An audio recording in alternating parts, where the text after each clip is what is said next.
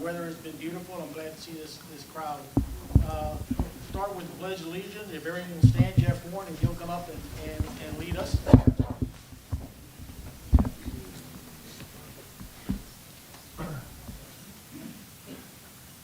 I pledge allegiance to the flag of the United States of America and to the republic for which it stands, one nation, under God, indivisible, with liberty and justice for all.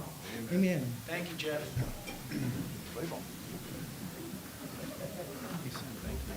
Before we get to item 3 on the agenda, I'd like to read just a statement.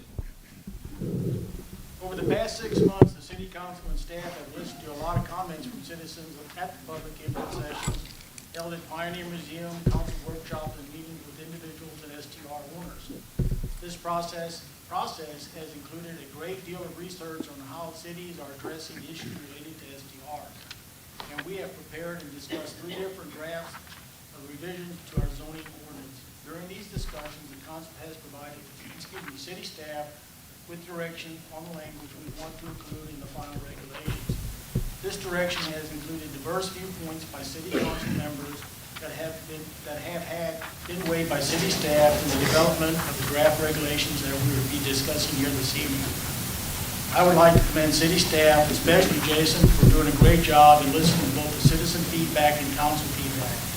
City staff has attempted to develop a set of regulations that will balance the needs of our residents along with the needs of the owners of STR units in our community. This has been a real balancing act that has included both cooperation and compromise between various individuals and groups that are involved with short-term rentals. During this whole process, it is obvious each of you are committed to what you believe is in the best interest of our community. Thank you again, each of you all, for your input and constructive comments. Finally, I want to remind you that this evening the council will be not taking any action. This is strictly a work session. So thank you again for coming, and we'll proceed to item 3, which is a report by Jason Lux, Development Director, Service Director on STR information. Jason. Hello. Can everybody hear me? Sorry, I'm having to talk to the mask today, so I will try and speak louder. So if at any point I'm not loud enough for you, somebody just holler out from the back. So again, thanks for everybody for coming tonight. Appreciate y'all coming out. We did print out some packets that will assist with the presentation. You can kind of follow along. There'll be a couple of maps that I'll show on the screen. Last time those images didn't show up very well, so I want y'all to have something in your hand that you can look at. So as part of that, there's the fact sheet. I think as that goes through, the definitions that are listed will probably help keep everything clear. There'll be different times where we're talking about different types of short-term rentals, and so it can get confusing. It's not just STRs as one big giant glove, so make sure you kind of follow that. Inside there's also the matrix of the proposed changes. Those have page numbers, so if you have the draft, you can jump straight to that page. And on that page, you will see some sections that are highlighted in green. That is the most recent change, so quick viewing. And then obviously, the last piece of information we have, or the 2 other ones, are the maps. And I'll get to those as part of the presentation. And then the last section is sections of code from our comprehensive plan. Obviously, that has been our guiding principle when we looked at these regulations. Everything a city does must be in line with those comp plans. And so we pulled out every section that has to deal with tourism, housing, quality of life, things that are affected by short-term rentals in the community. So if you go through that, you'll notice there's a lot of language on protection of neighborhoods and quality of life, and so we try to balance that with the other sections that talk about how we're a tourism destination, a tourism community, and we need to find areas to kind of address the need to expand that capability. So we're hoping to try and find a balance between those kind of guiding factors, and we hopefully have done that, but I'll leave that up to council to make that determination later. So I'm going to go ahead and jump in real quick. And council, if you have any questions, y'all can just shoot them my way. So we'll go to the next page. Oh, I'm sorry.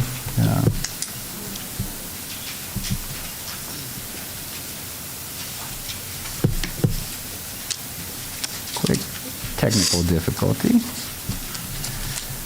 So on the meeting topics tonight, this is what we'll be looking at.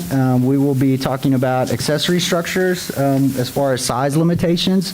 We will discuss off-site parking requirements. Then we'll be looking at setbacks for pools, hot tubs, and fire pits. We'll get into a discussion on non-conforming uses, or what most people understand as grandfathering. We'll touch on occupancy, where we landed with that. And then I'm going to jump into the two big issues, I think, and that's the R2 and R1 zoning districts as far as principal permitted uses, CUPs, and caps. Because if you remember at the last meeting, several council members wanted to kind of explore all of those options. And so I'll try and take some time and explain where we're at with it and why we kind of made that decision. So let me move on. Let me see. Eric, am I running this thing? Because I'm switching here, but it's not. I got two open maybe. Thank you. Thank God for IT, right? Appreciate it, sir. So, like I said, this was the list of things we're getting into, so I'll start with the first one, and that is accessory structures. And let's see. So size limitations. This is something that's come up in as far as the Historical Review Board quite a bit. We talk about some developments of the properties, development patterns, and size limitations of those structures. Obviously, the historic district especially has smaller type structures. The average home size ranging from 900 to 1,400 square feet, kind of depending. Obviously, the new code discusses accessory use, short-term rentals as an option, and so we did want to touch on that because our concern was that we did not want to create a situation where we were having accessory structures that were equal or larger than the size of the main structure. That's just not a standard development pattern you see. So what we did was we said that guest houses, again, STR accessories, pool houses, is going to apply to all accessory structures, detached garages. They would be limited to 1/2 the size of the main structure or 1,000 square feet max. Now, this is kind of a standard number. Every community does it a little bit different. Usually it is 50%. They may range on the max size. It may go from 900, it may go to 12. Staff doesn't have real major concerns other than just making sure they don't get larger, so council can feel free to modify those if you feel that that's necessary. Again, it's designed to help to limit overdevelopment of properties, and like I said, most cities have similar regulations. Moving into the second slide, topic 2, off-site parking requirements. So this is going to apply for STRs, the accessory, B&B, and the unoccupied. Those are the 3 categories that this will apply to. Staff will be looking at proposing 1 space per bedroom. But talking into some of the STR owners and neighbors and looking at some of our properties in the historic district that may not even have that much available parking, we talked about, well, it's not an issue when STR owners or guests park in front of their property. I think the conflict has been when they're taking up neighbors' properties or blocking their driveways. And so what we said was, okay, if you have a 4-bedroom house, you have to have 4 spaces. If you have 2 in the driveway and you have a 76-foot wide lot, we will give you credit for every 22 feet of frontage in front of your house. We won't count the areas near the intersections. You can't technically park within so many feet of an intersection. We won't count the driveways, but this would help 2 factors. It'll keep folks to require them to park and provide more parking. So I think everybody knows the current regulations only require 1 space per house. So whether it's a 8-bedroom house or a 1-bedroom house, you still only have to have 1 space. That's not a sustainable model for us as a city. The second issue is that this, coupled with the other regulations that we're proposing, so we're proposing that the owners will have to advertise how many spaces they have available, and then they will have to limit their guests to bringing that number of cars. So other cities have done that. Some do it as part of the city. Some B&B owners do it as just part of their own design and operation. So we think the requirement of the additional spaces, plus the advertising requirements and the enforcement of that, we think that will help solve some of the issues that we see with the overcrowding of our streets.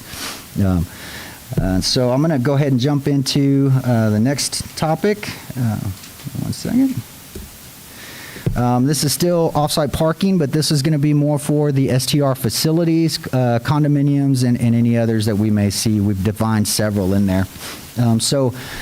STR facilities, we originally, as far as development standards go, we were proposing that those be developed more like apartment complexes. This is the facility where we're seeing a lot of casitas or cabanas, maybe 4 to 8 units on a singular lot, and they're individually rented out. So when you look at those long-term from a structure standpoint, we want them to be designed and operate as apartment complexes, just because as economics change or landowners change or, time itself changes, some of these homes, buildings are going to be here for 100 years. We need to make sure that they can transition from use to use without causing any issues. The current regs on STR facilities just don't allow for some of these facilities to kind of transfer over into a long-term tenant if they wanted to.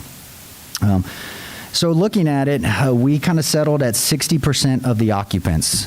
So if you have a house that sleeps 10 guests, you would be required to sleep 6 spaces. We originally talked about doing more of a ratio, like 1 space per efficiency, 1.5 for a 2-bedroom, very similar to what you see in multifamily. Unfortunately, a multifamily complex has an economy of scale that an STR just does not. The apartment complex may be at 90% capacity. They may have guests in and out or vacant lots, and so that overflow parking is built into the numbers. When we look at short-term rentals, especially when we're talking 4 to 8 units, most of those are rented all the time, and so there's no overflow parking when there needs to be. Now, this number could be adjusted by council up or down, but again, our concern is requiring too much parking. That is a thing for some communities, and so we didn't want to get into situations where we were forcing individuals to try and rip up their front yards and create driveways and things that aren't your typical development patterns. Again, these generally are neighborhood residential areas that we're talking about, and we want to keep that look of the residential neighborhood. And then for condominiums, either STRs or the traditional owner-occupied condominium, the current regs just require 2 spaces per unit. That doesn't provide any guest parking, and so since we're moving all of the condos into a CUP process at this point, because we don't have the regs that kind of address those as a development standard, we figured we can kind of tackle parking at that point if we need, depending on the layout and the development of the property and its location. I'm going to jump into topic 3 next. So we're looking at setbacks, pools, hot tubs, and fire pits. So for fire pits, for those of you that were at a recent council meeting, we amended our outdoor burning ordinance and fire regulations. The fire marshal did a good job of reviewing those and kind of tackling some of the issues we have. Again, this is a life safety issue. So under the fire code, open burning or wood burning requires 15 feet from a combustible material. And so we're requiring 15-foot setbacks on the side property. We think that should help with some of the issues that we see with smoke and noise, because generally, not always, but some of those fire pits are right on the property line. So not only do you have the issues with code enforcement, but you also have an actual life safety issue there. When we look at pools, we settled on 10 feet to the water's edge. Every city does a little bit different, but that's kind of a standard. They range from 5 to 15. They're generally measured from that water's edge. And there's several reasons for that. Our current ordinance allows you to go right up to the property line. What happens if you have an issue, you need to effect a repair, then now you're going to your neighbor's property and asking, hey, can I come on? Can I dig this out? Can I do this? So the 10 feet would provide a little additional room for those owners to effect repairs, and then again, hopefully it'll help lessen the chance of noise or code issues that we may see. And then hot tubs, we looked at and we said 15 feet to a property line versus 10 to the water's edge. Again, we can consider looking at moving that if council so wishes, but those are kind of the numbers that we set on. I can tell you from doing this for the last year, we do get more complaints on hot tubs than we do swimming pools for whatever reason that is. It's just kind of the nature of the beast, I guess.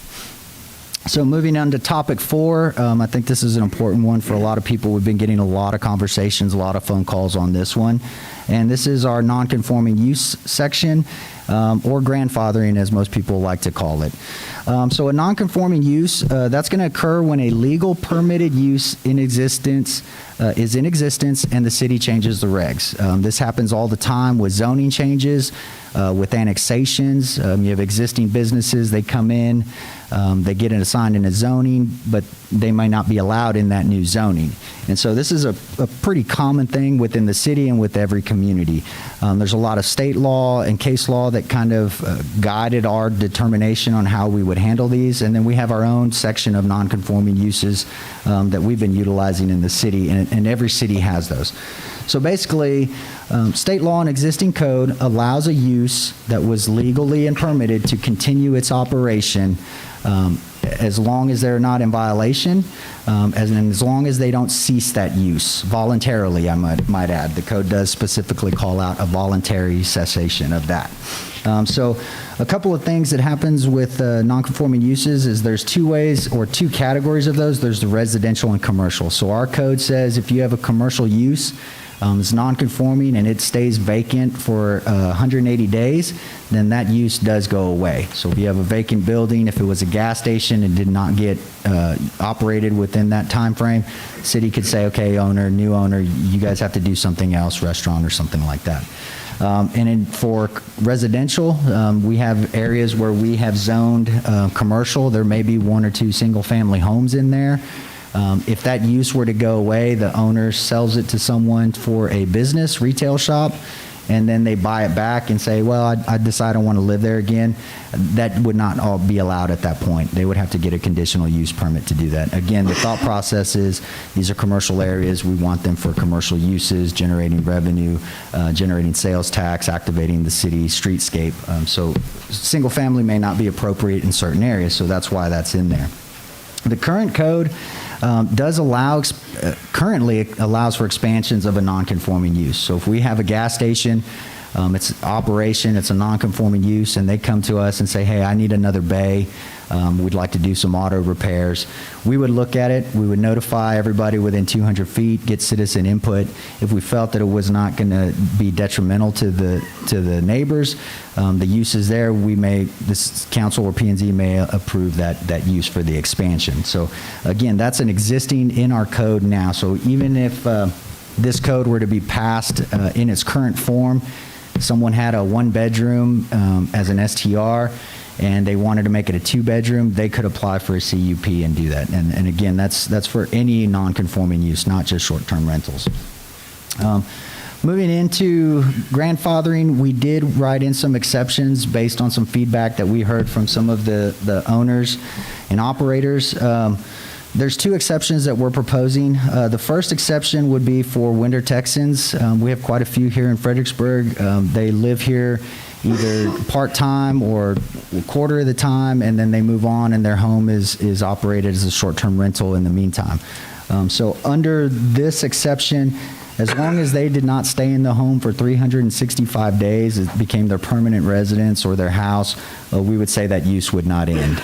And so this kind of goes out a little bit outside of the 90 days, but we felt that would be, decent for someone that owns their home, they live here, and they just want to generate some revenue while they're gone. The second exception is cessation of the non-conforming use would not occur for remodels, repairs, and additions. So that is a voluntary deal, but given the current market, labor market, building materials market, we're seeing severe delays in the construction times. And so say you wanted to shut down your home for 30 days to repair your AC, and then all of a sudden you find out the condensers are on back order and it's going to be 4 months and now you're down. This would prevent someone from losing their short-term rental permit again, but it would only be for those type of similar uses. So we felt that was a good compromise and kind of takes into account the effects of the world we live in today, and some of the issues that we see in the building department. Topic 5 was occupancy. So we did discuss last time there was kind of two options for that, council. We could go with the property maintenance code. Excuse me. Property maintenance code states that if you want to have 2 people sleeping in a bedroom, you need a minimum of 70 square feet, you need a minimum of 70 square feet for any bedroom, but if you want a second occupant in it, you need an additional 50 square feet. So that's why you will see any standard new construction, any master bedrooms are going to be at a minimum of 120 square feet. That's a building code issue, a property maintenance code issue. And then that's why you see secondary bedrooms are usually 10 by 10, 100 square feet, because it's generally for 1 occupant or 2 children. So that was one proposal. I don't know that I got a lot of a consensus from council on that. And then there's also issues with some of the historic districts. Those homes just weren't designed for those bedroom sizes. It's a different time, different era. And so what would happen if we adopted those, occupancy would most likely be limited to 1 per bedroom, and there wouldn't be much for us to kind of assist with that. So what staff settled on was for 4 bedrooms or less, you would get 2 guests per bedroom plus 2 guests. So you're looking at 10 max.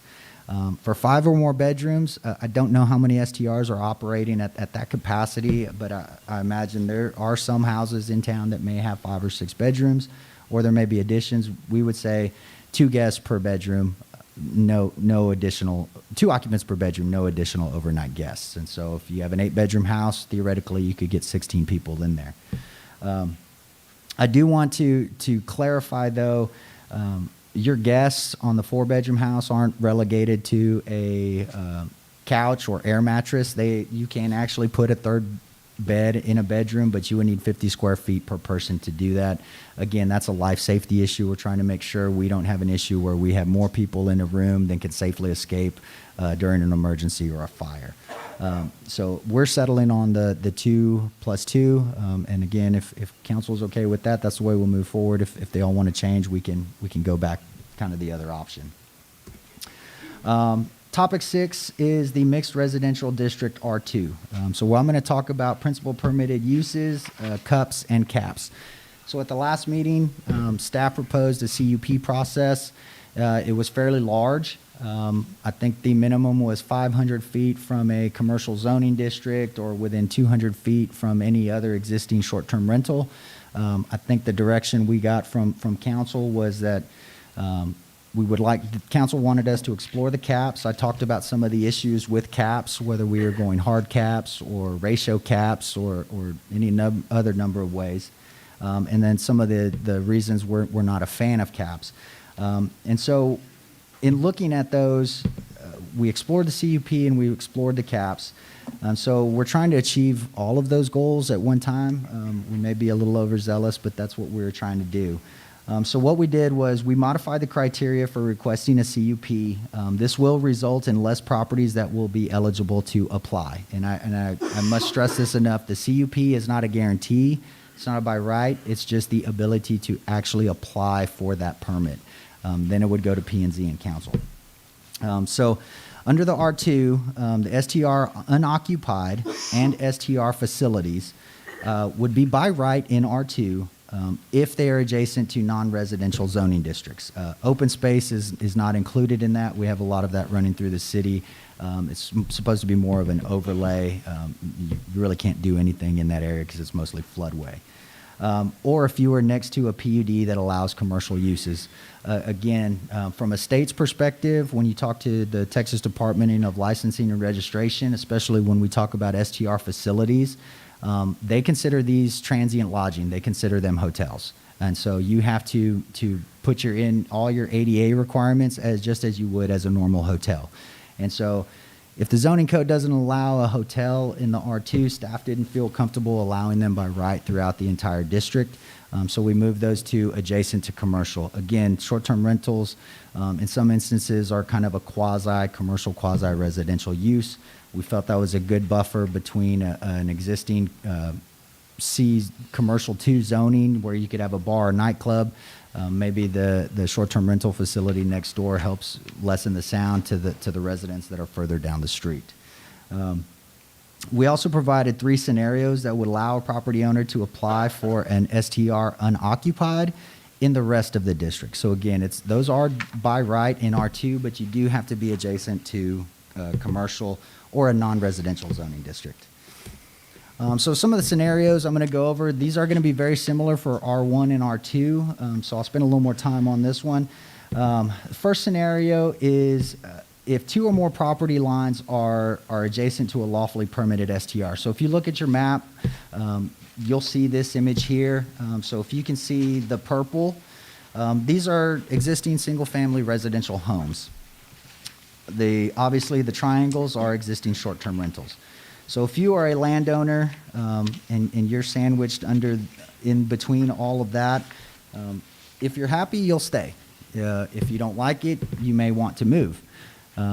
But if the current code passes in its current form, if you moved and there was no CUP process, if we took that out, that landowner would be forced to kind of deal with the realities that they either stay and kind of deal with that and hope that those STRs go away and become families, or they move. But if they sell and the current code doesn't allow it to be a short-term rental, it limits the number of investors that will be looking at purchasing that. On the flip side, if they're trying to sell it to a single family, that might be a tough sale depending on the family. There may be a family that comes in and goes, hey, I have no issues, I'll live in the middle of that. But there may be those that don't. So this is really a way to give some flexibility to that landowner and staff. If someone comes into me in that scenario and I don't have a CUP process, there's not going to be much help or relief that I can give to them. I won't have a mechanism. I won't have, there's no variance. There's nothing like that we can kind of help get them out of a situation that they may not have created themselves. So that's why staff is putting forward that CUP process. The next scenario 2, and again, this follows the same kind of logic and thinking on what's happening in your area.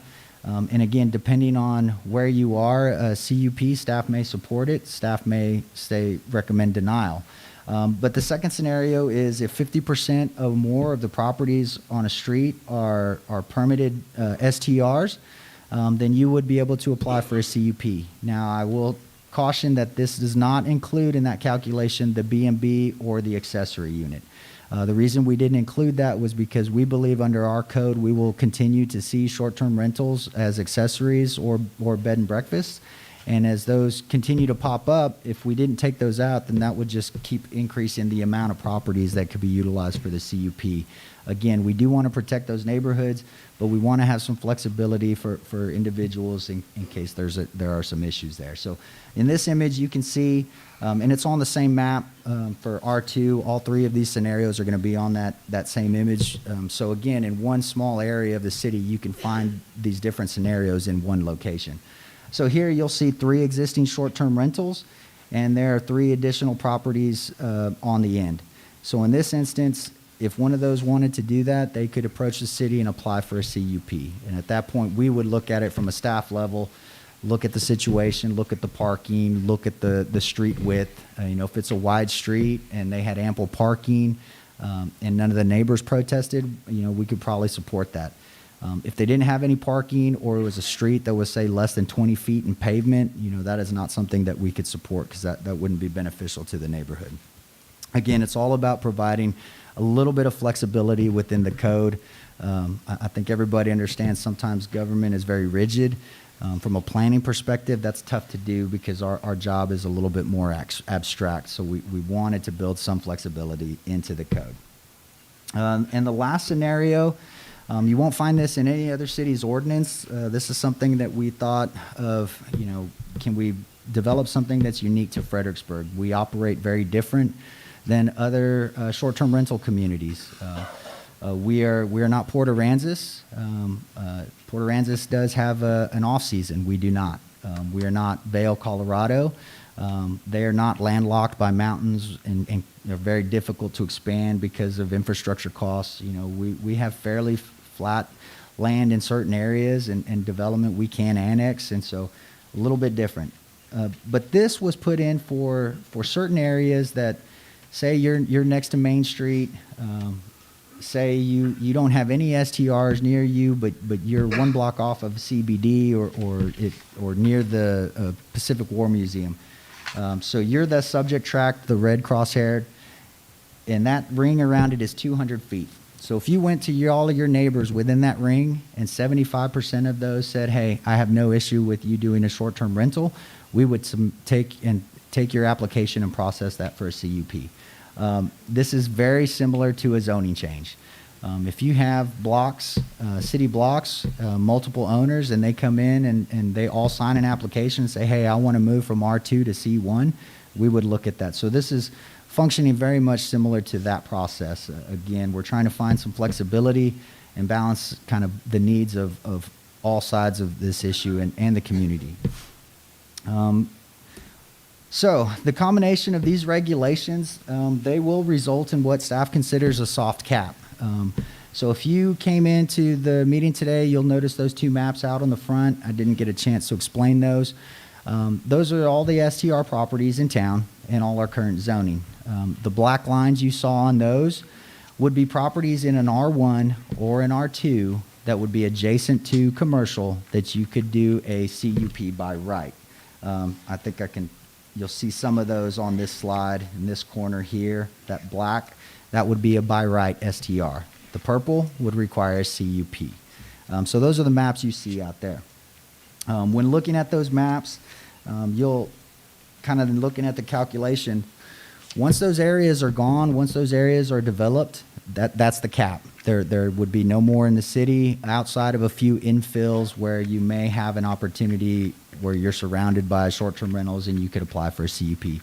If all those properties were gone or approved and utilized, then there are no more properties for short-term rentals in the R1 or R2 zoning district. I need to stress that because we're not proposing any caps or limitations on any other zoning district. So we allow hotels in C2. Well, why would we not allow a short-term rental complex with 8-10 units? That's a perfectly legitimate use.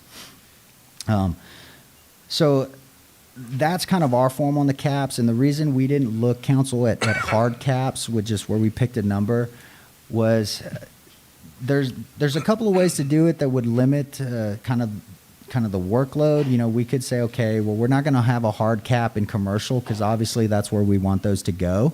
But if I do have just a flat cap and we're at $9.99 and the cap's $1,000 and someone comes in and wants to do 2 and they're in a commercial neighborhood, I can't approve that. So we kind of went the soft cap route, try to find the best of all worlds.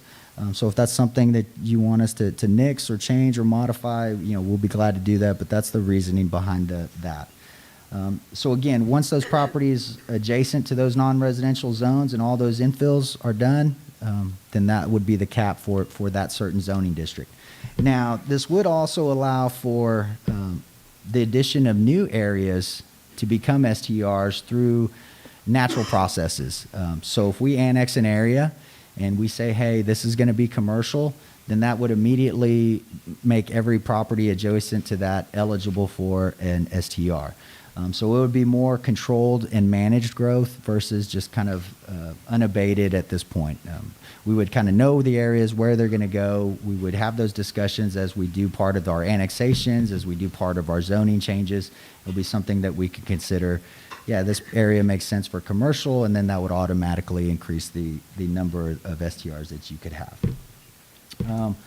Topic 7, oops, sorry.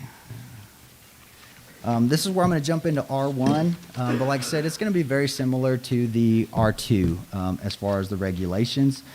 We're looking at caps. We wanted to refine the cut process.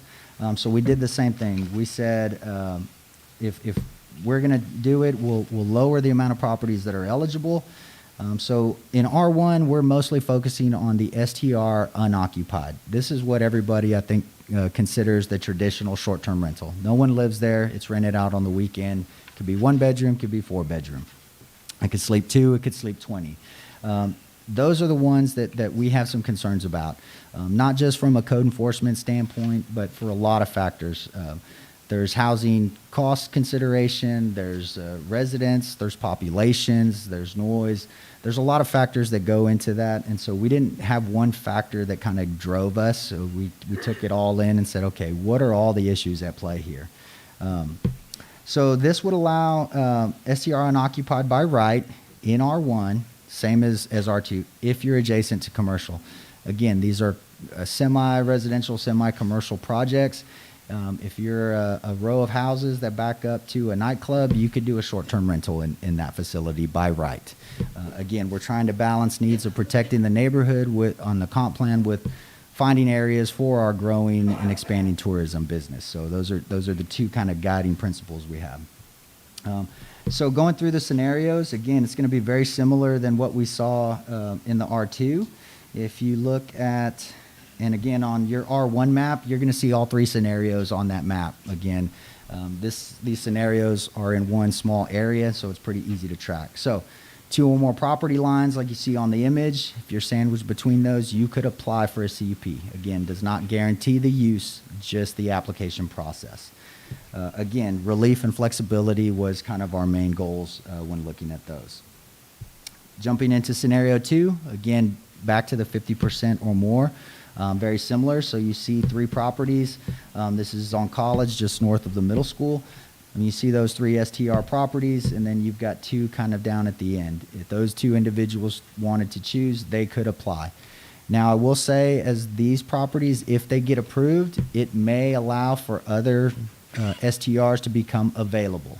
But it would not be in leaps and bounds. It would be very controlled growth. So looking at that map, again, flexibility is what we're looking for. And then the third scenario is the same as a zoning change. 75% of your neighbors are okay with that use and they want to come and apply and stand in front of P&Z and council and no one protests, then that's something probably staff will support. Again, very similar to a zoning change that you might see citizens band together, say, hey, we're next to commercial, we want commercial as well. So again, another soft cap in R1, and then very much the same reasoning in the R2. So if you're looking at that map outside, just some quick numbers, approximately, there are approximately 237 properties that would be available to utilize as an STR by right under the current proposal. Those are all the properties that are adjacent to a commercial zoning district. The infill CUP ones that are in purple on the map, those are the ones where you need to have 50% or be sandwiched on both sides. Throughout the city, there are roughly only 137 of those properties. So again, soft caps is what we're looking at on that, because once those are gone, then technically those areas are gone unless we're annexing or rezoning properties across the city. So conditional use permits, again, this process is going to help achieve the goal of preserving neighborhoods without rezoning areas or outright prohibiting unoccupied STRs. Again, our comp plan does speak to protecting those neighborhoods and ensuring high qualities of life, but it also discusses about having to expand our ability to handle our growing tourism industry. And we think this ordinance will do a little bit of both, hopefully, and hopefully council and citizens will agree. Again, this is not to be used as a tool to provide infinite new approvals. I know that is a concern from one group and a concern on the other, that it's not a tool to do that. It is going to be a tool to provide relief for landowners and provide some flexibility to the citizens and give staff and the city a chance to kind of look at each case individually without rezoning swaths of the neighborhood. Again, it will allow certain areas that may be appropriate to transition. If you're off of or bordering the CBD district, and you're all STRs and you want to transition to that, and there are no residential areas, there's a couple of those out there, then this would allow that. We are looking at starting our comp plan process here pretty soon. I fully anticipate those consultants to identify the need for tourism areas, properly rezoning properties. Their future land use will most likely show that some of our abutting commercial may need to be expanded to kind of handle the growth of the city. We are not going to be a stagnant city. We are not going to not grow over the future, and we need to plan for that growth accordingly. Topic 8 is staff direction, and this is really what I'm here for tonight, council. I need some feedbacks. What do you like? What don't you like? What you want me to throw out? What do you want me to expand on? Any kind of feedback regarding those alternate regulations? Again, we've had several issues. We could kind of go back to prior versions of how we handle R1 and R2. But again, we wanted to try and capture both goals, and that was protect neighborhoods as well as provide areas for short-term rentals and make sure that we understand tourism is a part of our economy for the good or the bad. And so that's what we've done. So I've outlined some tentative timeline here. I can't tell you this is aggressive, but this does put us on the timeline that I think council wanted. So I've spoke to P&Z members. We would look at a workshop to review the proposed changes on January 26th. I think most likely that workshop could probably be held at the LEC. There's not going to be any action taken. I don't know that we'd entertain a lot of citizen comment because there's no action. It really will just be an opportunity for me to do what I'm doing tonight for P&Z. Explain all of the rules, answer questions, give a little background on the how, the when, and the why. Then the next step would be a H.E.B review. So there's a couple of regs that would affect their purview in their district, especially in the R2. That's one of the reasons we had that limitation on STR facilities in the historic district. We limited one structure for every 5,000 square feet of lot. That's been probably the major source of concern from the H.E.B is we have a standard 10,000 square foot lot and we're putting eight homes on that. And kind of doesn't fit in with the development pattern of the area. So we'll have H.E.B's feedback and opinion on that. At that point, we would probably call a special P&Z meeting on the 16th. I think this issue is big enough that we'd prefer to tackle it on its own and not have other cases or other citizens' requests in the hopper, and we could really focus on this one. I would recommend that probably be done in this facility, or we have some type of turnstile or something at LEC to make sure everybody can get in and speak and have their say at those public hearings.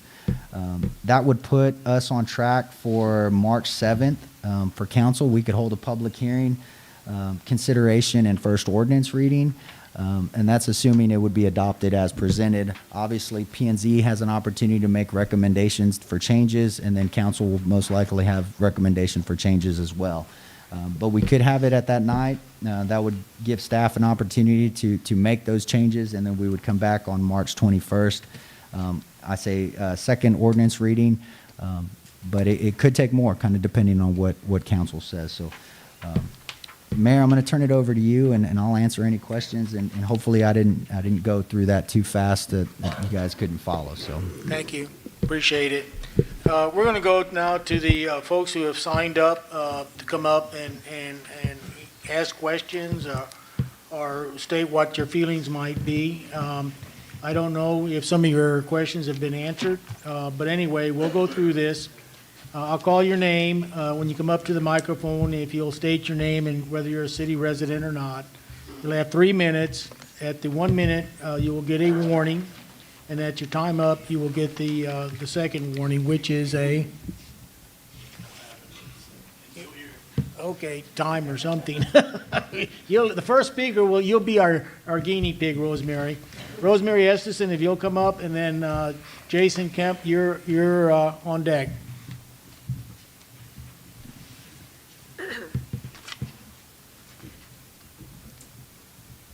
Council, it's been a while since I've been here, but I keep you in my prayers as well.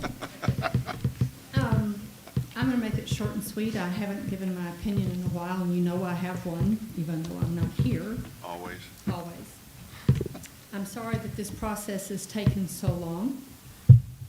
In my businesses, I'd be pulling my hair out if I took this long to make a decision. Okay. Mine is very simple. I don't have any more B&Bs in town. I don't know if you're aware, but my family and I did sell the Fredericksburg farm the week before Thanksgiving. It was the last one in, first one out, and I would like to spend some time with my family without all the aggravation. So I apologize if it's not up and running again, but it will be soon. It is still there and doing well. Okay? I think we should let the people of Fredericksburg vote. I know it's real hard for all of you to make a decision and make everybody happy. okay? We have early voting coming in the spring, and we have another vote in May. And if the 5 of you or 6 of you or all of you that vote don't think you're making the right decision, put it up for a vote and see what the people that live here think, and then go from there. Okay?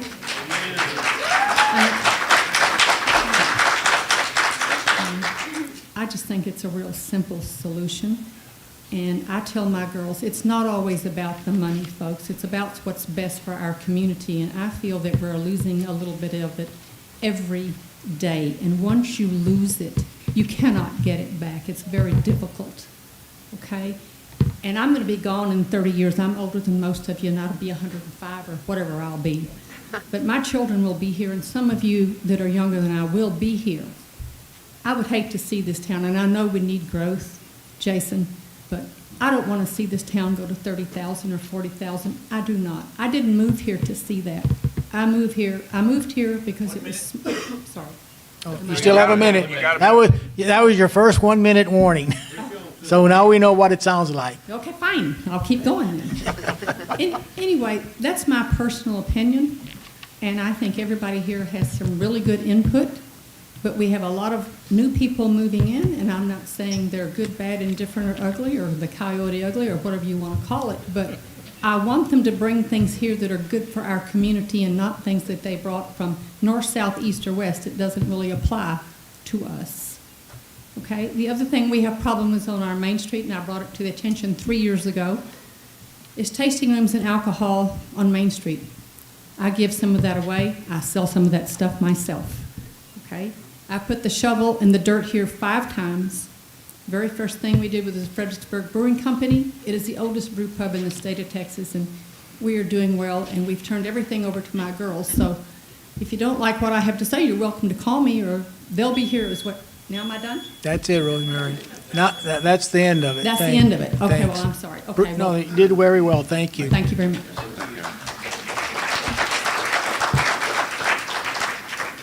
Jason, and then Kelly DeCuffa, you're on deck. Hello, Mayor, Council, City staff. Thank you for hearing me today. I'm Jason Count. I'm a homeowner here. My wife and I got engaged here almost 16 years ago. We spent many anniversaries here in Fredericksburg. We love this community. And so it happened that we bought a house a little less than a year ago, hoping to remodel it and utilize it as an STR until my wife and I can move here in a couple of years, which our job doesn't allow us at the moment.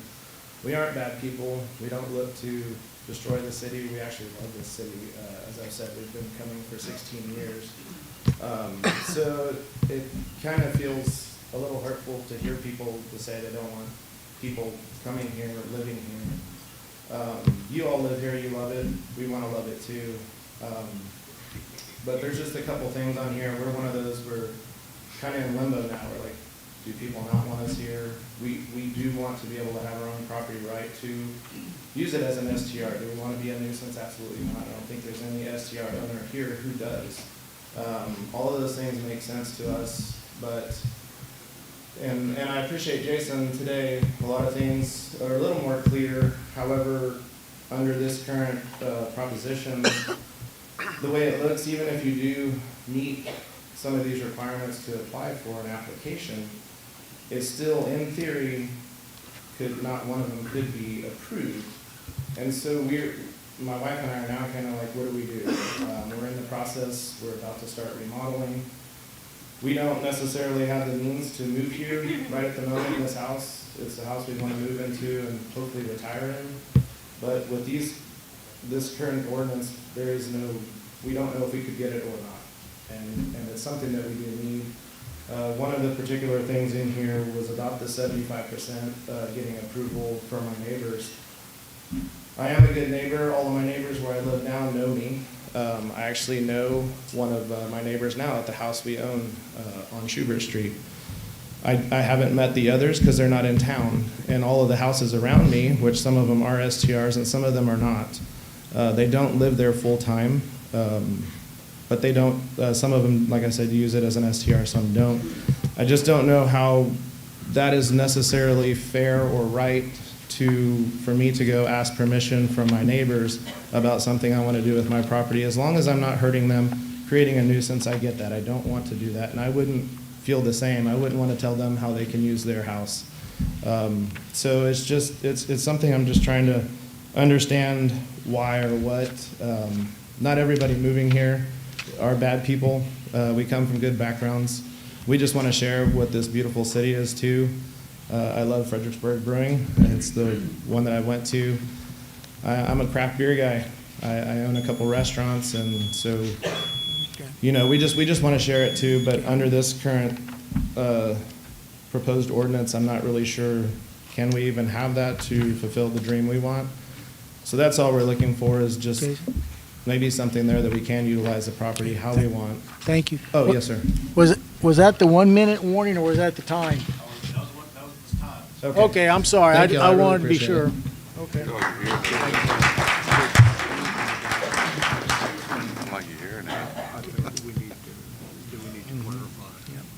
Kelly, and then we have Sonia Rivero. You're on deck.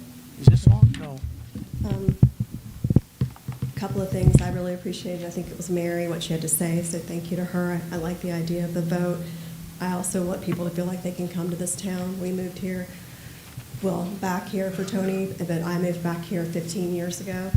And then I'll start by saying thank you to each of you. It's not easy to be in public office, I know that. And also thank you to Jason for having these forums not on a Monday night, because I've been wanting to get here and I get them double booked. Overall, I'm for enforcing the rules that are out there and getting really clear on that. The idea of more rules, to me, feels a little bit like penalizing us for those of us that have run STRs well for a long time, and I have 11 active STRs and I've never had a complaint. However, my point today isn't really about these rules. I think there's a lot of hard work here. My point is to share with the community and be very transparent that this will affect values in this city. So if you're sitting on a home today that's worth $800,000, tomorrow it could be worth $700,000. And are you willing to swallow that pill? Yeah. And if you are, that's fine. Go back to the vote. I don't have an opinion either way. So I just want to make sure Kelly? everybody's aware of that. Yeah. Please address us. Okay. Thank you. Is this my phone? No. Now is it? Okay, good. Thank you, Kelly. Yeah, sorry about that, Charlie. That's fine. But they will be worth significantly less. And let me just tell you a story. So I have a friend who's going to sell her house, and been working with her. She met with 2 realtors this last week, both of which told her house would be almost worth $100,000 if she sold it past the ordinances going out. That was 2 realtors that put, and you know, I know we can argue the truth of it, but the fact of the matter, and this is really my point, is if everybody has awareness that their houses potentially could be worth less, then that's great. One of the key things the council can do is ensure the proper turnaround on the cups. That is going to be critical to maintain the values. We're heading into a really unprecedented time with COVID, with inflation rising, with interest rates rising. If we put on these cups, it will affect values, and so I just want to ensure that we have a proper process for that. That's really all I have to say. Thank y'all. Thank you, Kelly. Okay, Sonia, and then Leslie Spraggins, you're on deck.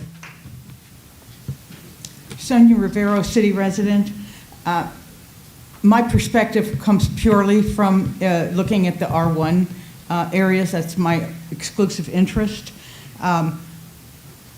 I think we're accomplishing nothing through all this very hard work, and I apologize, Jason. I can see that this is an extraordinary amount of work you've put into this, but I don't feel, as a resident of an R1, that I would gain anything. That, to me, there is absolutely no compromise situation going on. It is just wrong to put commercial establishments in R1 neighborhoods. And I don't know what you're going to put in next. So now you have hotels in R1s. What's next? Are you going to start having bars, music establishments? I mean, how do you draw the line between what kind of commercial establishments you are now putting in R1? We're basically not going to have R1 anymore. So it just makes no sense whatsoever. So yeah, I am completely opposed to STRs in R1 neighborhoods, all of them, except for the ones where, whatever we call them, B&Bs, you know, where somebody lives there. I don't like drunk strangers walking up and down my street. I don't even care if the people stop making noise in their backyard nicely at 8 p.m. I don't like drunk people walking up and down the street. I feel that my safety is at risk. All of us elderly people in my neighborhood do not feel safe anymore because there's these drunken whatevers roaming the streets at night. I realize these drunk people may need to walk off their alcohol imbibement, but nevertheless, I don't know who they are, so it makes me uncomfortable. I think the other issue that I'm still unclear on, Jason, has to do with the parking. Parking is a problem for us in my neighborhood. We have a 4-bedroom house next to me, and that has typically about 8 cars. They are parked on the street. Then right across from that, there's, I think it's a 3-bedroom, but they typically have at least 6 cars.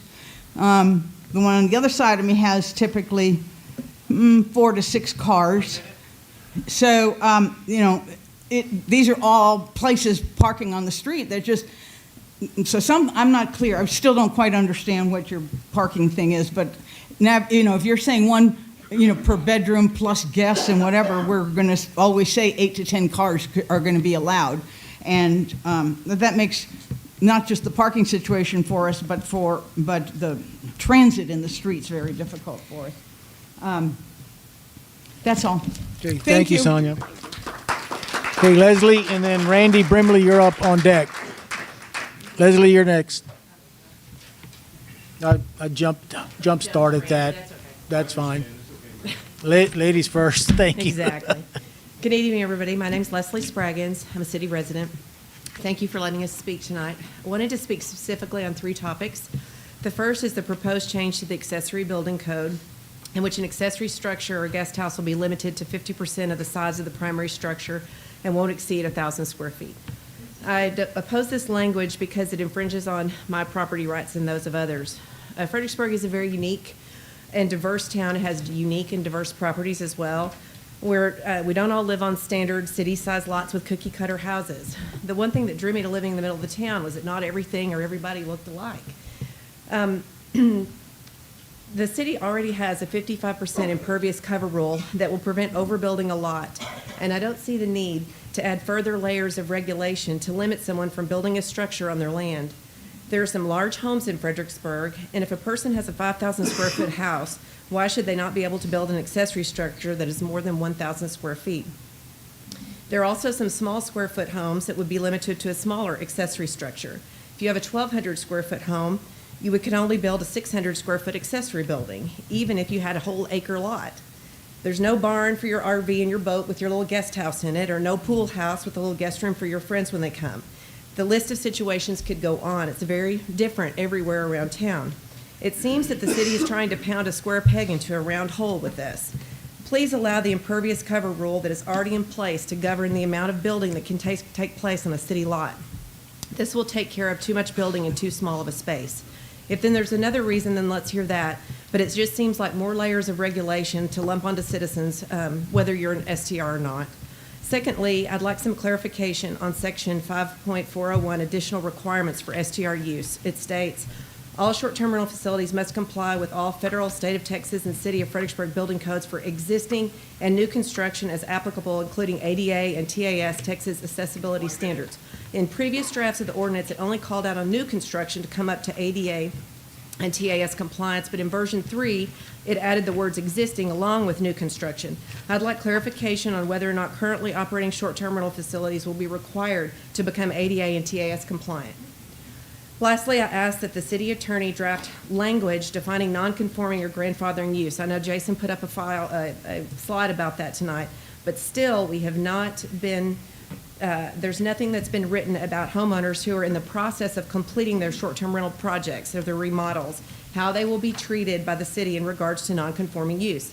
These people have building permits and are trying to get their projects finished under difficult circumstances, and the city needs to tell them that they will be allowed to finish that and they will not have to become compliant with the new codes if they were not in place when the projects were permitted.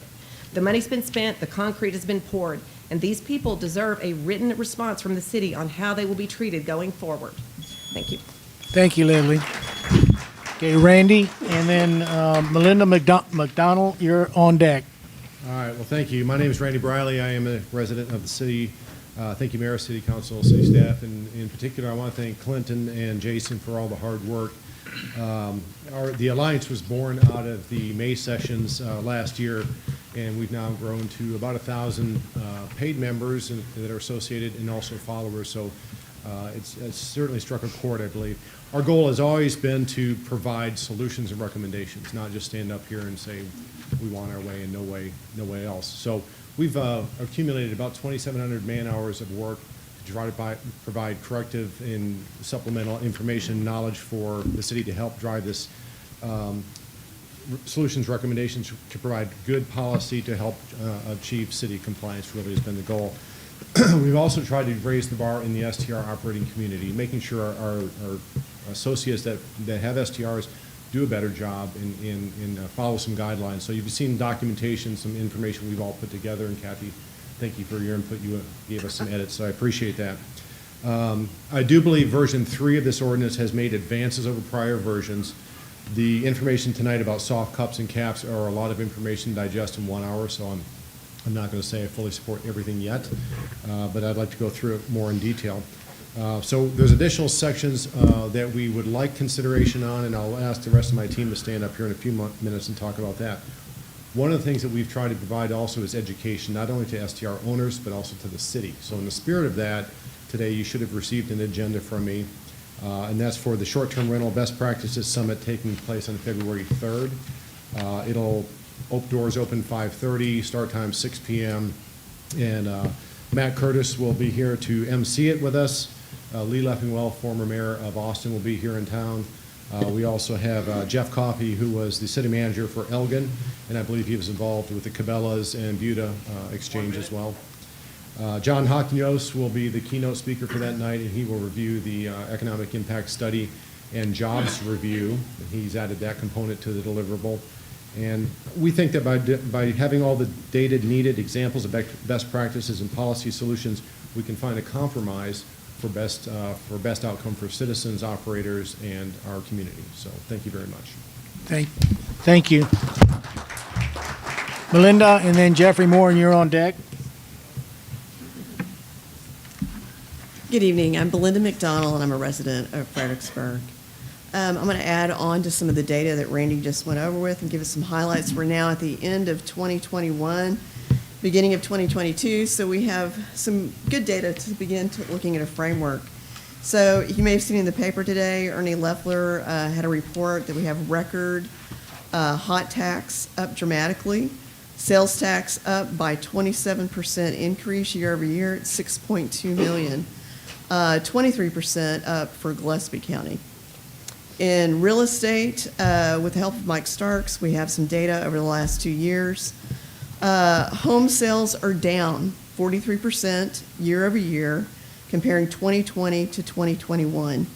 112 homes were sold within the city limits last year in Fredericksburg.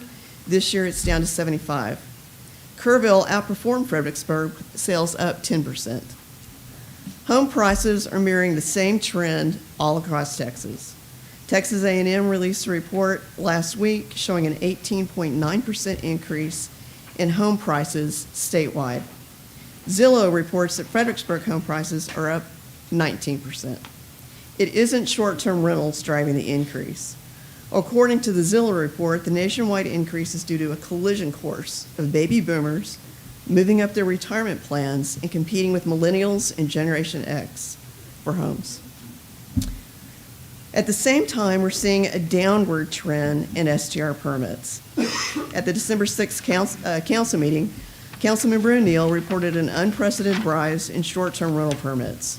We took a look back to compare those numbers. In the May-June meetings, Fredericksburg's Development Director, Jason Lutz, reported that the STR permits, when combined with those in process, and we compare that to what was reported in December, the totals are down by 47. So those are actually in decline rather than rise. There is no dramatic surge.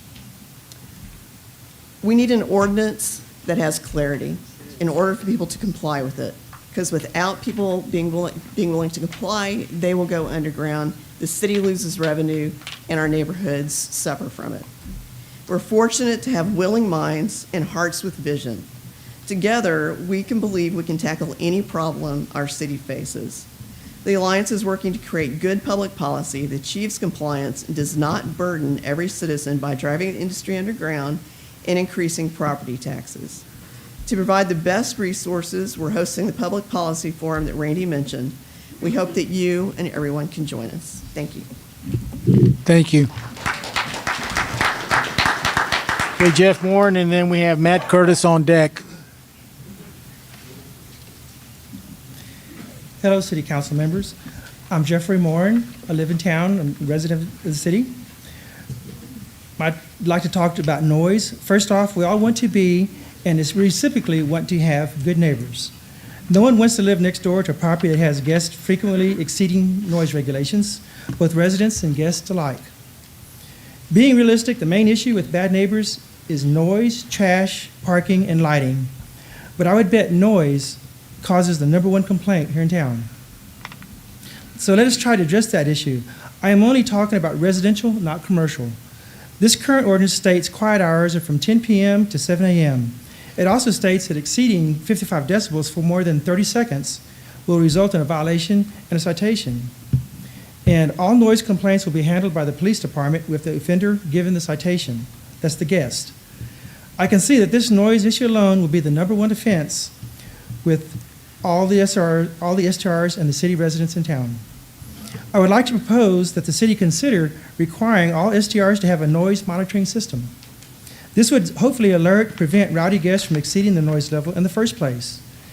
It would free up unnecessary calls to our police department and would make a lot more neighbors happy. There are a lot of municipalities across the country that are already doing this. We have about 350 local STR owners that monitor our properties pretty well. But you never know when you're going to get that one bad guest. It happens to city residents and visiting guests alike. There are noise monitoring solutions for property owners and managers that are affordable, easy to operate, and do not intrude on privacy. These services also create a log for each owner that shows when noise levels have been exceeded. The two most commonly used are Noise Aware and Minute, and I am sure there are other equivalents.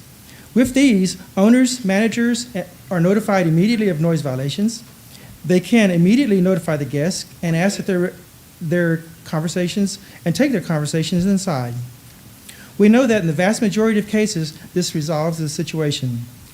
If the call to quiet doesn't work for the guest, then the police will be called.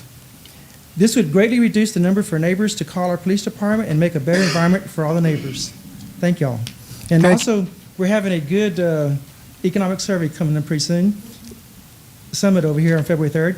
And also, I filled out my application today for my STR application, and I really would like, probably the whole town would really like for the venue to be replaced as soon as possible. Thank you. Thank you, Jeff. Matt Curtis, and then Carol Emerson, you're on deck. Hi, Mayor and Council. Thanks for having me, and staff as well. Thank you.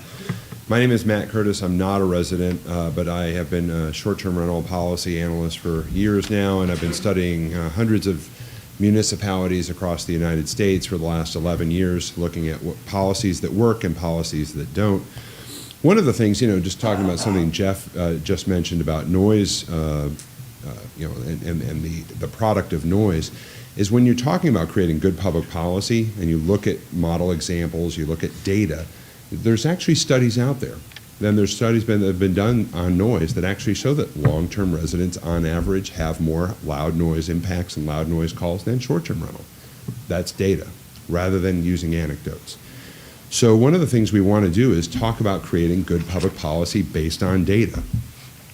Short-term rental activity by legal definition is not semi-residential or quasi-commercial. It is residential. That's Texas law and has been found through several different Texas lawsuits that have gone all the way to the state Supreme Court. So we want to talk about creating good public policy, and we want to make sure that we're talking about this when we're identifying real peer cities. So peer model cities that are more like Fredericksburg in various ways, and not choosing cities that aren't achieving decent levels of compliance. So one of the things that we want to do when doing this is think about that burden on the everyday taxpayer. What's the cost of enforcement or the cost of compliance? When we use some examples of some different cities, they actually have such terrible levels of compliance. They actually have to hire more compliance officers, they have a greater burden on their local budget, and of course that rolls over into a greater burden on the everyday taxpayer. So you want to create a good public policy that works. We're going to talk about this all on February 3rd. I know Randy mentioned a few of the speakers who are going to be there. They're going to be also rolling out the Economic Impact and Jobs Report, part of that data that you want to make sure that you're aware of. Not just the economic number that I know so many people, so many people have mentioned it being knowledgeable that there is an economic impact, but the other aspect of it is the jobs report. How many jobs are actually touched by this? And we'll have the results of that Economic Impact and Jobs Report. We've done hundreds of housing analysis when we're talking about what's the impact on housing. And every single time we've done housing analysis on this industry around the country, it comes back time and time again that the anecdotes are far inflated over the actual data. So we want to make sure that we're talking about this from a perspective of data. And then finally, that cost of enforcement as well. What does it take to create compliance for this regulation? So make sure to come join us on February 3rd. I think you've got one of the greatest things I've seen in all the examples we've looked at around the country. You've got a great coalition of short-term rental, vacation rental managers and operators who have bound together, who are trying to provide you the support and data that you need to make good decisions and create that good public policy. Thanks so much. Thank you. Carol, and then we have Eric Hemerson, you're on deck. Carol Hemerson, resident reporting. If you would do that in the mic so everybody can hear you, please. All right, Carol Hemerson, resident. In 1974, we helped Eric's parents relocate to Fredericksburg. Martha became a dedicated library volunteer, Peter a docent at the Nimitz, and it became Eric's military home of record. When visiting, we learned local history, met neighbors, relished the sweetness of those who still honor their German heritage. When ready to retire, we brought property here over a handshake and a cup of coffee with no money exchanged.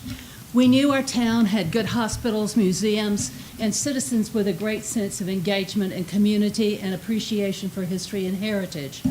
We were proud of the thoughtful growth and the development we saw over the years as we came before we established residency. And the hospitality of Texans and the charm of the people were never lost. We moved here in 2019, and the changes we saw were startling.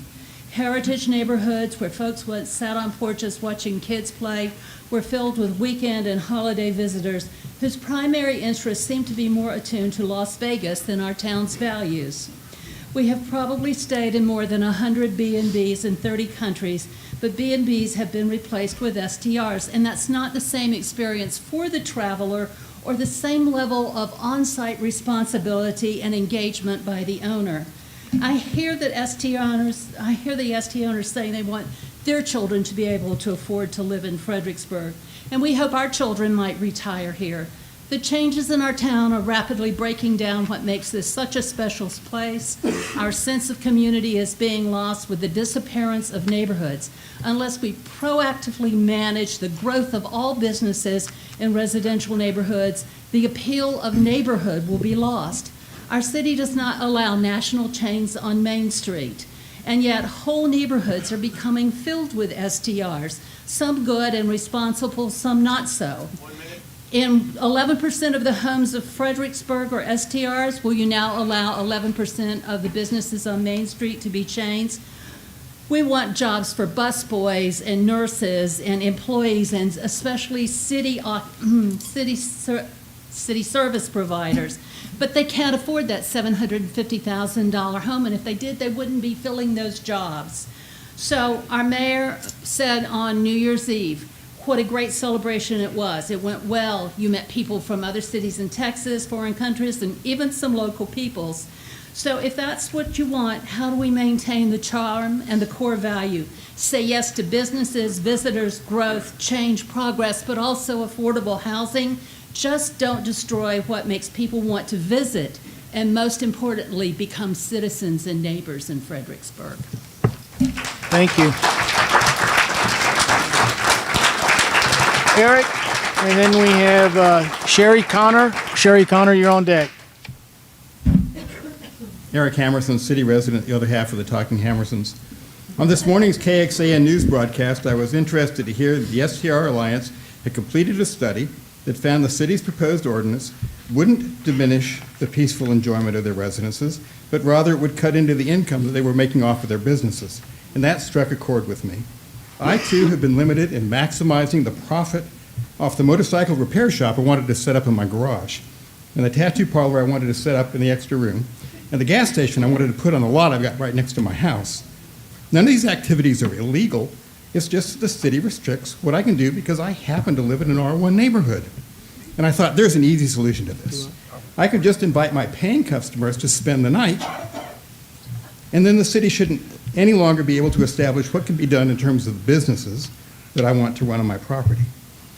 And then I realized the primary purpose of our city government is not to maximize the profit I make off of whatever business I happen to own.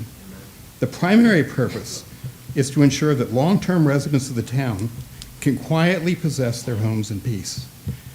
The growth of businesses in residential neighborhoods, micro-hotels that go by the name short-term rentals, are both a blessing and a challenge. A blessing in they afford a nice place for tourists to stay while they're here. A challenge in that they're one of the major reasons for the drop in the availability of affordable housing in town. It's not surprising that in today's paper, there are more column inches devoted to help wanted ads than there were for homes for sale. That's because homes here aren't affordable anymore, and everybody's desperate for somebody to come work for them. Nor that the city, county, hospital, or schools have dozens of unfilled positions. Left unchecked, the growth of the micro-hotel industry threatens to kill the proverbial goose that laid the golden egg. At some point, tourists are going to realize there's no one to change the sheets in their rooms, or to wait on them in the restaurants, or to help them in stores, or to drive them around on wine tours, or to respond to a traffic accident because those workers can no longer afford to live here.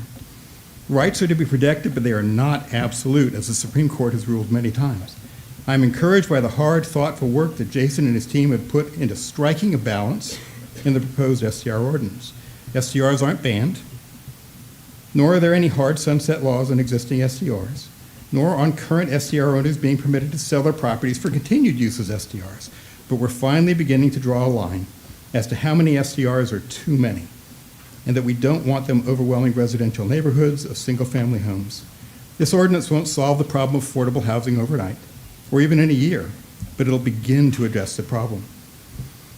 As a community, we've been discussing this since last summer, and the timeline proposed by the City Council and City staff indicates its final decision is still many weeks away. It's unlikely that everyone's going to be 100% satisfied with whatever course of action is adopted, threats of lawsuits notwithstanding, but it's time to make a decision and move on. The proposed ordinance appears to offer a common-sense, middle-of-the-road approach. Thank you. Sherry Connor.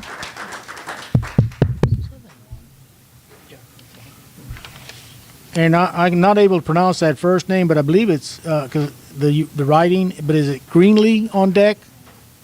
Are you there? Okay. What's the name? It's Chica. Okay. Well, that'll be fine. Okay. Thank you. Sherry Connor. Oh, there she is. Okay. Thank you, Chica. I appreciate that. And then Gwen Jewett, you'd be next on deck. Thank you. Please go ahead. You did say Cherie Connor, right? Yes, ma'am. Okay, that's Yeah, me. you bet. And I am a resident.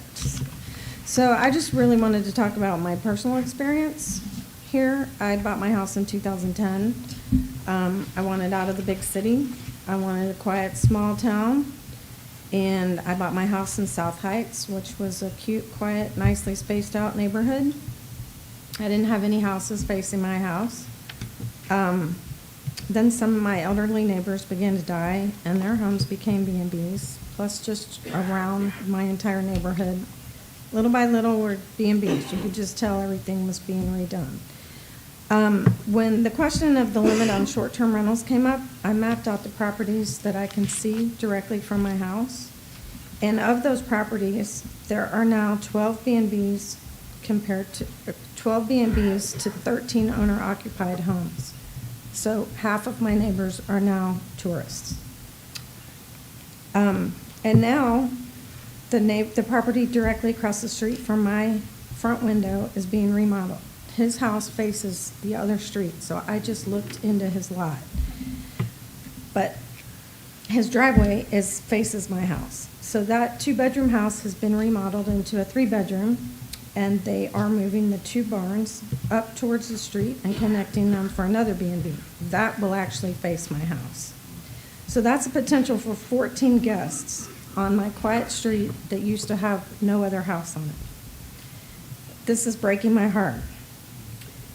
So by not putting a limit on the amount of short-term rentals, you're turning my cute, quiet property into what can potentially be, on any given night, me having to deal with 14 most likely drunken strangers. It causes me mental anguish, but also it is concerning from a safety aspect. That is a lot of strangers surrounding my house at any given time. So I'm just asking, oh, and somebody had mentioned, well, you can just move. Well, I can't just move. I'm now priced out of Fredericksburg, much like the other workers here. I luckily purchased my house in 2010, but I can't just pick up and move and go to another property unless I leave this town, which I don't want to do. I just want the integrity of the town to remain how it was. While I understand we need growth, we also need to manage that growth. So I'm just asking that you please take this all into consideration and understand that people who actually live here would like to live here and don't want to be surrounded by more tourists than they have actual neighbors. Thank you. Thank you. Gwen, and then we have Jermaine Chastain on deck. I yield my time. You're Gwen, I yield my time. but you're Gwen? No, I'm Jermaine. Okay, thank you. I appreciate that. Then Matt, I'm sorry, I can't. Who are you? Correct, Matt? Gwen Jewett, Yeah, yeah. I'm sorry. Let me interrupt for 1 second. Then Matt Corrett, you're on deck. Thank you. I'm sorry. I didn't mean to interrupt you. No, you didn't interrupt me at all. Thank you. Appreciate it. I'm also a resident of Fredericksburg for I think 1999. So I still am an Auslander, I think, but I feel very much at home here.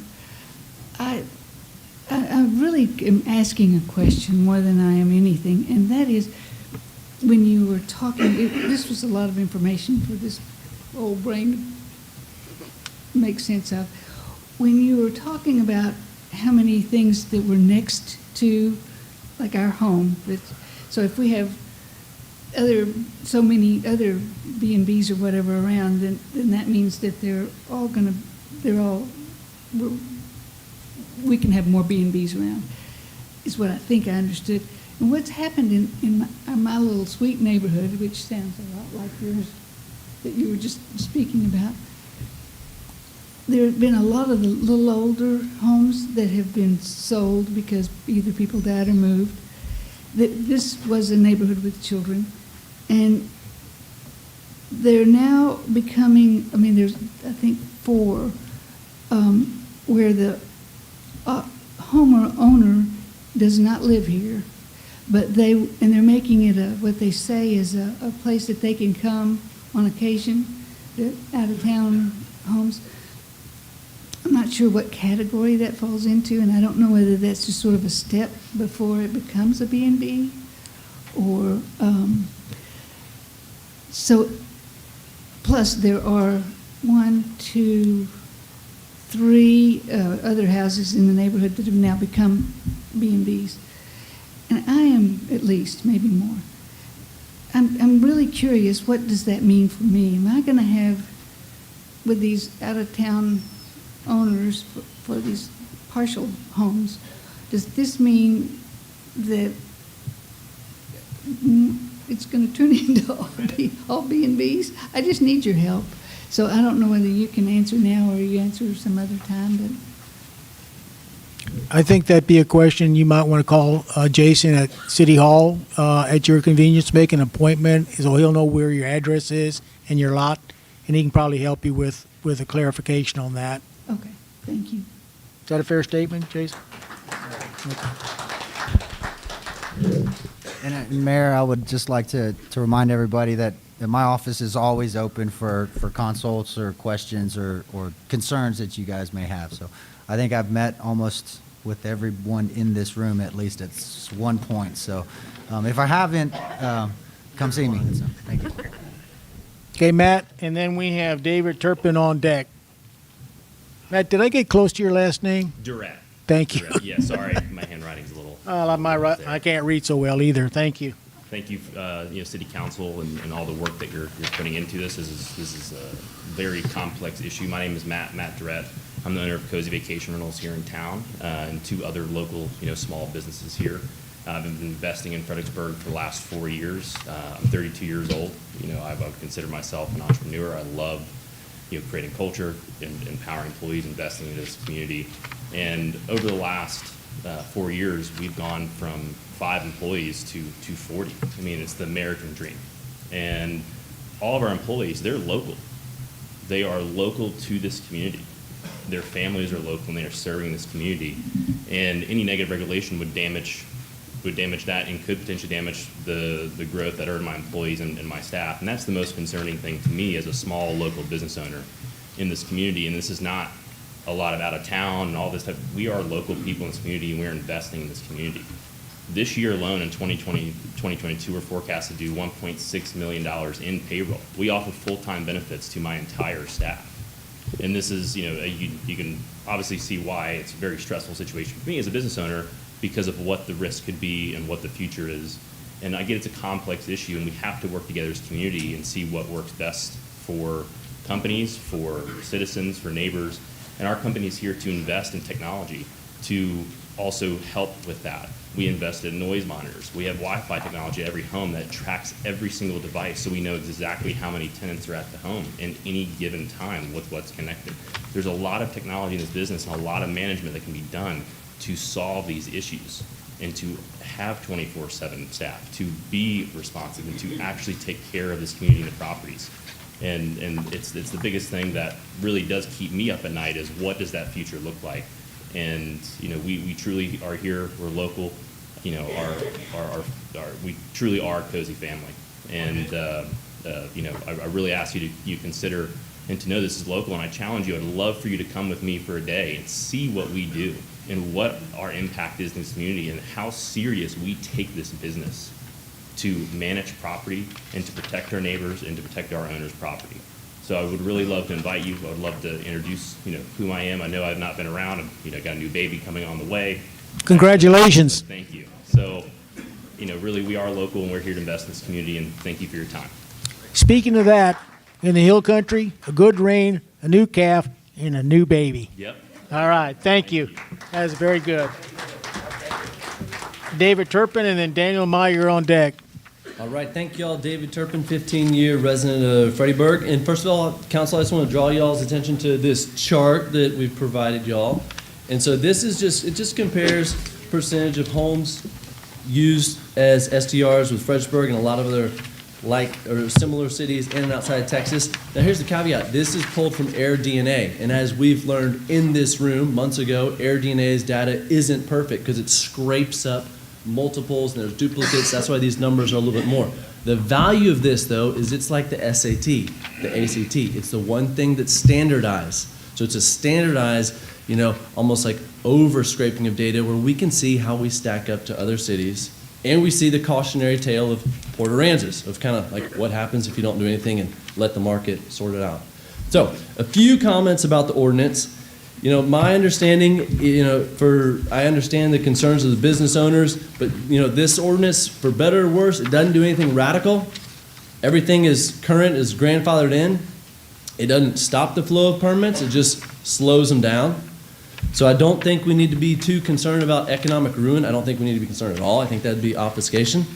But I do implore you guys, shifting a little bit, to consider 4 concrete recommendations that I think would improve the ordinance for the betterment of Fredericksburg.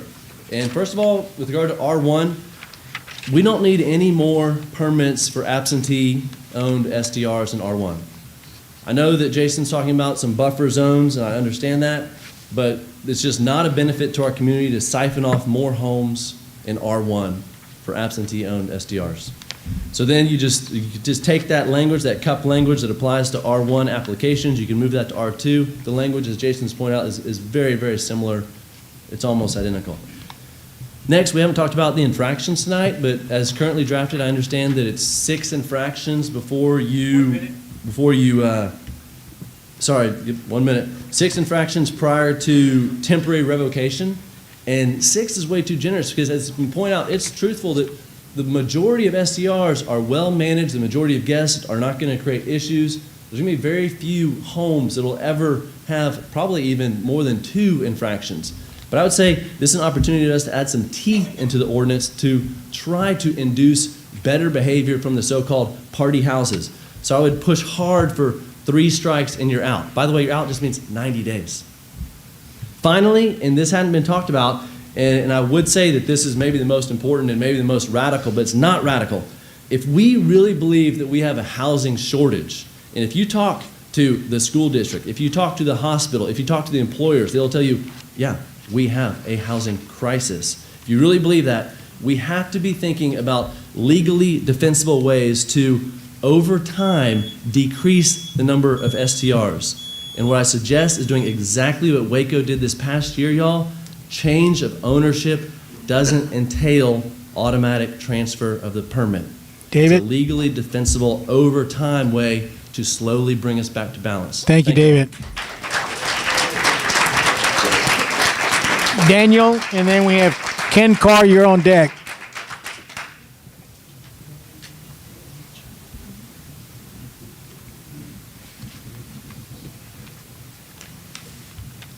Thank you very much to give me the opportunity to speak. That's a here. good booming voice. Thank you. Thank you. So you hear it from my accent. I'm an old Fredericksburger almost. I'm from Switzerland. I've been living here for 16 years, and I operate a real B&B, the Swiss Log Cabin Resort on Goldman Lane. Now, some of you might think, okay, if he's against STRs, it's clear because he's suffering from the success of STRs. If that's what you think, it's wrong. I get every week phone calls from people, well, we just got into our Airbnb. It's not clean. The things are not working. Do you have a cabin for me? So for me, let's bring on the STRs. It's good for our business. What I'm shocked, however, and I mean it shocked, is that it's not clearly communicated that A, and I think you would agree with me, the number of STRs are substantially higher than we report. According to Air DNA, we're close to 1,700 in the county. That means close to 20% of the houses in Fredericksburg are STRs. This is higher percentages than Venice, Barcelona, or Paris. Is this where we want to go? And I just want to say one thing that shocks me. In here are people that want to live here. And 90% of the STRs are people that don't live here. Who is more important to us than you? Thank you.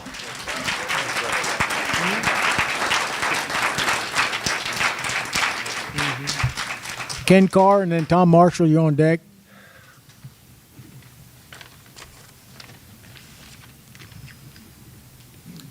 Good evening, Mayor and Council. I would like to say that it appears to me the draft is really a big improvement over previous levels of the draft. But it doesn't solve the problem that is caused by the STR. It does not eliminate the destruction of single-family neighborhoods, and we are trying to stop the destruction of single-family neighborhoods. To recreate the vibrant single-family neighborhoods we once had the nesting ground of the children of Fredericksburg. We need non-owner occupied STRs must be prohibited in R1. Non-owner occupied STRs should not be grandfathered in R1. An adjustment period to allow non-owner occupied STRs to revert to single-family uses should be established. There needs to be some method. Would the council like to have a normal community of homes with children and families like many people have been talking about? We just don't have it. The STRs have ruined the sociology of our neighborhoods. Do you have the courage? Do you have the courage? That's what it's really all about, courage, to make it like it was a few years ago when this all changed. Councils all over the globe are facing the same problem, and they are striving to find the answer. We can have a good answer here if we make a few changes. I hope you'll find the courage. Thank you very much. Thank you, Ken. Tom, and then we have David Petragon. You're on deck. Good evening. I'm Tom Marshall. I'm a city resident. I have really two basic things to talk about here. First one being, as Rosemary kind of alluded to at the beginning, is getting input from the people in the form of a vote. A number of years ago, I understand that the City Council granted some kind of a waiver concerning STRs. I wonder if, Jason, if you could look into the changes that we're proposing here, are they in compliance with the current city charter? Or do we maybe need to change that city charter to bring them into agreement? That would be one thing that the city would have, or the citizens would have some input on, into saying, yes, this is what we do want. Hate to throw a little bit more work on your lap, but I think that's something that the city citizens would like. The second issue being, as the gentleman alluded here, STRs are not commercial entity. They're rental property, as I believe has been reinforced by Supreme Court decisions here in the state. Have we looked at that issue with the STRs? In particular, this particular issue. If I own this house and I rent it for a year or 5 years or whatever, according to these lawsuits that have been decided, I can also rent that house for 1 day, 6 hours. No difference. But there is a difference. When I rent it for a day, the city wants to charge me a bed tax. They want me to apply to be able to rent that property for less than a month. 1 minute. So with all this that's going on, I think we need to look at that to see if we're complying with what's coming down the pipe and the fallout from these lawsuits. And do we need to be involved in the STR, or do we go with what the courts have said, in that it's property, it's being rented? The city really needs to keep their hands out of it. One last small issue out of another topic being the noise ordinance. 5 o'clock on Monday morning, some company comes over here to Barron's Creek and drops a dumpster, shakes my windows 2 blocks away. As I understand this current noise ordinance, they are in compliance with the city ordinance for noise. We need to look at that. Thank you, Tom. David, and then Mike Mahoney, you're on deck.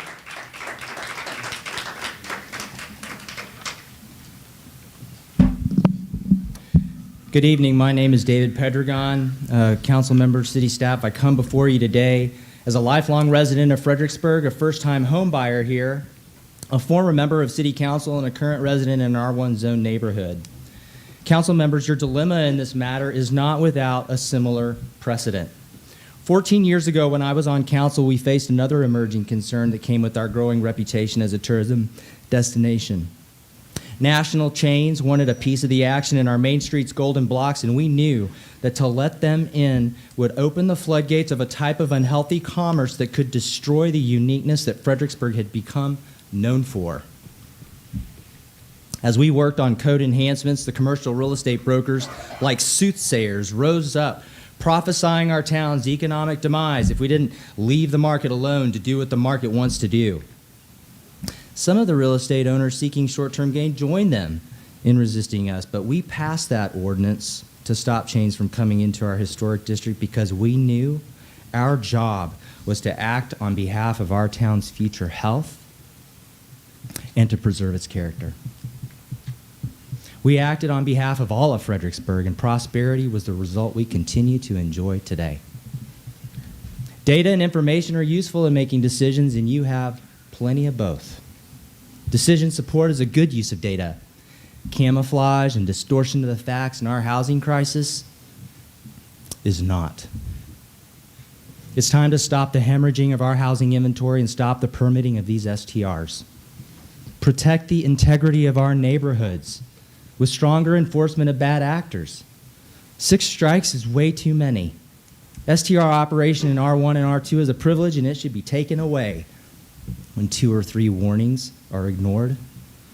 Some said then and continue to say now that the golden goose of Fredericksburg is our tourism, but I disagree. Because I believe the greatest value lies in our neighborhoods and our community. I rode my bike and I played in these neighborhoods, and I invite my future grandchildren to do the same. Lodging for our town's guests is doing just fine. There's no emergency there. Housing for our families is our greatest need, and we are in crisis. We elected you to represent us in leading our city staff in the administration of our precious resources. Your job as an elected council is to legislate, to protect the health, safety, morals, and general welfare of our community, as so stated by the Texas State Supreme Court. You are the trustees of our town's character. Our health is at stake, and we are counting on you here. Thank you, David. Mike Mahoney, you're up, and we have Kyle Biederman, you're on deck. Mike?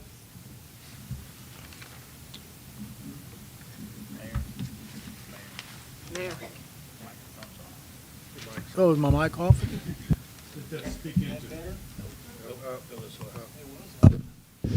Okay, very good, thanks. Thank you, Council. As City Council, y'all are in the unique position of being able to look at a broad number of issues in this city.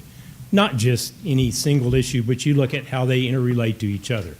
And I ask that you step back and really do that. Not just look at the STRs and how much money are they making for investors in this town, but look at how they relate to all of the issues in the town. And one of those biggest issues is housing. Affordable housing, certainly, but just housing in general. In the last year or so, we've barely even kept up with housing. Every STR that goes out of the residential market is a house that's out of the residences. It now belongs to vacationers. And those neighborhoods lose that house. That means the houses on either side of it don't have a neighbor anymore. They don't have that neighborhood feel that we've all heard so much about tonight. It's difficult for me to understand in a town that has spent so much time and effort and prides itself on preserving its heritage and history, but yet spent so little effort on preserving the heart of this community. We seem so concerned about how historic houses, and that's any house that's still standing, regardless of when it was built, 1960s, 1950s, it doesn't seem to be historic, and that's good enough. We're worried about that, but we're not really worried about who's living in those homes and the quality of life of people that are left in those homes. Businesses don't belong in R1. That is not the definition of a residence in anybody's eyes. The drafted CUP process, I understand what you're trying to do. For R2, it may make sense. But it's just slowing the domino effect. One house is going to go, the next one, then that house is now got an STR next to it, and the next one, and the next one. It is not a soft cap. We need a hard cap. Surely you have to agree that there's a finite number of STRs beyond which it's not beneficial to the community. My eyes tell me we're already there. Thank you. Thank you. Kyle, and then we have Ray Rogers on deck.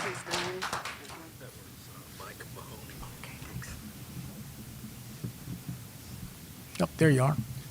Kyle Biederman, and I'm not a resident in town, but I own a business in town and a few houses. You know, this is a huge issue, and as David said, some of these issues have been around for a long time. Affordable housing has been around for 30, 40 years here, and yet we really haven't tackled that. Maybe we can't. Maybe that's why we haven't. Short-term rentals have been around for a long time, and we had a great opportunity for many, many years taking care of that situation with all the B&B places that actually rented houses for others, all the services. And so when we had legislation at the Capitol on short-term rentals, you had one side wanted to shut them down, you had the other side wanted to make them to be actually more available. So we have the same thing in the room here today. We have people on both sides. But the thing is, we have to look at how can we protect private property rights, how can we protect our neighborhoods, but we've had some situations that have been going on for 30, 40 years. We need some solutions that are going to work for everybody. And it comes down to enforcement. We've heard a lot of solutions for enforcement. At least right now, before we make any huge changes, why don't we do some of the enforcement ideas that are here in the room? That's what should be done first. We passed some ordinances, I don't know how many years ago, when the short-term rental or B&B ordinance came out. And I was all in favor of it, where we put more restrictions. We had permitting, and we actually hired an enforcement person. The problem is, as you all know, we really haven't had much enforcement. B&Bs are open 24 hours a day. There's no enforcement at night. We need more enforcement. So we want to raise the fee. I'm in agreement. I think we need 3 tiers. We have, first tier is going to be where you have a service, and that service is overlooking and renting your place, or you live on premises, occupied. They should be charged the least amount because there's accountability. The second tier should be if you're in a Gillespie County resident, but you're not living on premise, but you're available to be there if something goes wrong. You pay higher. But it's that third tier that you don't live here and you just got like an Airbnb or whatever it might be. You need to pay a lot. And what will happen is that way you can reduce the amount of B&Bs, reduce the bad actors. You can do everything you want to do, but the first step needs to be enforcement. Get the enforcement and work on these issues. This is a good idea, but government isn't the solution for business. It is not always the solution. But if we just do more of the enforcement right now, work on this and not rush it through, I think we might be able to get rid of some of that inventory that's not good, and maybe we can have some better ideas and we can come together more as a community. Thank you, Kyle. Ray Rogers, and then we have Craig LaFleur, I believe is correct. I'll get that pronounced later. Thank you, Ray? Council. Ray Rogers, 32-year resident of Gillespie County and live in town. Business owner, real estate speculator, real estate investor. I do it all. I love real estate. I appreciate my STR friends. I appreciate our neighborhoods. But I'm also a guy that's dedicated to the vision of our town. And years ago, we had a dedicated group of people come together and put a visioning statement together to help us project where we wanted the community to go. It addressed so many wonderful things. It's on the website, but I don't think it's referred to that often. I'd like to draw your attention back to it again. We have a vision for the community that the citizens want. Use that as a template, a plumb line, if you will, as you make these decisions. we've already heard, you've heard, I mean, I don't know how you process all this information, quite honestly. It's a lot. I commend you for it. In some respects, it's not that complicated. I live and work with an engineer, and one of the things he's taught me over the years is look for the point of failure and then reverse back and figure out where you went wrong. Correct the course, and maybe you have a good product. Point of failure here appears to be that our ordinance was too loose, as Kyle mentioned, lacklusterly enforced. It presented an opportunity for us as speculators to come in, and we have. And many of the speculators have reaped great rewards, sadly, at the expense of our neighbors. So now we can reverse engineer, pay attention to what our neighbors are saying, course correct. It'll be a hard decision. I like the vote idea. That could be a solution for many things. But let's get back to our plumb line, which is neighborhoods first. Your trustee responsibilities to help us preserve those things, which I've heard you all say, and then get back to simple solutions. The cup idea would have been really good, Jason, in about 2018. I think before the number grew so much, it could have been highly effective to manage the growth. But now that we've seen that we have the proliferation of them, the numbers too large, saturation too much, and the competition between an income-producing property, regardless of what the Texas Supreme Court calls it, income-producing property versus a resident, the competition is unfair. Let's level the playing ground. Let's let residents go and compete for those houses. Real estate agents and brokers, you're going to be just fine. There'll be transactions. All the rest of us who want to preserve the neighborhoods, let's give our neighbors a chance, because we've tried the other way, and now let's try the other way that honors the neighbors first, the lodgers second. Thank you. Thank you. Craig? If you'll give me that last name, I'd appreciate it. Lefebvre. Okay, thank you. My name is Craig Lefebvre. I live on Persimmon Court. We've been there about 10 years. And if it was reversed, I was in Vermont and you guys were coming, we'd probably call you Flatlanders. And I bet you call me the same thing, but I understand where I stand.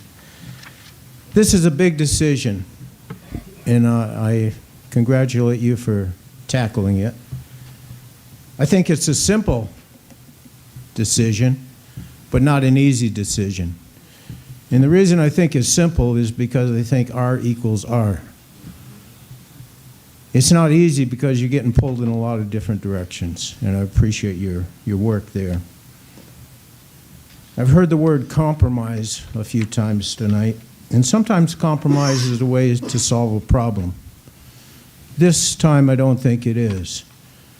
A gentleman used the word courage a little while ago, and I think you just need to stand up for what's right.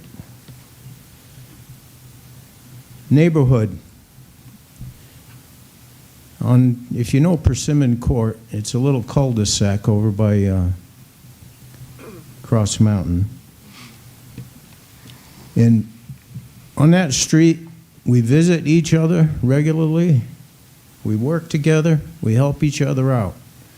And that's why we bought a house there for the R1, not for a mini motel.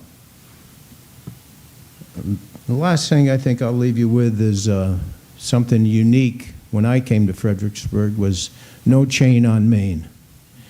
You don't seem to have compromised there, and I'd ask you not to compromise on R1. Thank you. Thank you.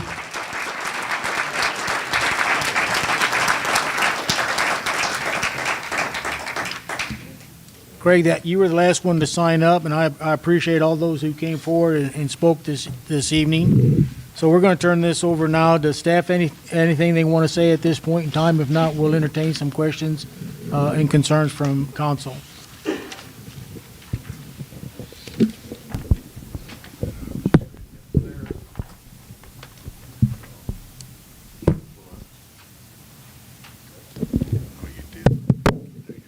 Mayor, at this time, we can proceed with council discussion, or we can take a break, whatever you prefer.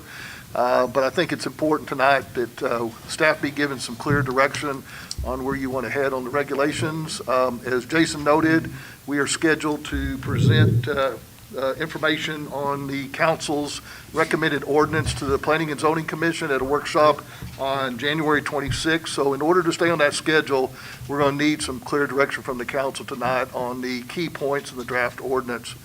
So one of the most organized ways to proceed with this, I think, is to go back to Jason's slides and go through those individually, and the council react to the different slides, the information presented, whether you like it, you don't like it, whether you want to make some changes to what staff's recommending.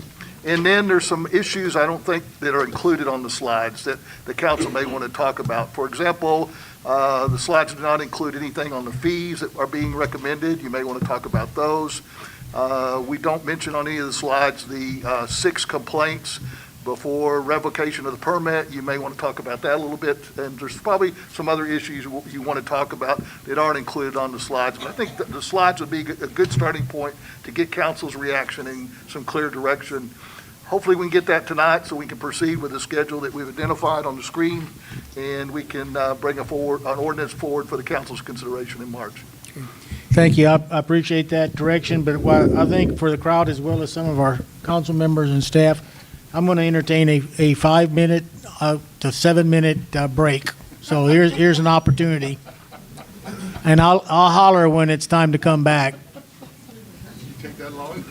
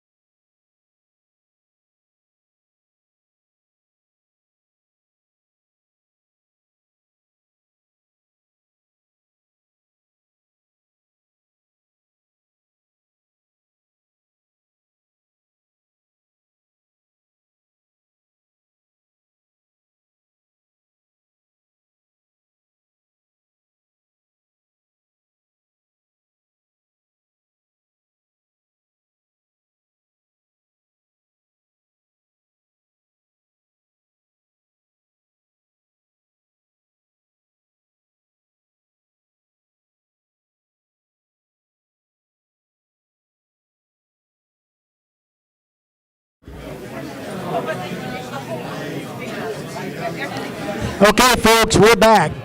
If you all would take your seats, please take your seats.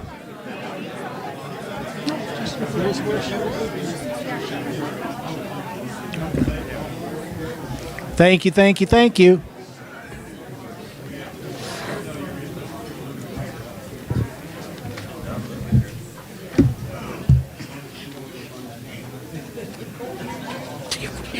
Put this on. If I had my city mitts, I'd put that on too.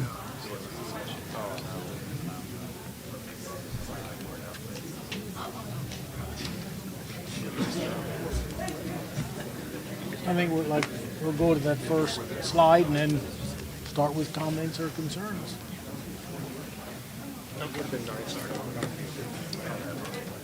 Copy of what? The PowerPoint. Yeah, it would have been. Yeah. And a copy, I'd say a copy of that map too. Council's here. Do we have everybody that's supposed to be here up front? Yep. Jason's here. Okay, we'll get started. Braxton, if you look in the hallway and see if there's anybody out there, kind of skedaddle them in a little bit. That's German for get them in here. Didn't your mother ever tell you to skedaddle? Yeah, okay. That meant get the hell out. Okay, let's go to going with Kent's recommendation. We'll go to the slides, Jason.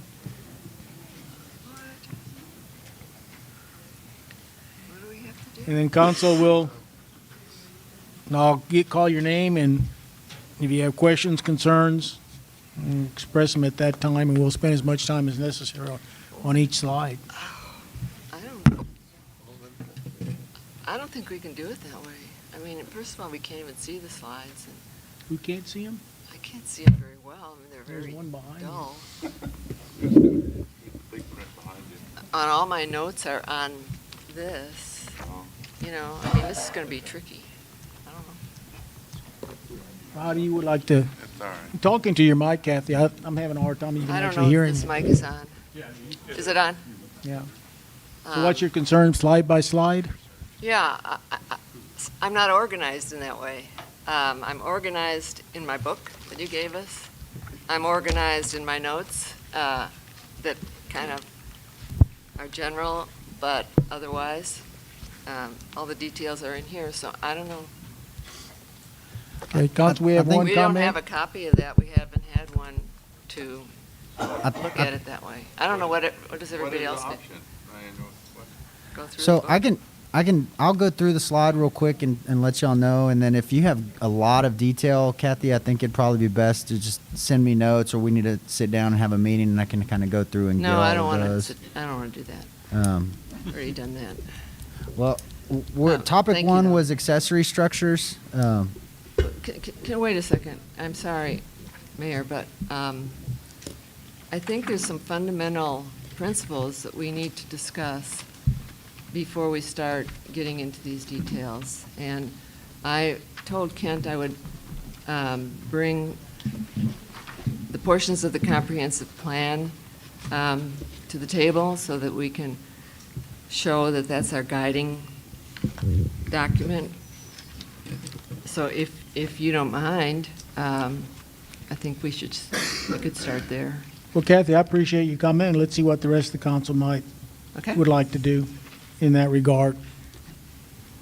Jerry, do you have any comment on proceeding on how we want to do that?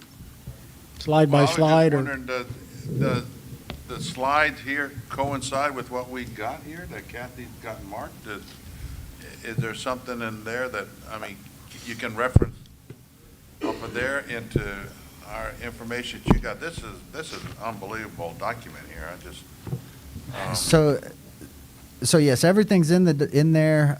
I think I changed so that I had presented a staff memo for you guys. I'll probably present it tonight in reverse order. I wanted to tackle kind of the low-hanging fruit, some of the smaller items, and then work up to the big issues, which were R1 and R2.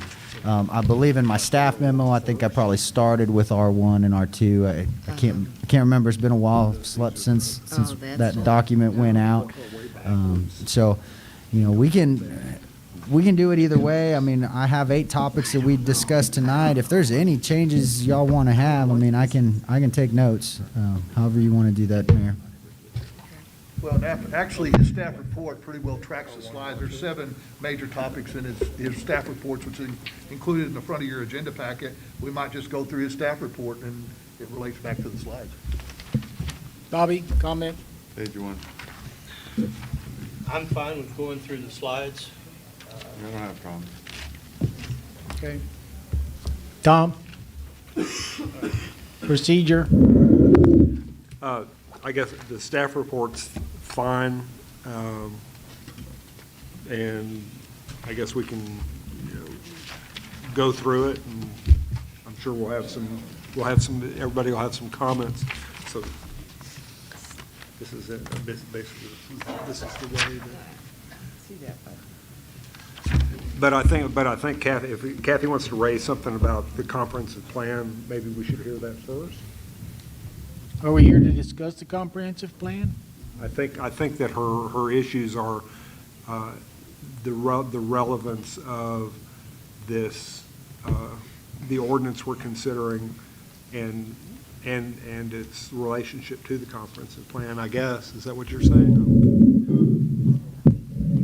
I think it's very important to get into the record of this proceeding on what we base our decisions. What is it that we base our decisions on? What guides us?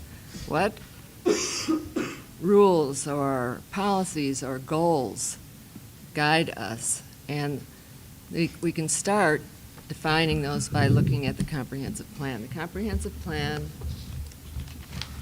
looks like this. Most of you have seen it. I'm not going to read the whole thing, Charlie, but Thank you. there are some portions that are completely relevant to what we're going to decide and think about and discuss, and we have to have that basis in the record so that we stay on task and follow, the goals that are set forth for us to follow. We should do this with every decision we make on this council. But because this is such a important, significant process and decision for the city, I think we should read it this time so that we all understand how to think about these issues. So if you don't mind, and Kent has asked me if I would do this, I'll tell you the parts of the, I'd like to start out by defining the problem, and I think most of you have defined what the problem is. And I will be happy to mention those as we go along, but referring to the comprehensive plan. Kathy, I will interrupt you just one time. I'd like to hear, Daniel, you have any comment on this?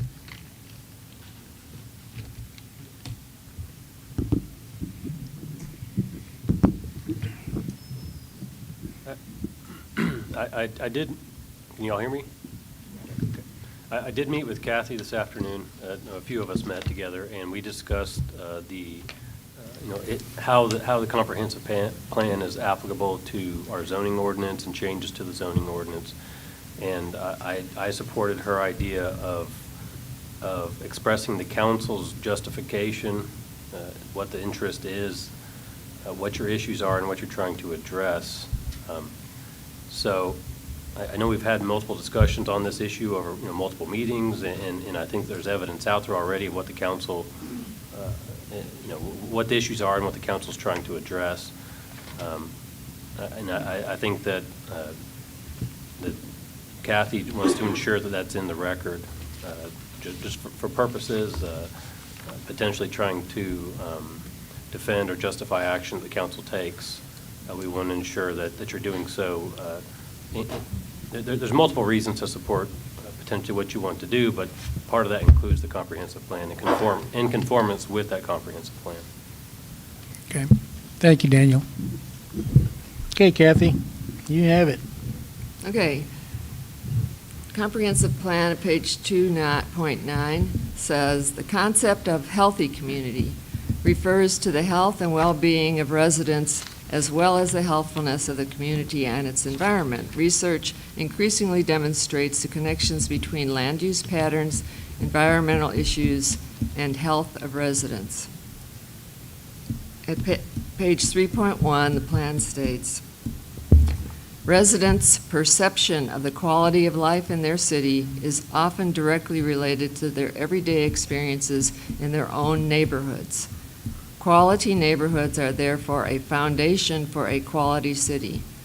Planning for Fredericksburg's future includes action to ensure that there are diverse neighborhoods in the community that are safe, served by public facilities, linked to the rest of the city with paths and walkways, and that appeal to people at all stages of their lives. Similarly, housing in Fredericksburg should be appropriate to meet the needs of residents of all ages. Importantly, housing should be available that is affordable to the people who work in this community. Under its land use element, Section A, the comprehensive plan states, first, the owner should be able to build structures and make other improvements that enable her to use her property. Second, the neighbors should be assured that their properties and lives will not be negatively impacted by the actions of the property owner. So what one property owner does to his property should not negatively impact what the life of the other property owner. Under Section B, under land use elements, at page 4.2, the plan states, support existing development patterns. Much of the land in Fredericksburg, in the city of Fredericksburg, has been developed into neighborhoods. These areas should be retained in residential use with comprehensive plan policies that support their long-term viability as places to live. In 2018, the visioning group of dedicated residents got together and developed a plan for a path to the future. I'll just quote a couple of items from that. Discussing tourism, and one of the things the plan says, or the path to the future says, seeking greater numbers of tourists can be detrimental to our economy and our way of life. Maybe at one time, nobody would have said that, but I think in 2018, we saw that this could be detrimental, and they concluded that it becomes extremely important that the city and county work together to protect our neighborhoods. The goal of preservation of our quality of life, culture, architecture, and community were present in recommendations of every committee on that visioning group. I'll repeat that. The goal of preservation of quality of life, culture, architecture, and community were present in all the recommendations. The path to the future has a report card. And the latest report card that I saw was from September of this past year. The conclusion in the quality of life section was that we need to protect and enhance the charm, heritage, and life for residents of the city of Fredericksburg and Gillespie County. The recommendations included to maintain Fredericksburg as the crown jewel of the Texas Hill Country through the preservation of our historic assets, supporting our cultural heritage while maintaining and improving upon Fredericksburg as the most desirable place to live and raise a family. They also said we must establish a community-based culture of continuous improvement and accountability for the quality of life for current and future residents that keeps pace with the growth and prosperity of Fredericksburg and Gillespie County. I think those are the fundamental principles on which we make our decisions.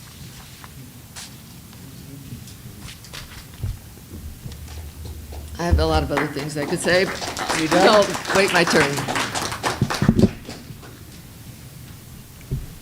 Finished? I'm finished. Okay, For thank now. you. I'll be Okay, back. thank you, Kathy. All right. With that being said, Kathy, thank you very much. All right, let's move on to this. We'll still do the slides. Is that agreeable? Okay, good. Should go a lot smaller. Sorry, I thought we were going with the packet, so I turned Now the we slide can't see 'em down. at all. Well, I'll switch it back. So Mayor, before we do that, I suggested that Jason go through the CUP process, because a lot of people in the audience, when we talk about CUPs, you may not understand the process. When somebody files an application for the CUP, how does it get to a final decision by the city council? So, Jason, would you mind starting that for to educate the public? Yes, so can y'all hear me okay? I feel muffled, sorry. So conditional use permits, or CUPs as we call them, are a request to the city to do a land use that in theory may be compatible under certain circumstances. So if you look under a land use chart, you see permitted uses and conditional uses. It's very similar to a zoning change request. So what you would do is you would submit your application. We would process that, review it, make comments, ask for additional information, maybe a site plan, show me where your parking is, or are you putting in a hot tub, what type of fence, how many guests, I mean, all kinds of questions. But what we do during that process is that requires a Planning and Zoning Commission review and recommendation. They will review the pertinent facts of the case, make a recommendation to City Council, and then City Council will consider whether they should grant that conditional use permit or not. So the general process takes about 45 to 60 days, possibly, depending on when we get those applications. So you submit an application.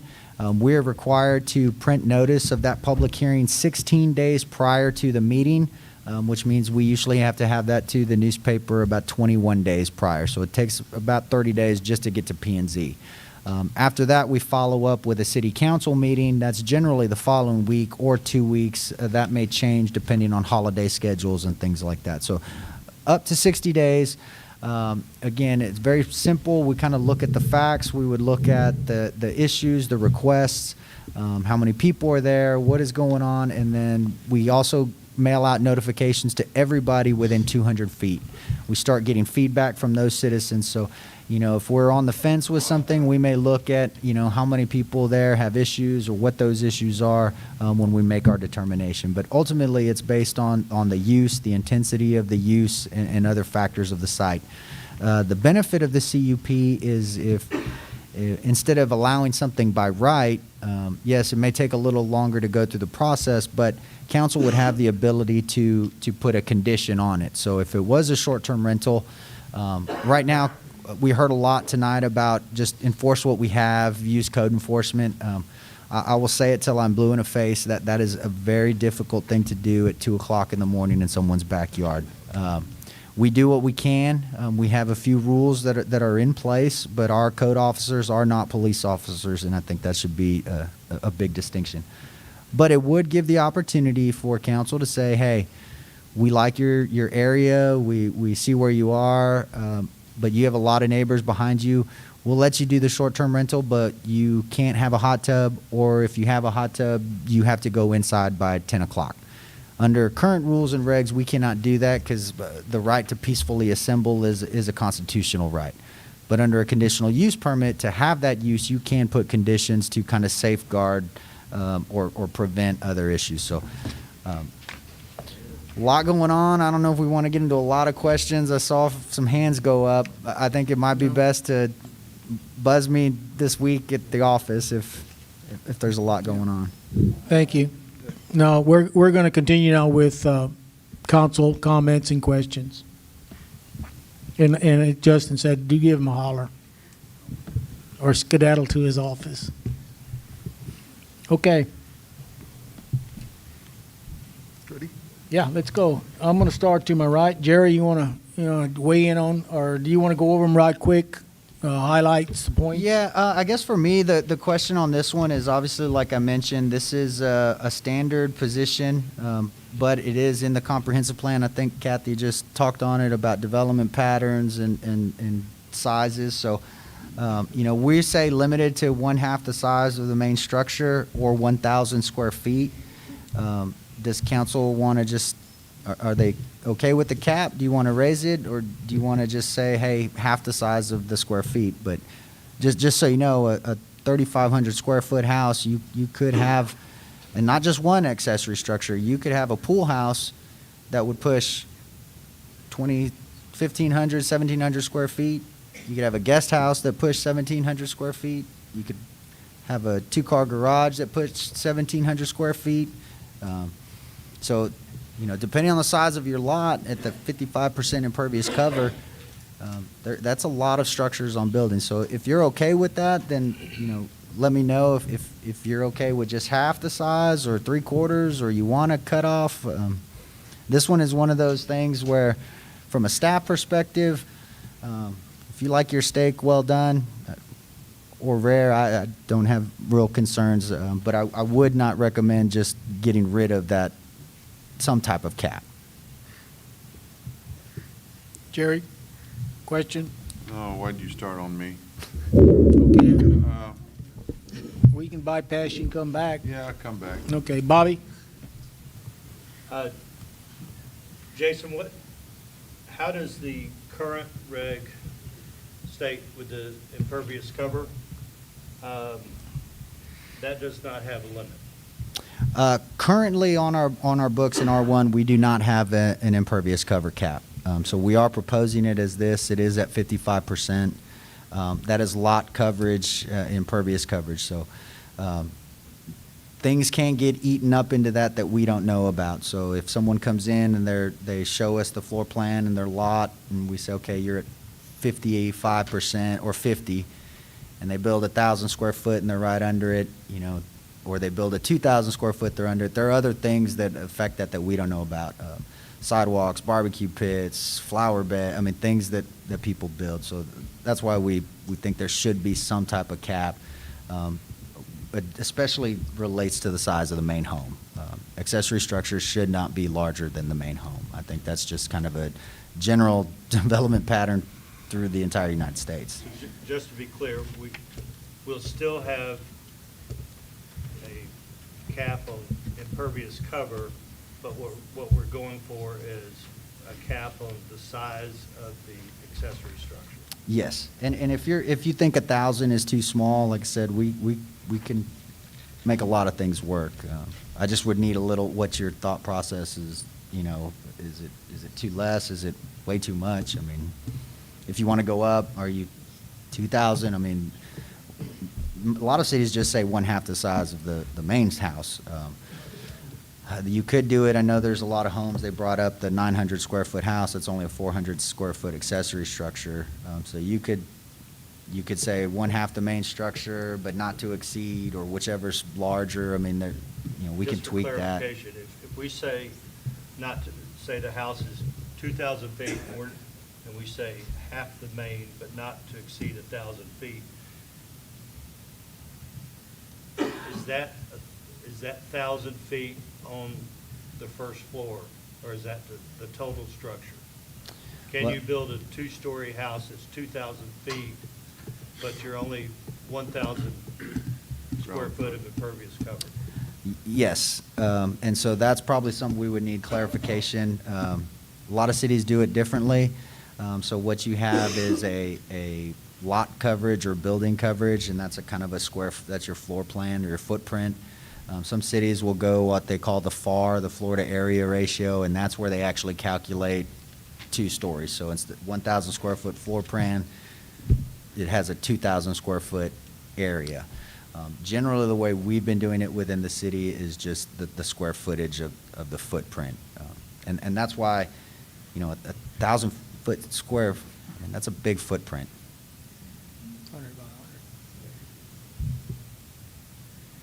100. Okay, that's all my comments right now. Tom?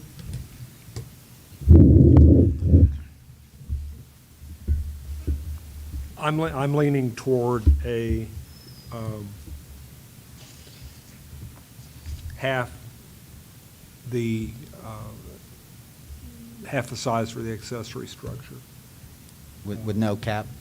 Well, the issue there is what kind of impervious, what is the impervious cover on the entire structure? How are we going to calculate that? I think that we need to have clear regulations on what impervious cover is. What's the cap on impervious impervious cover? Whether if they decide not to build if they decide not to build an accessory structure, okay, what's the regulation say? You can have this much impervious cover. Well, we're proposing 55%. Okay, all right, so 55%, and then if somebody builds an accessory building, it would have to comply with that 55% impervious cover on the entire piece of property. Right. Okay. And that's a pretty small number. I mean, in the grand development scheme of things, I mean, if you look at most residential lots, they have a 25-foot setback. And so a lot of your front yard is already impervious cover. We did change the calculations for granite gravel for parking areas, so that will eat into that a little bit. But there are scenarios where someone could meet the 55 and still build a 2,000 square foot accessory structure on a lot that has a 1,200 square foot house. Okay. Because it was two-story? It could be one story too. I mean, we've seen both. So, did you just say that somebody with a 1,200 square foot house could build an accessory building larger than the house?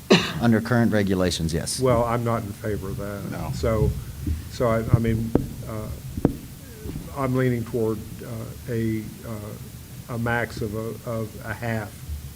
Okay. Just so you know, we'll look at that, provide some options, and we may have a scale or something depending on the size of the home. Maybe if it's under 1,000 square foot, you can do. We don't want to make a two-car garage illegal, so we'll just have to kind of test that. Right. Kathy? I think I agree with that approach that you and Tom just discussed. Good. Okay. Go ahead, I'm sorry. I think there should be, though, some limitation to the size of the accessory dwelling, whether it's half of the first dwelling or if it's 1,000 square feet. Whichever's greater, or? I think, each lot has its own unique setup, so it would be hard to say. Well, how about this, Kathy? If, you've got some lots that have a 1,200 square foot house on it, and, if you're limited to a 600 square foot accessory building, then in my book, you're limited to a 600 square foot accessory building. Right, I agree. Sometimes there are limitations. So I think the big question, what I'm hearing so far, is if you have a 5,000 square foot house, do you want to have the 1,000 square foot limit on the accessory building, or do you want to take that out? No, no, because according to this, is it one half the size of the main structure, Right. or 1,000 square feet, whichever is smaller Or greater. or greater? Yeah.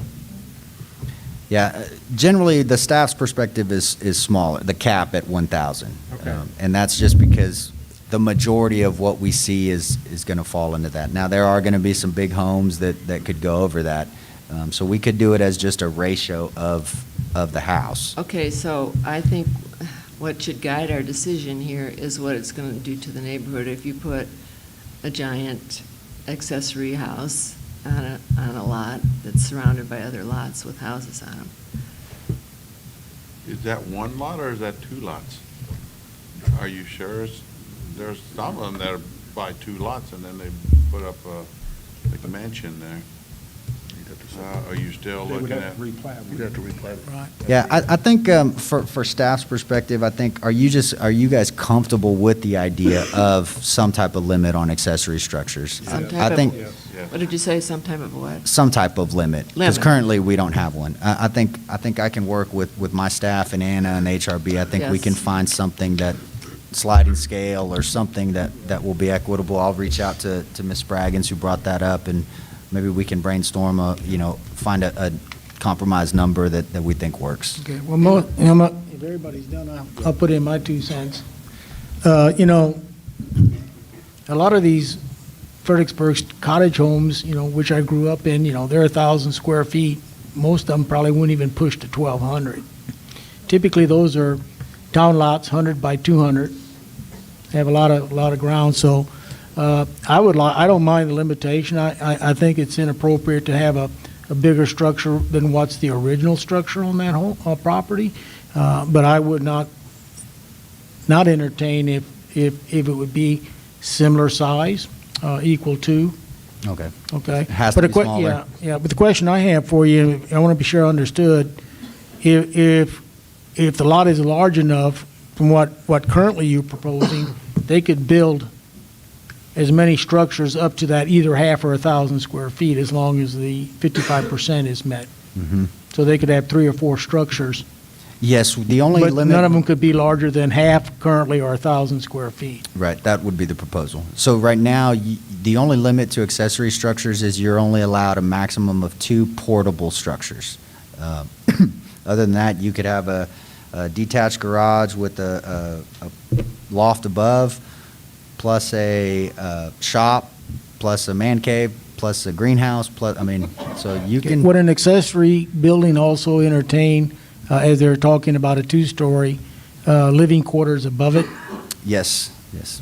That can be any Full living other, our definition is any building that's provided to help the assistance of the home. So in the old township, in the historic area, you have barns and different buildings that they use. So we've seen quite a few on there. And again, like you said, lot size, you can get a lot of buildings on a lot. Okay, and I guess the question I would have now, if this, excuse me, let me ask one more question, Tom. Thank you. If this goes under a cup situation, wouldn't they have to come for approval on scale, especially if they're in a historical district, et cetera? If we're talking just purely STRs, and we do a cup, then yes. This is more just for guest houses, a by right. So STR accessory, we're proposing by right. So we anticipate we will see more of these. And so we wanted to talk about, is there a size limitation or cap limitation to those? It just happens that will also apply to every other accessory structure just because of the way the rules are written. Okay, thank you. Okay, Tom? Okay. So this is I'm talking about STR accessory structures. And this is talking about every kind of structure that's on a piece of property. Is that correct? Yes, all accessory structures. If you want to break it out, we could say the guest house and the STR accessory, because those, again, that's where we're talking people are staying and living in. We could put a cap on that, 1/2 the size of the house, and we could leave it as is on the other accessory structures. But we've seen a lot of big projects come in that just, they overpower the neighborhood. Okay, I thought we were talking about STR accessory structures, and that's where I came up with 1/2 the main house.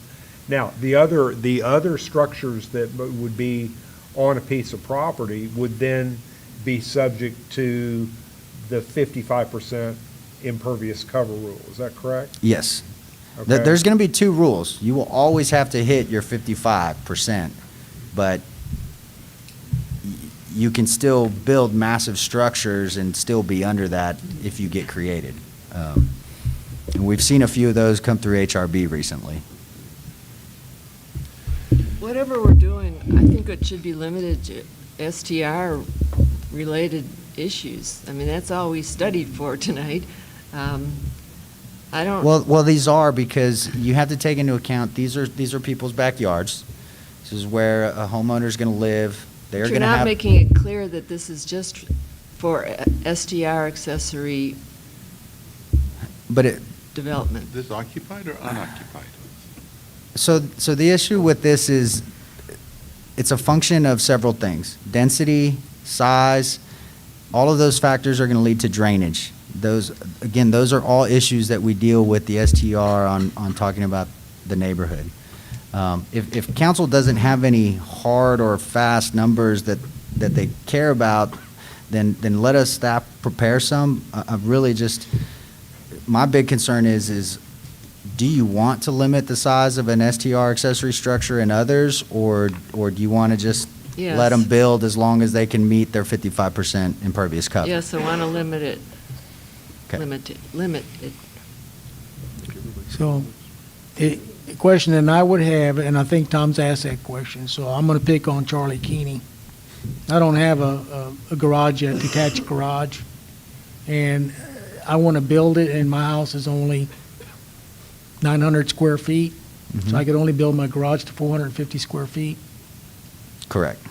And what could I park in there besides a Volkswagen? Well, and that's where That's a real concern I have, because it's not only affecting short-term rentals, it's also affecting folks who live in neighborhoods. That's a real concern. I can't build but a 450 square foot garage, I'm in trouble. I don't even get my pickup in there. So my direction would be to come up with some reasonable number that would not only accommodate current residents that live in neighborhoods, but also something that's applicable to short-term rentals. Okay. I think we need to Is that a pass. fair yeah, statement? Yeah, I Is think that we a need fair to pass on statement? this one and move on. Fair statement, guys? Yes. Okay, thank you. No. No? Well, we're here to talk about STRs and their developments, and now we're talking about in general for the whole city. Well, it affects everyone. No, It doesn't? Did I mean, misread that then? that's, we're not. Yeah, so as part of the STR ordinance, we are touching a lot of things that aren't just for STRs because they also touch STRs. So, bear with me. If we're going to talk accessory structures, guest houses, STRs, we want to talk about the size limits. But those also play into impervious cover caps, and again, outside of the land use, which you can change from zoning to zoning and district to district, the development patterns, the development standards would be applicable to all. We're not going to this ordinance and we're writing special regulations just for short-term rentals, because we are trying to treat all properties equitably. Exactly. I mean, I think I have enough direction to say, y'all want to limit STRs, you know, you don't want an STR in the backyard that's bigger than the main house. You also don't want to limit a citizen from building a two-car garage to park his vehicle on. I think we can find a happy medium there. And then at that point, if you don't like that, y'all can make changes, you know, and at the meeting to say, hey, let's increase it or let's decrease it, or. Jason, excuse me. Is it impervious cover handled through our setbacks? It can be, but we have some pretty small setbacks in some areas, and we have some large lots, so we have seen people, even if they stay within their setbacks, cause some major drainage issues. So when you look at city infrastructure, the way city or most cities or TCQ analyzes flood systems and drainage, they say basically 50 to 55% of homes, that's the kind of average an impervious cover on a community has. But as you go through there, you'll see one at 25 and one at 75 and one at 85 and one higher and higher. Right now, what we're seeing in certain neighborhoods, they're all above that 55, so it kind of tends to overtop what our curbs can handle, what our drainage infrastructure can handle. So slowly over time, a little more water, a little more water, a little more water. Again, we're trying to think long-term and deal with those situations. So this, again, is just about the size of the STR, but as well as the drainage that affects other people. Because, again, this one's going to be someone living there. So they all are going to have a guest house. They may also have a pool house. They may also have a two-car garage. They may still meet that 55%, but they may cause all kinds of drainage issues for their neighbors.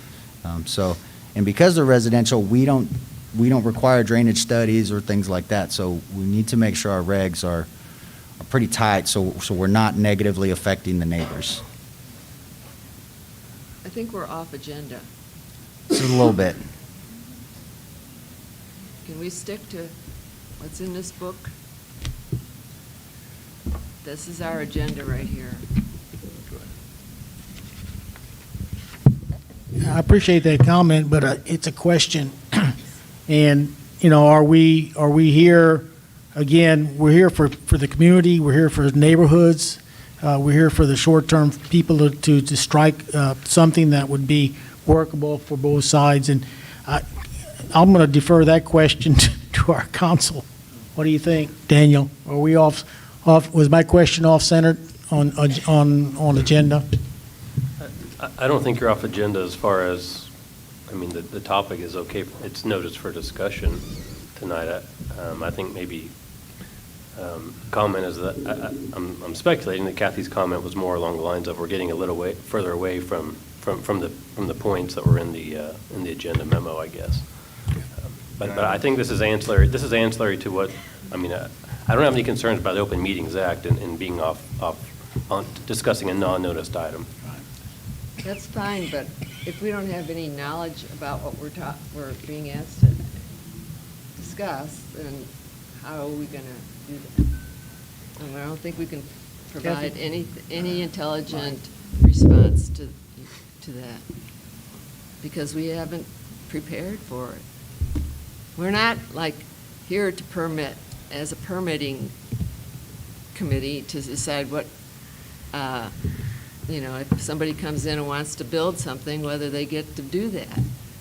Well, no, but the general question is, are you in favor of limiting the size of an Yes. accessory structure in the backyard for STRs? STR, yes. I think that's a foregone conclusion. Yes. That's the kind of direction we need. Yes. 5 yeses. Okay? I don't think so. My question, though, is can we treat an STR separately through code as it relates to what you can build and not build than a regular resident? You can. I mean, if you wanted to limit the STR accessory structure, because again, this is going to require a permit, there's going to be someone staying there, living there, whether it's for one night or 30 days. I think you can limit those sizes. You can do that, and if that's all you want to limit, then that's all you want to limit, and you could let the land take care of itself on the rest of the accessory structures. Is that what the council wants to do? Just limit the STRs and let everything else stay as? In a way, to Kathy's point, that's why we're here. And I know we've seen multiple requests to build multiple STR units on a single lot in R1, in R2. And I know R1 is different than R2, but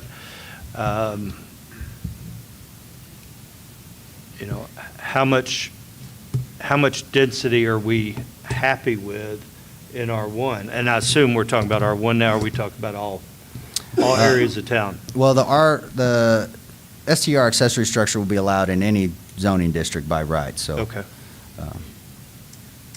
If y'all aren't comfortable attacking all the accessory structures and you want to just tackle the STR accessories on limitations, then I'm fine with that. Like I said, this is one of those regs that's not a make or break, you know, for staff. It's just, you know, do we want to have those other conversations? So it sounds, from what I'm hearing, it sounds like y'all may be a little uncomfortable with limitations and hard limitations on a garage or a pool house, but I hear some consensus that an STR accessory structure should not be larger than the main house.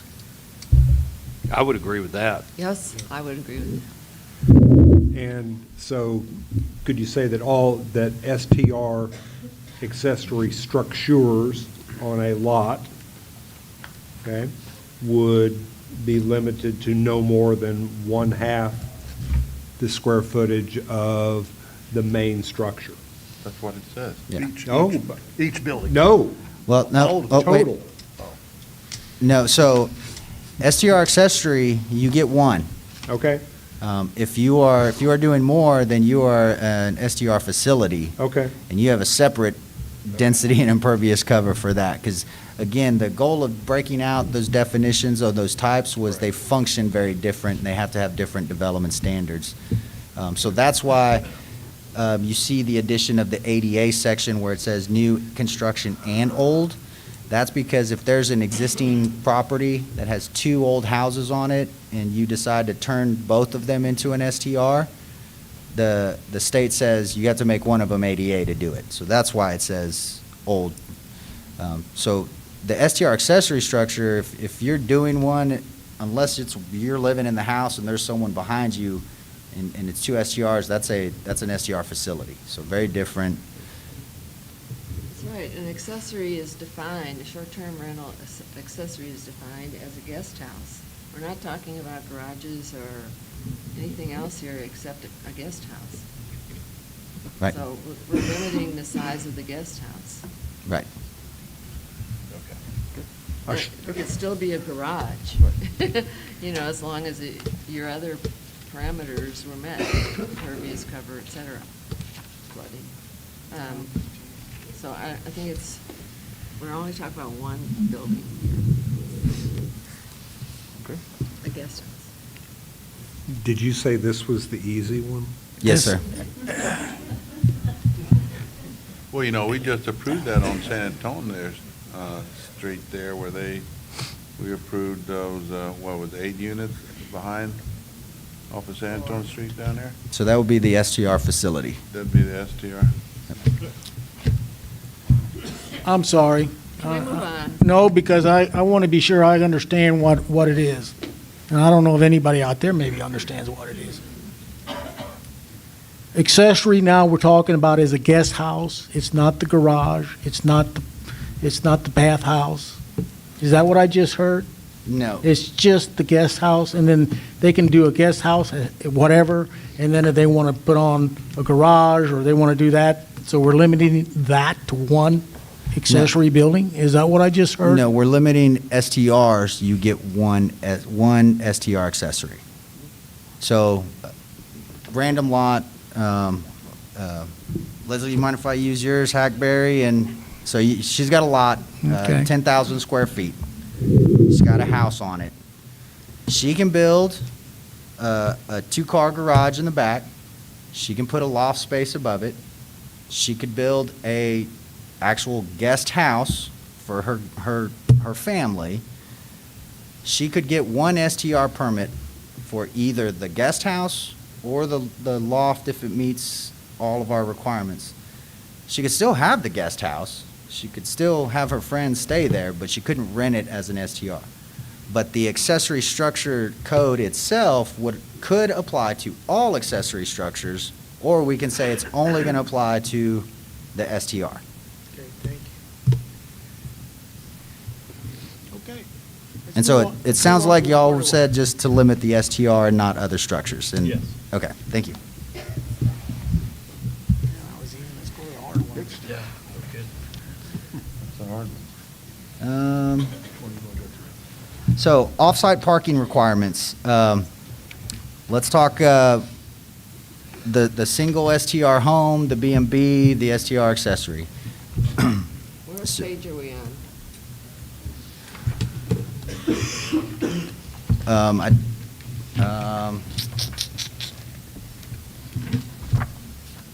So this would be in the parking regs. I believe it's 7.820.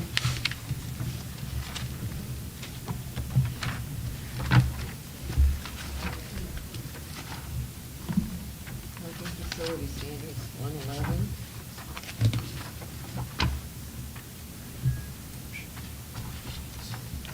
Page 103? Is that where we are? Yes, 103 and 104.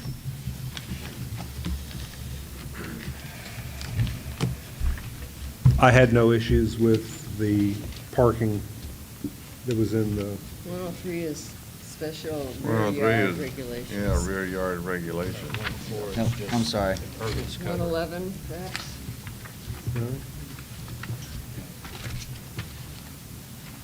Just give a section number, Jason, that's going to be easier. Yeah, that's what I'm looking for. Hold on one second. I'm looking at the table here. 7.860, That's page 111. design standards, parking.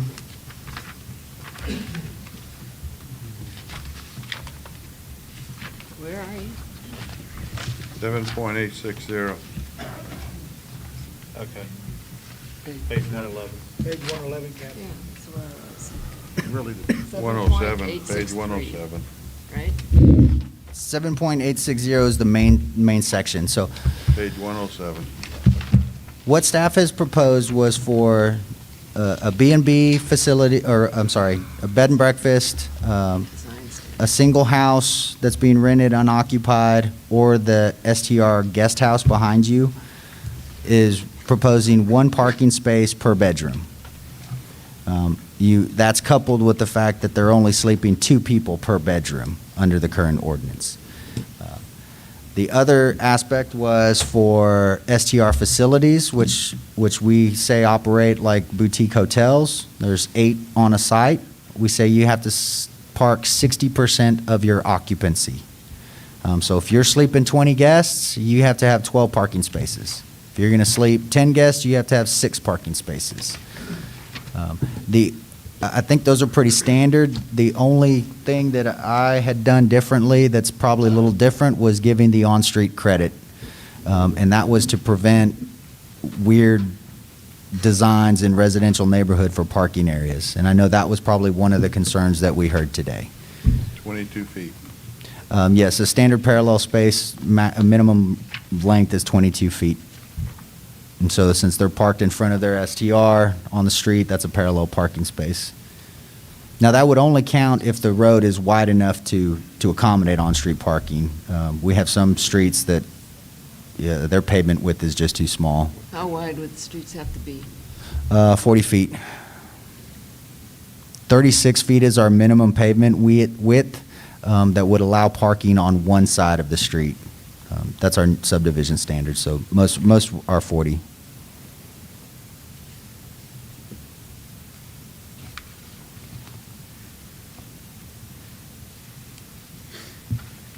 Bobby, I'll start with you. So what do you want us to do? I'm going to have Bobby. Oh, I didn't hear you. Yeah, I'm sorry, guys. Well, I don't have the mic. I have to pass it. Yep. So page 111, short-term rental unoccupied, you're proposing one space per bedroom up to 4 bedrooms. Mm-hmm.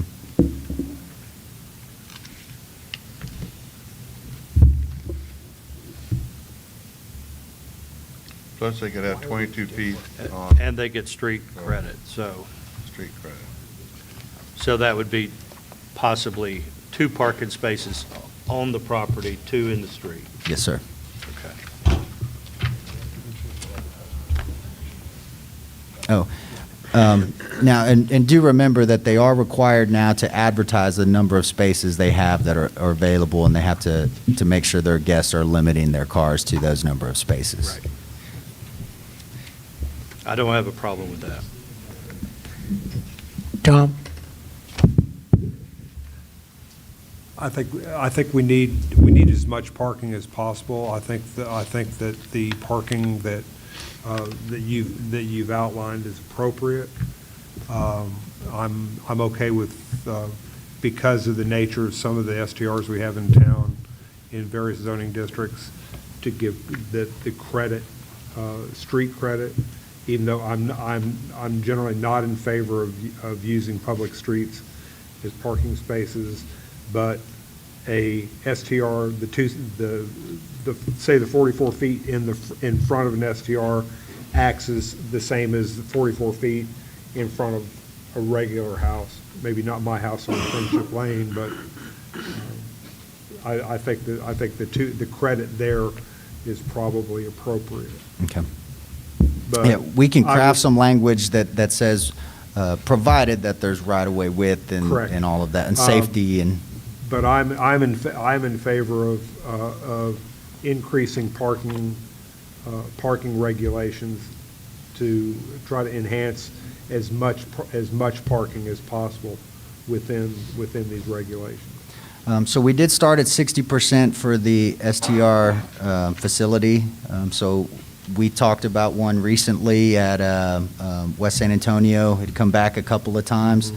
That facility was 5 units, 2, 4, 6, I believe up to 15 people, and they were only providing 7 spaces.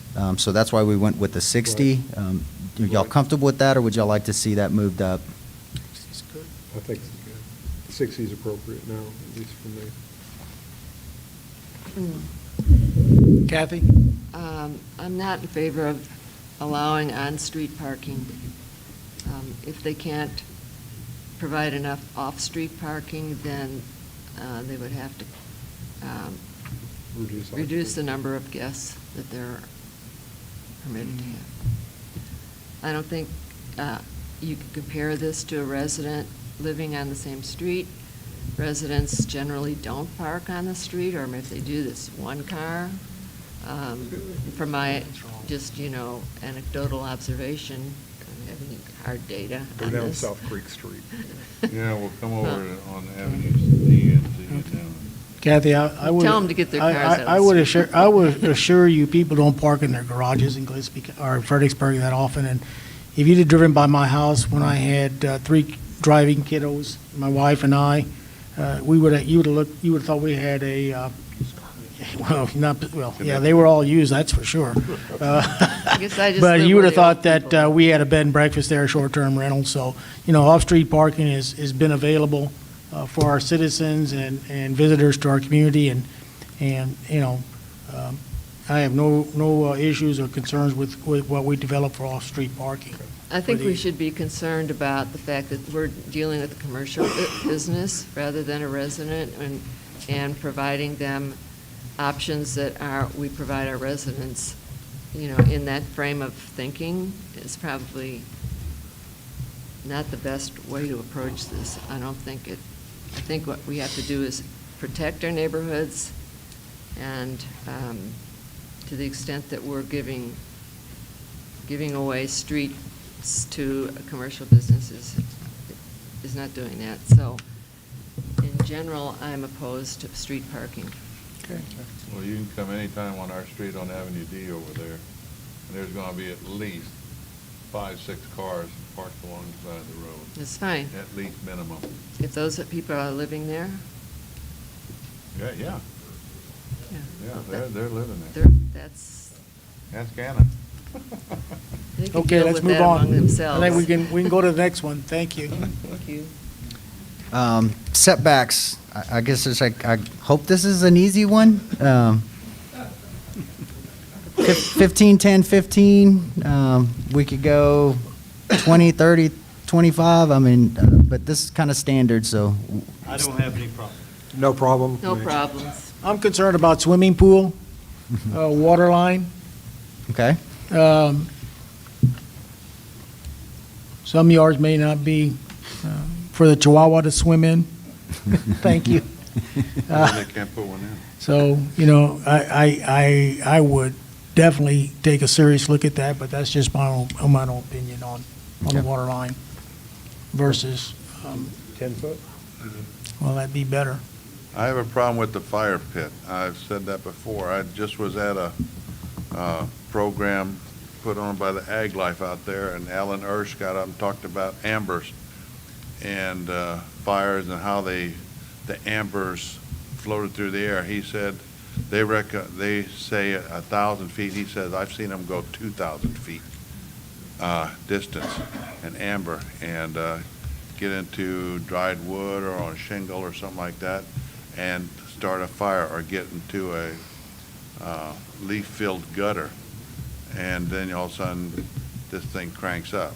So there has to be something with those fire pits where there's a screen that when people are through with them, they put a thing on the top of them, but you don't know how long there has to be a screen in order to keep the ambers down. Well, the new fire codes that we adopted did address that, and it's also a violation to leave those unattended.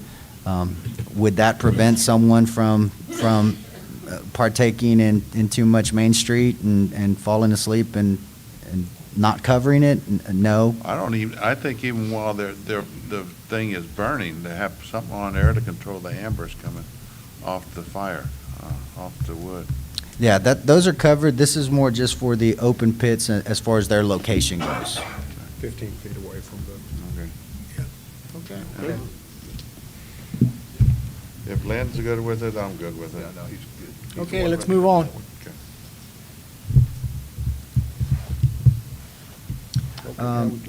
So non-conforming uses, grandfathering, again, we kind of are staying with what language we've had in our code for years.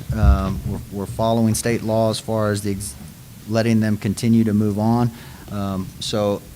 But we did add the two exceptions. One was the winter Texan. Someone's living here half-time. They leave. That's a voluntary action. So does that STR permit go away? We're proposing no. Oh, I know that. Is there a page to that topic? We're in a 118-page book. I went to 118. I did too. Excuse me, it's 113. That is section 6.110. What page? 98.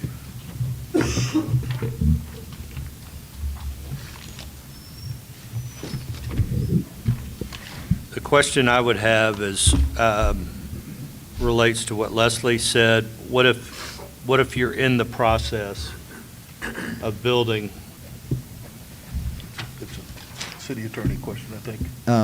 Well, I can speak a little bit, and I'll let Daniel follow up, because basically, if you have submitted a permit and an application, you are vested under the rules and regulations at the time. That's a state law. That's a vesting rights issue.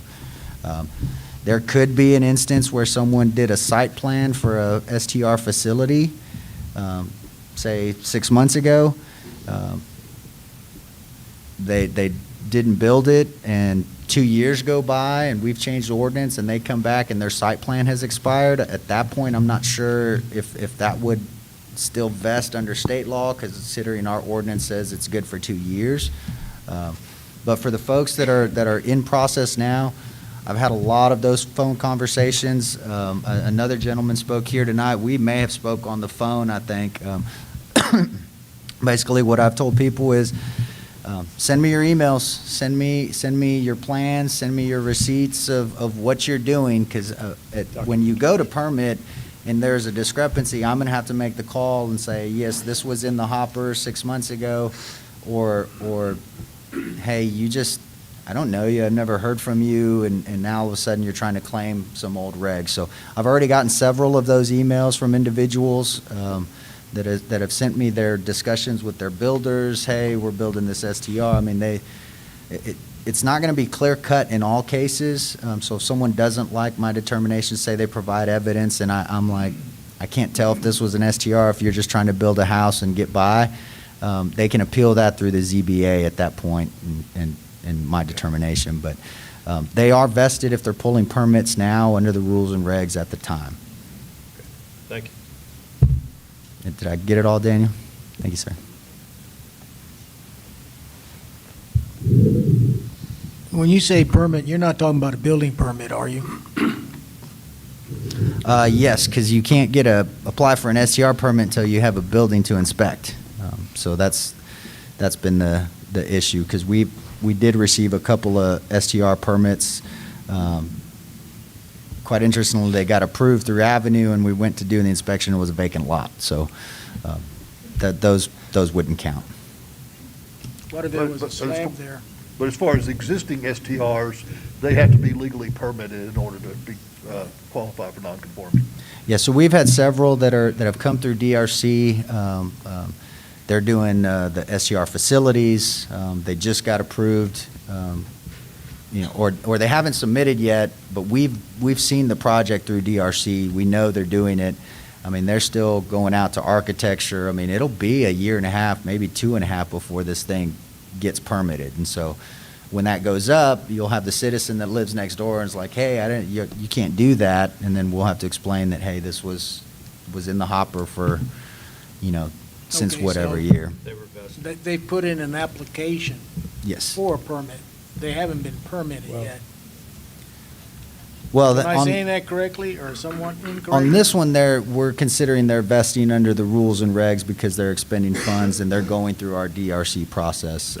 So it's not like a building permit per se. Some of them do have approved site plans through P&Z.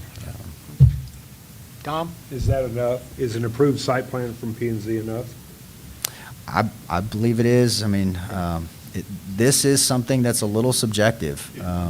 The city could take a hard stance and say, hey, if you didn't spend any money or you didn't put anything in, I mean, Leslie's a little different. Her house is being constructed, but I have folks that say they're buying property because they want to do an STR. I have no verification that they're doing that other than what they tell me. So for those folks, I need something. I can't just have a random. I don't think those folks should qualify. I mean, my feeling is you expend money, you demonstrate that you're in the process. I think the people that get some of the ones that might be getting hammered are the ones that are saying, I'm buying a house now and I'm still working in Houston, but I'm planning on moving to Fredericksburg and I want to turn it into an STR, but I don't know when. Okay? That issue is, I think, totally is different.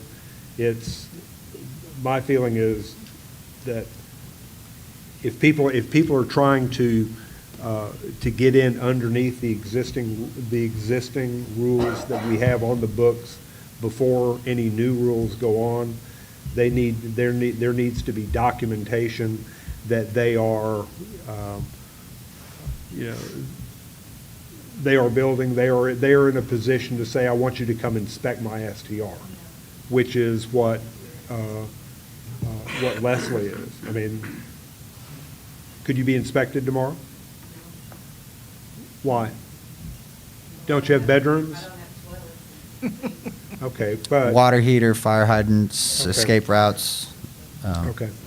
No, I think you're right. I don't know that the ordinance can do that. I think we'll probably have to have some kind of policy from council's direction with Daniel to give me some guidance on what is. Like how far back? I mean, the guidance, what we have is how far back are you going to go? Right, and that's my concern. If you look at case law and what happens in other cities, if you've owned a piece of manufacturing or industrial property, that's a valuable piece of property Right. because it allows every kind of use. If you own that in San Antonio for 20 years and they change the zoning, you go, well, I was going to do something, but you haven't built for 20 years. The courts have said, you've had your chance, the zoning has changed. But the issue is where they are expending funds and they are working towards that project. I think that needs to be buying the demonstrated. house, would buying the house say that vests you under that? I don't think it does because Not in my book. we're not taking away their right to live in the house. We're not taking their right to sell the house. We're not taking away their right to rent the house for a long-term tenant, especially if it's someone that says they want to move here later. As long as they get to move here later in that house, we're still granting their wish. But that, we'll have to probably develop some internal policies for me to use as a guideline when those issues come up. Kathy?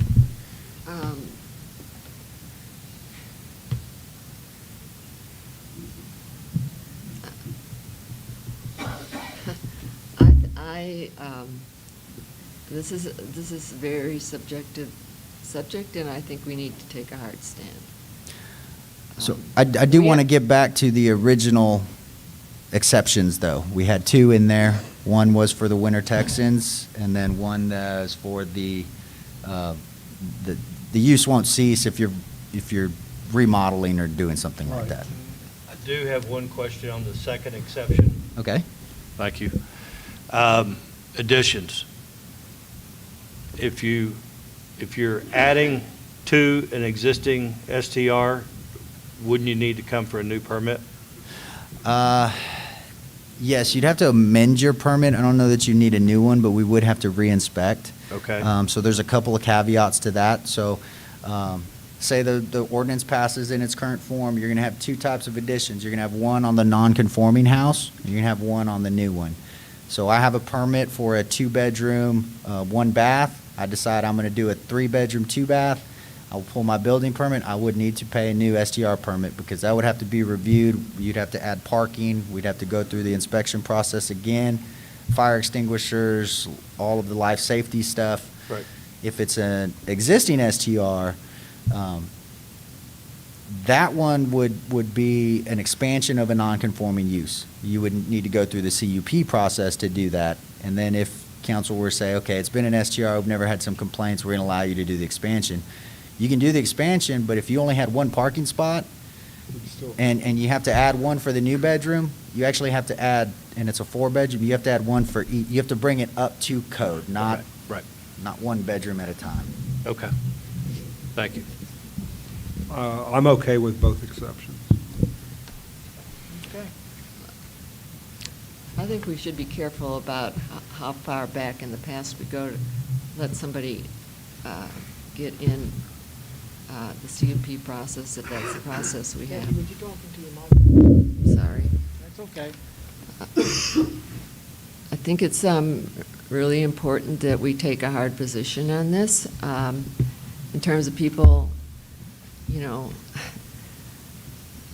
I understand if they started a year ago, before we even started talking about this, and they are very close to being finished and having an inspection, that's probably something we would consider. But other than that, if they started 6 months ago and they knew we were going to start changing things, then that's too short.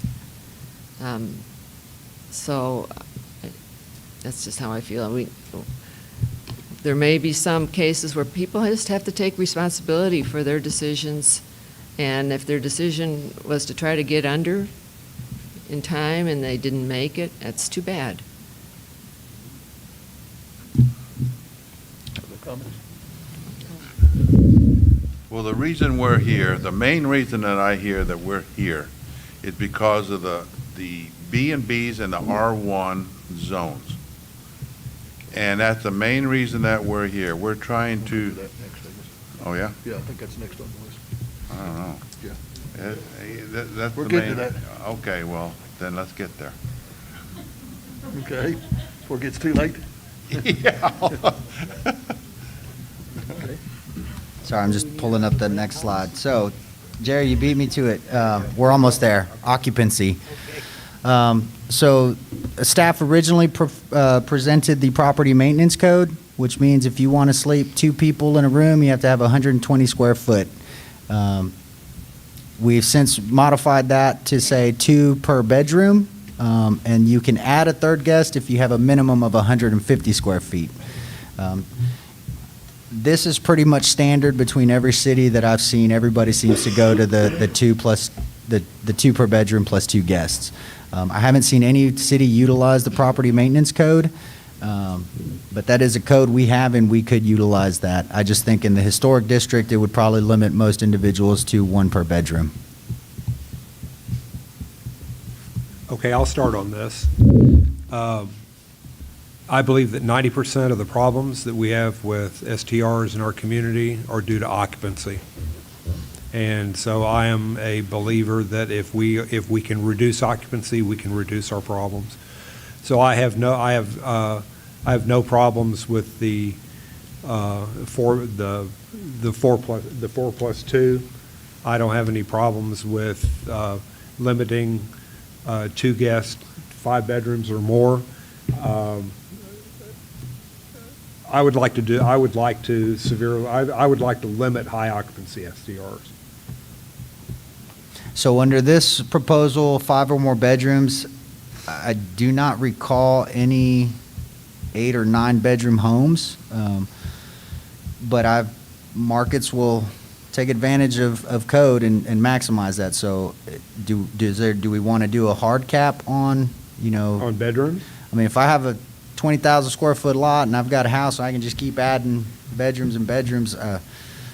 Not on bedrooms, I think that's where, that's a little different, but a max occupancy of the home, because we do need to remember, these are residential neighborhoods, the average family size is it's less than 2.5 now, I mean, it's reducing every year, so when you have 4 to 5 people living in an average 4-bedroom house, is the city okay with 24 people in a 10, 12-bedroom house? I mean, to me, that starts getting more into an apartment style or hotel, but you could have a wealthy individual that wants to buy up a block and have a 20-bedroom home and live there. So would you want to just limit is there a maximum number of guests you would like to see, or do you just want to let the bedroom size deal with it?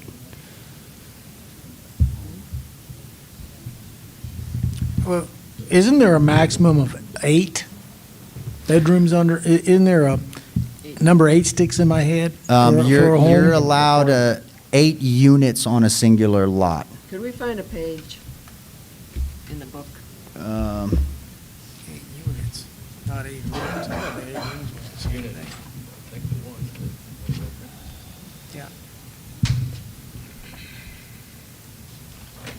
And then they become a hotel. That's going to be under I believe, the special regulations for STRs, 5.401.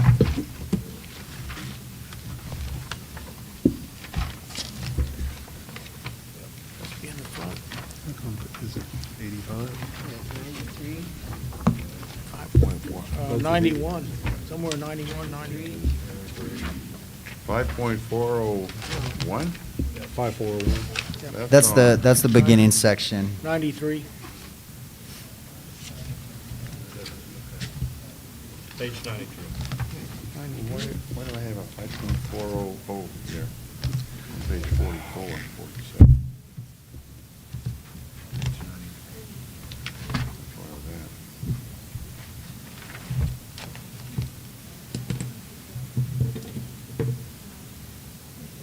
Section 6. But to Charlie's point,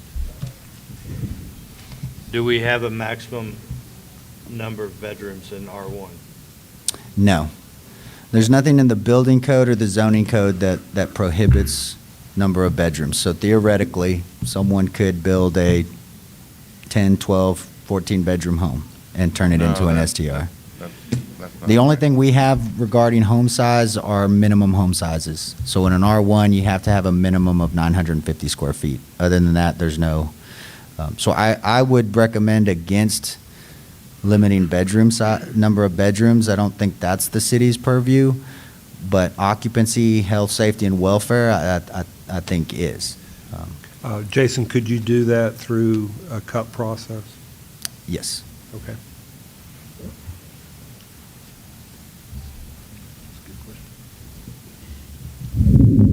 Well, on page 91, 6, talks about maximum occupancy up to 4 bedrooms plus 2. That's 8, 10, unless the bedrooms are big enough to add more. So that's, could be 11, 12, 13, 14. So I think gets into a party house mode, and that's not what we want. So 5 bedrooms. that's why for 5 or more, we said no guests, just 2 per bedroom. But there is no cap on the number of bedrooms, so there is no cap on the number of guests. Well, it says 5 or more bedrooms, yeah. So we should not have more than 5 bedrooms. That's 10 guests. Right, but I do not believe we have the legal authority to limit the number This is of it. bedrooms you can add onto your house. We can limit occupancy. And we could do that through a CUP. Or we could say for 5 or more bedrooms shall be limited to 2 overnight occupants per bedroom, and in no such case have more than 14 guests. We can do it through a CUP. Or a cup. But I would not recommend doing it through the number of bedroom, like. You want our opinion? My opinion is that we do not create party houses for STRs. So limiting the bedrooms, I think, is within our purview. best way to limit the party houses is to limit occupancy. You know, either through a cup or through. So if you want our advice on what you're doing, then limit. Okay, I hate to be the devil's advocate here, but, you know, I know that you said there's only 2.3 people living in a home, but there are some homes out there that they're having a lot of children. Yeah, And I've had people discuss that with me. The difference between that is they are living there, so they are a protected class. Transient lodging. Okay. People So, I mean, are if not a protected class. 'Cause I remember when the Reese family moved to Fredericksburg, they had I don't know how many dozen kids they had, but they had the biggest house with the most bedrooms in town. Well, and that's what I'm saying. I don't want to write in the code that if someone comes into my office to build a building, and I don't know they're going to do an STR, I don't know they're going to do anything. Maybe they have a big family, maybe they don't. Maybe it's just one guy that wants to sleep in a 10-bedroom house. I don't think I legally have the authority to say that. Now, if he wants to turn it into a B&B, I can say, yeah, you can do that, but you're going to have a max occupancy of X. Yes, and that's what we're talking about, Right. B&Bs and STRs. Right, so if on the 5 or more, like I said, I don't recommend limiting the number of bedrooms. I recommend if you want a max occupancy. Under the current proposal for 5 or more, there's no max occupancy. So if you want one, is it 14, is it 16, is it 10, is it 12? I mean, that's, what are your thoughts on for 5+ houses, 5+ bedroom houses? 10? That's what it says, 5, Six, you get per room. 6, 7 bedrooms, you still want 10, that's what we're asking. What's the maximum occupancy? 5 bedrooms 6 Well, bedrooms? then they need to get or a less. hotel room or something. So what is your you're saying 10 no matter how big the house is? You look at me? That's what we're trying to Well, get to. okay, 12, put 12 max, period. No, if you're saying, If you got 5 bedrooms, 10 should be the maximum, yes. What if you have 7 bedrooms? You're not allowed to have an STR. Make into one to a reading room and another one into a study. And what Tom had suggested is through the CUP process, you could consider what neighborhood it's in, what sort of, impact, what sort of residential comments you get, and, a lot of factors in making that decision on an individual basis. Who would make that decision? The city council. We would have to make that. but Was that like that? to me, that gets way too subjective. I'd rather have something that you can refer to, and if People you, know where you're coming from. exactly. If I know I'm buying a 5-bedroom house and I'm going to turn it in, or a 6-bedroom house and I'm going to turn it into a STR, I know that I can only have 10 people. X guests. Right, so it may be a situation where we say, okay, for 5 or more bedrooms, we don't care how many bedrooms you are, you're going to get no more than, I'll throw 14. And if you, That would be 10. please, let me just, because the situation is, at that point, the homeowner would say, okay, I'm not guaranteed 2 per bedroom, I have a max. So if I want to build this extra bedroom, then I get 2 in there, and everybody else gets 1. This all sounds fine and dandy. I never did this when I was in college. How many guys are going to be staying in their motel room? 2. How many were staying in there? 22. Right. I mean, you can max out anything you want, and it's going to be the operator who has to take care of that. And you said, to me, you have it on the books, but how do you actually know how many people are spending the night there that night? It's impossible to know. I would say, if I don't have it on the books, I don't even have the opportunity to enforce it. The second thought is I've met a lot of folks in this town. They are some of the best sidewalk inspectors I've ever met. They'll know how many people are sleeping in that house, if it's a problem house. If it's not a problem house, then it's not a problem house. I just want to know, if we're talking no limit on the number of bedrooms you can build on a house, do we want to at least set a maximum number of people for 5 or more? And if we do, what is that number? Is that 14? Is it 16? Is it I'd say 12. I'll go with Bobby on that. 12 max? 2 per 12 bedroom max. plus 2. On a 5-bedroom. On a 5-bedroom. Or whatever. Have a max of 12. Even if it is a 7-bedroom. Are we done with this one, guys? No, I No? don't think we should have Okay. that many bedrooms in an STR in a residential neighborhood. It's not, Well, I it's, don't even has, think there are that definitely many. has a negative Well, there's not, but impact. again, this could also be in a commercial neighborhood. I mean, The this, commercial, we're not talking about commercial, right? We're talking no, about, we are, What if I buy a 5-bedroom house in R1? you can't have an STR. Watch this. Okay, so we're talking about all over town here. Let's make sure what we know what we're talking about. I don't care how many bedrooms they have in the commercial sections of town, more the merrier.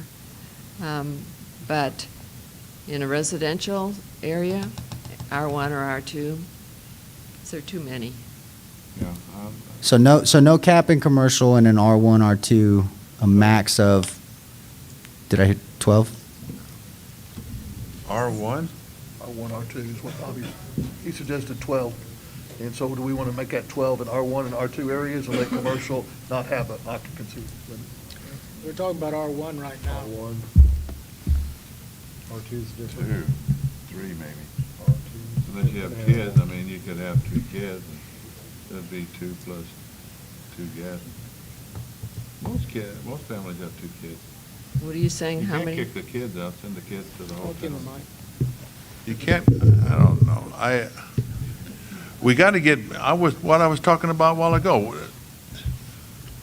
Our R1s are residential places.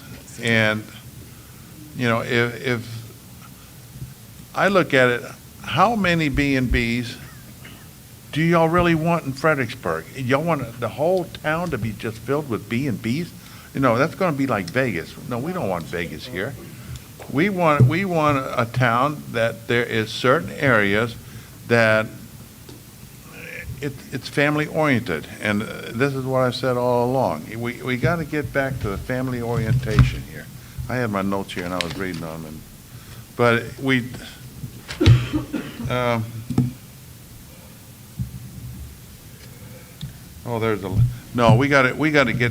get it down to where it's 2 plus 2 and keep it at that in our R1s, if it's gonna be. I would just as soon put a moratorium on the B&Bs in R1 and go back to it. I know, like Ken Carr and Rosemary Etchinson, when they got up here and talked what they were saying, that if we put it a vote to the citizens of Fredericksburg, I guarantee you that there would be no B&Bs in R1, period. I mean, I know it would be voted in 100%.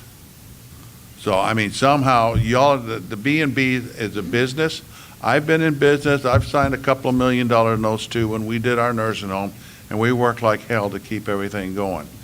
And when y'all have a business like this, y'all are gonna have to accept that this is your business. I mean, we worked almost 12, 14 hours a day when we did our business, and that's the only way that we can make it go. So if you got a business, you're gonna be taking a chance with that business. But when it comes down to my neighborhood and other neighborhoods in R1, that's what I want. I want a neighborhood. I don't want all these cars and all these dumb lights, all this other stuff going on in the neighborhood. When it's 10:30, 11 o'clock at night, turn the damn lights off. You know, Jerry, okay. I appreciate those comments, but let's stay on track. It is on track. We're talking about occupancy. So We're gonna that's keep why. moving forward. Okay, well, I was halfway there. Okay. You'll have an opportunity when we're done. You can read all your notes. Well, we get late meetings here, and we just gotta, we listen to everybody, and anyway. Okay. We're ready? Yeah. Council, move in? Thank you. Okay. So this is the big one, R2 and R1. You know, Staff is proposing some areas where they're allowed by right, and hopefully providing some relief to people that may be stuck. I don't think will be a continuous drip, drip, drip down all the way through, but I think it will close in infill some gaps. But on this one, like I said, there's 3 ways to do a CUP. The infill one, which is your sandwich between them. There's the where you have a majority on the block, or if most of the landowners sign your application like a zoning change. So you like all of them, you like none of them. Are you, the slides, Bobby? the slides show R2. Is this for R1 and 2? The only distinction between R1 and R2 is the inclusion of the STR accessory structures. Or, I'm sorry, STR facilities.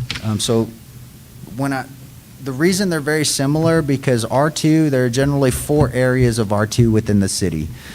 We have the historic district R2, developed very much as single family. There's no apartments. There may be 1 or 2 duplexes there, a couple of townhomes. We have the area between the high school and kind of H.E.B. Most of that is R1 single family developed, even though it's zoned R2 for multifamily. There's a few duplexes there, but for the most part, that's a single family neighborhood. The other R2 is over kind of behind the Tops Donuts and that whole area. That's all R1 until you get to Highway Street. Then you start seeing more of the duplexes along that area. But those areas are predominantly R1.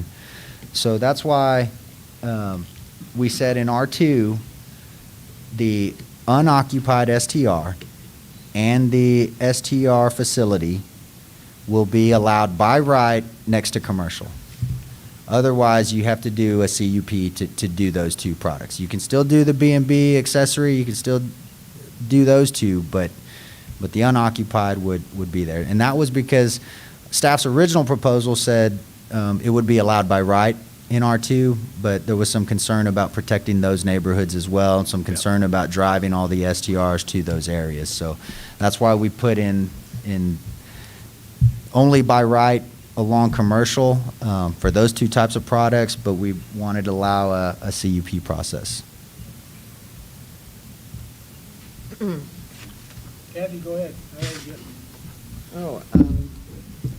Most of my comments will be about R1, but I think that...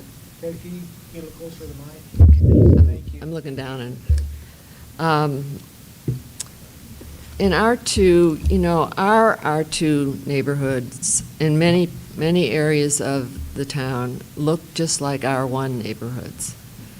And we have not developed, and even the comprehensive plan acknowledged that we have developed neighborhoods. We haven't developed residential neighborhoods. We haven't developed multifamily establishments in R2 as, it would be contemplated by the zoning code. So we just haven't done it. It hasn't grown that way. And I think we have a couple of options. One is we rezone good portions of R2 that look just like R1, and they come under the R1 zoning and STR requirements. Or we limit them in R2 in a way that's very similar to how we limit R1.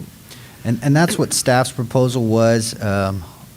We had heard some concern that R2 is about density. People are paying more for those lots because of it, and that's why they're purchasing them. Staff perspective is townhomes, duplexes, fourplexes and small lots are a product that we are sorely needing in this community.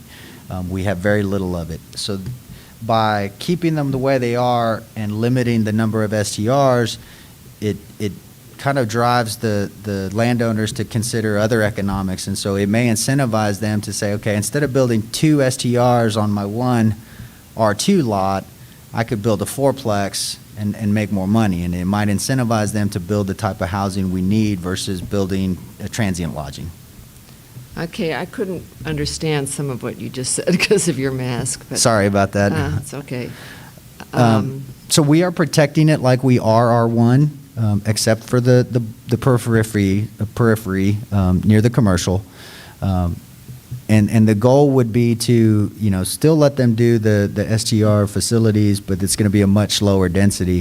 And instead of rezoning it to R1, it protects the existing neighborhood, but it does allow for the opportunity to incentivize the fourplexes and the townhomes, because someone may say, okay, I have that lot. Instead of building 2 STRs, I will build 4. So you have a lot, Fourplex. you're saying you have a lot in R2 that's in between a bunch of single-family homes or residential uses, people are living there, and you would allow them to put a fourplex in between there? Yes, because that's what's allowed by right now. And that's by right? Yes. And I would say that we need to change that. If the whole surrounding area is single-family homes that looks just like R1, then we should rezone that area so that this doesn't happen. Now, I can understand, and I would agree, that if the property is adjacent to a commercial area, a non-residential living area, that under a process, they could be permitted for an STR.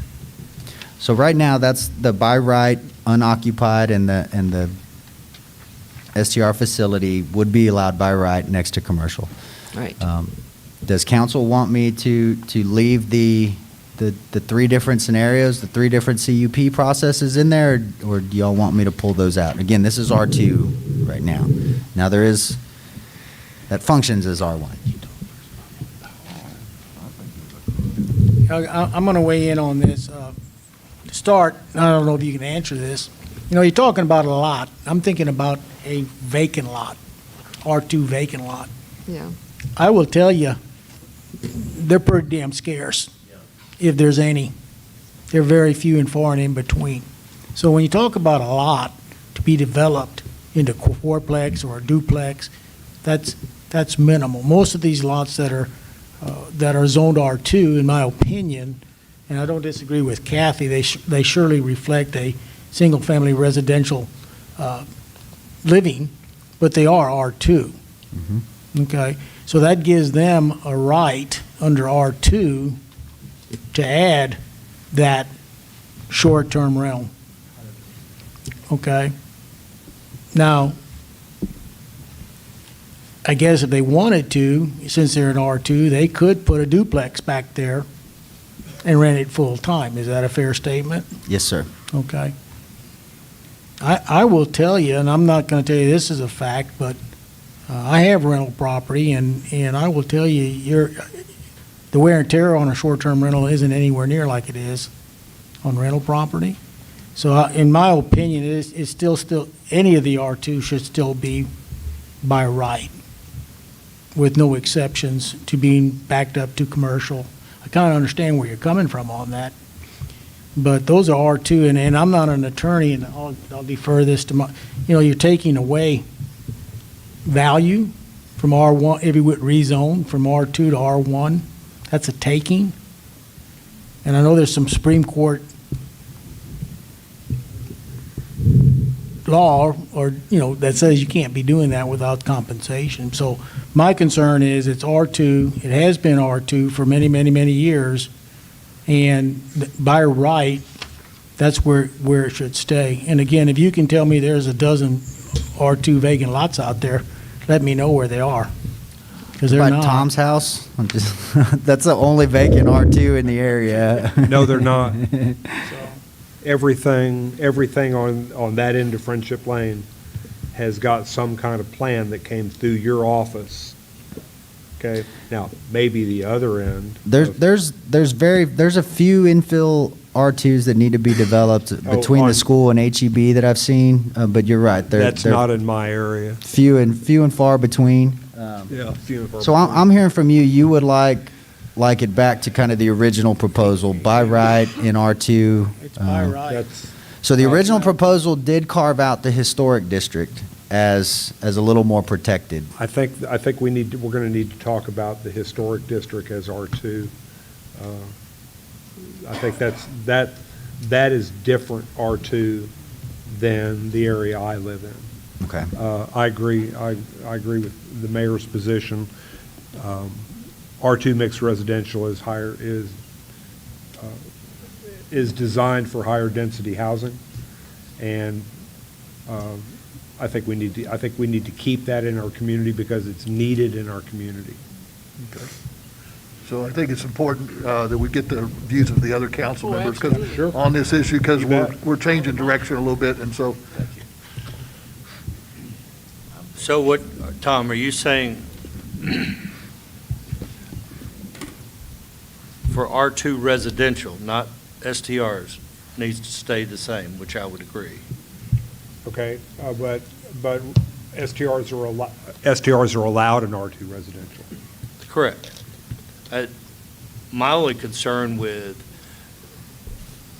STRs in R2 would be the density.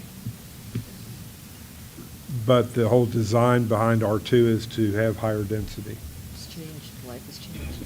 Well, There's a project that was approved that they're building 4 3-bedroom houses on a lot. an R2 lot? And on R2 lot. They're going to be a rental or apartments or even short-term rental. They're going to be short-term rental. Which project is that? Where is that, do you know? It's on West Travis. Okay, but that's R2 in the historic district, and I think that swath of R2 around the middle school, I think we need to have a conversation of whether that should really be R2 or if that R2 zone should be rezoned, or we develop a new zoning category called R2 Historic District. Because the R2 around Travis Street is totally different than the R2 anywhere else in town. Pretty much.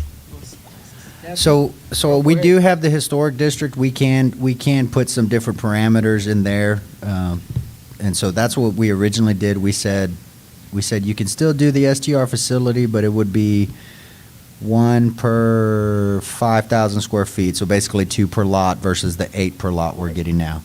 If you want to protect that R2 in the historic district, we could go further and say you get 1 STR unoccupied by right. I think it should be a cup.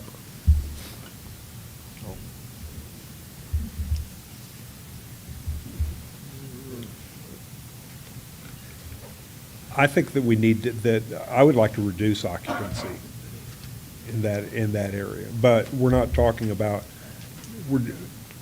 R2 historic district here. I thought we were just talking about mixed resident. Well, this is all R2. I understand that. Again, the discussion last time was these are operating as single-family neighborhoods. If we open it up by right, and we prohibit them in R1, we force them all into this area, and the discussion was to protect them when they operate as R1 as well. So what we did was, that's why we said along the corridors. I would say for the STR facility, where you have multiple units, they need to stay next to the commercial. But if we're talking unoccupied STR, the single home, if you want to allow it in R1, or I'm sorry, in R2, then we could do that. And if you wanted to allow it in R2 in the historic district, we could do that, or we could do it with a cup. Because you can limit it with a cup. Yes. Okay? Because when I think R2, okay, I'm thinking about, Sunset or Sunrise Street, we need to extend Sunrise from Creek Street to Eagle Street. And when that happens, there's going to be all kinds of R2 that is going to be opened up back there. Okay? that could be developed, and it could be developed at a higher density than R2 in the historic district. So I'm looking at R2, not downtown, where all the development of STRs has occurred over the last 8 to 10 years. I'm looking at R2 in my neighborhood, which is the south side of Fredericksburg. Right. And so I think the way the regs were drafted, though, was if you prohibit in R1, they're going to go somewhere. And if you don't limit in R2 by Eagle, that's where they'll go. So if you're okay with them going there, that's fine, unless you want to incentivize higher density for long-term rentals, then you would say no, and you would let that R2 owner say, okay, I can't do STRs, but I can do duplexes and townhomes that gives me a return on my investment and provides housing for citizens. So that's why we said no, other than by the commercial areas, was to help incentivize multifamily development versus STR development. That makes sense. And the one issue that no one has mentioned tonight is that that STRs are being used as spots for people to, we know that that's where people are staying in them when they come to visit the town. And no one has said anything about if we limit the number of STRs that are available for out-of-town guests, then where are they going to stay? If they don't stay here, they stay someplace else, like in Kerrville. My contention is if they stay in Kerrville, they're not coming to Fredericksburg, they're staying in Kerrville. So we have not, I guess as a community, everybody's aware that we haven't built a hotel since 2014 in this community. And the number of hotel rooms that we've had in our community has decreased since 2014 because we've had 2 hotels close. But I think everybody's aware that the number of visitors to our community has increased since 2014. And the reason we have been able to accommodate those visitors is because of the construction of, I think short-term rentals has something to do with that.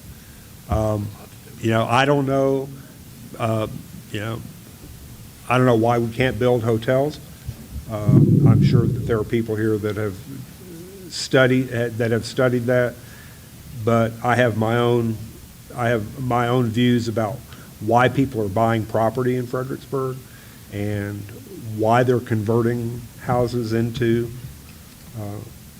STRs, or why 50% of the STRs are owned by people who live here. But we need places for people to live. And if we want to continue to be a community that attracts visitors because of all the things that we have available here, then we need to really think about this issue of where people are going to stay when they come here. Well, I think that's the beauty of the ordinance, is we're not removing any of those places to stay, and we're allowing slow growth. The question is, as far as the CUP and R2 and the by right, is do we want to incentivize long-term housing, or do we want to just allow short-term by right? I don't think that's the right I think- question. I think R2 by right, whatever, unless we change something else, right now R2 is what R2, in my opinion, should continue on. If I want to do a short-term rental in there, or if I can build a duplex in there, or whatever is, appropriate for me to build. Or a condo complex. So STR by right and R2 except the historic district. I think that's a fair statement. Council, we want to keep going, any comments? Kathy? You mean STR attached to a zoning to a non-conforming? I'm sorry. Have you jumped from allowing by right an STR that's connected to a commercial area to just any place in R2? Well, that was the original proposal. I know, but And so changed. we changed it to only by right next to commercial. Right. I think that's the way it should be.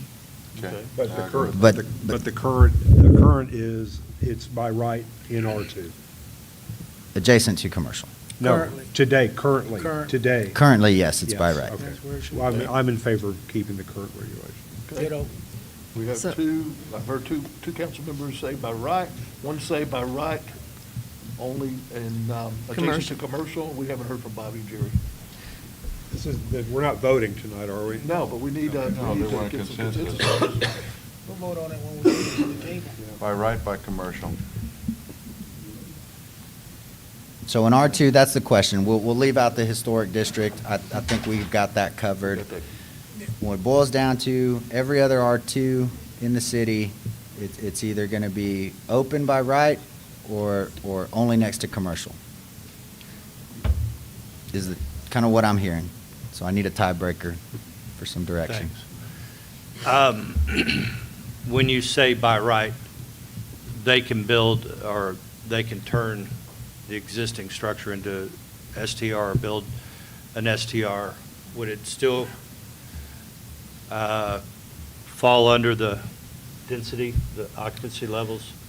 So all occupancy, yes. I think for R2, I would still recommend, for R2, I would still recommend the STR facility next to commercial. Because that's really, you are getting into a hotel at that point. That's right. Yeah. That's what the state considers those. The minute you put two STRs on your property, you are considered transient lodging, and you have to do ADA, and you have to comply. So I would say for any type of facility, up to 8 units that we're talking, that's a boutique hotel, goes next to commercial. I would agree with that. For the unoccupied STR, that's really what the crux is, because you can do the B&B and accessory by right. So R2 outside of the historic district, I'm kind of hearing STR unoccupied should be by right. Is Correct. okay. But a facility next to commercial. Okay. That, you good, Charlie? Define facility for me again. It's Tell me what STR. facility. It's not a B&B. It's not rooms in your bedroom. You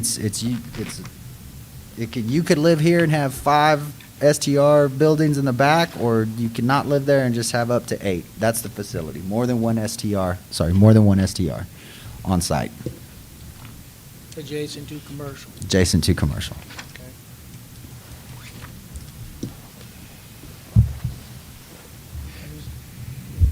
Tom, I think you're thinking.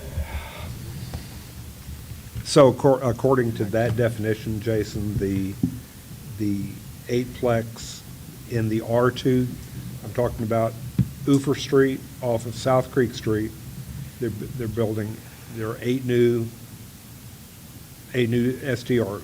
You know where I am? Mm-hmm. Okay? Would that be allowed or not? No, Because it's not next to commercial or a PUD. correct. Now, they could do a condominium, request a CUP, and, because that's actually how those were done. Those are condo units, they're individual owners. So the state says a condo regime is a single-family product, even though it functions as a multifamily product.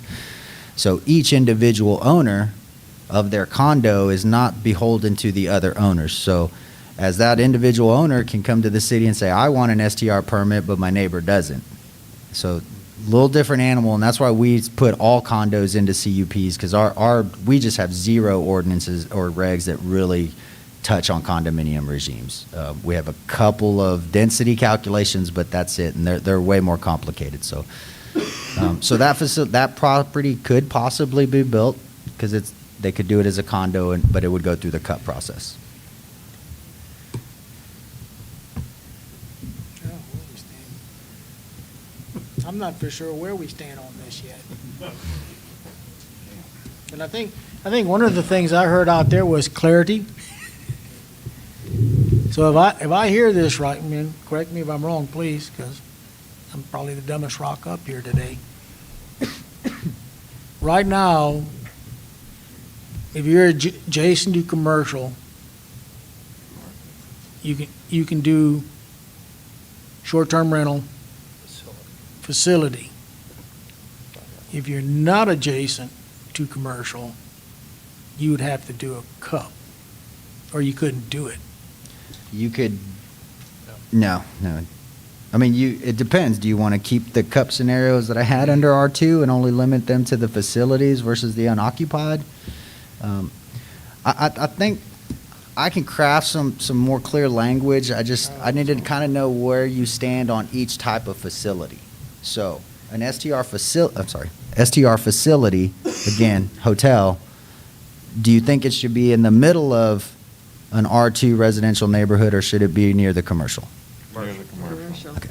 If it's near commercial, I would recommend by right, because it's near commercial. So let's pitch over to STR unoccupied. So this is the standard home, the traditional STR that we all know has become the norm in town. Should those be allowed by right in the R2 neighborhood? I think what I've heard is yes. No. Well, Not I think a facility, STR unoccupied. yes. SDR unoccupied. Yes, the single Yes, okay, house. I'm with you now, thank you. Not everybody, but the majority I've heard has said they're okay with that there. So if you're okay with that by right, then most likely we can remove most of these cut processes for R2. Now that I know kind of how you stand on each type of product. Okay, I disagree with that, Jason. Yes, ma'am. I disagree with that. I You got know, me but down? I have to have a majority to move forward on some regulations. I can give some side regulations or some other options, but I need direction one way or the other, because for me it's not sustainable to just wing it and hope and a prayer that everybody will match up with what we proposed. If we do this, can we come back and change it? I mean, are we putting it in concrete or what? You can change it up to the time the ordinance is adopted. We're just needing some direction Well, tonight. You could even it's change it adopted- after you adopted it. Even after it's adopted, I mean, if it's not working right, then we Yes. change it. I mean, Let's move forward.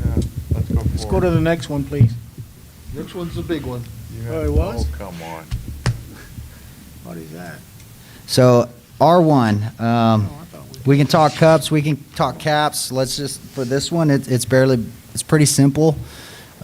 It seems like everybody I've talked to, whether citizens, neighbors, operators, owners, or council, I don't think there's a big concern with the owner-occupied B&B or the owner-occupied short-term accessory rental.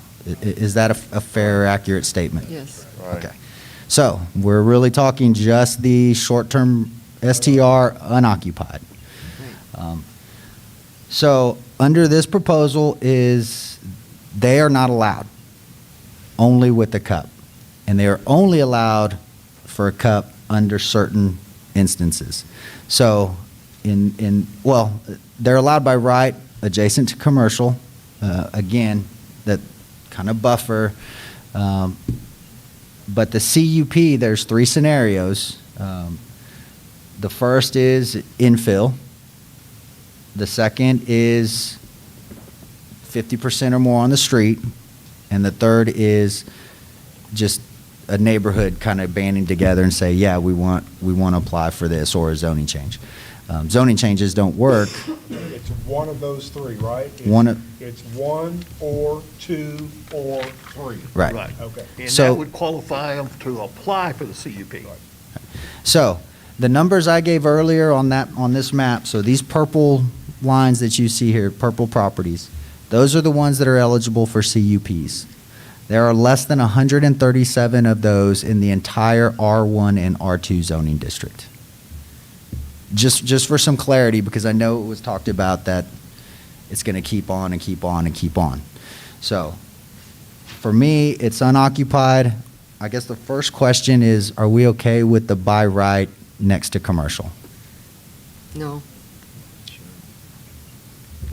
No,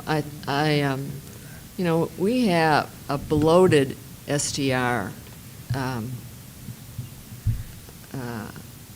business in this town. The second biggest in the state, the second most short-term rentals in this state after Port Aransas.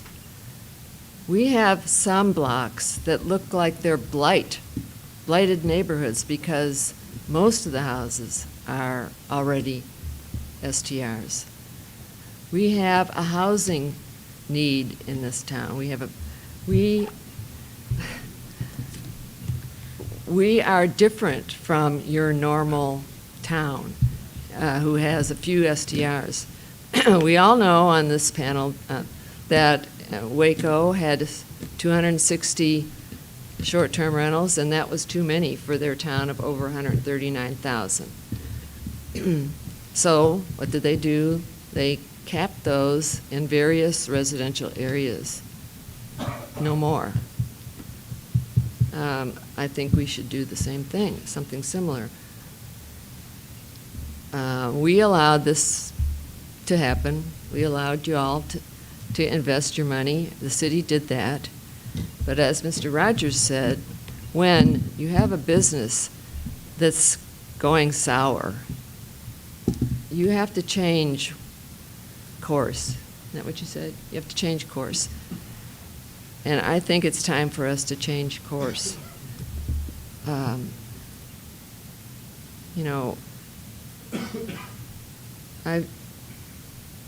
talked to a management company today, or yesterday.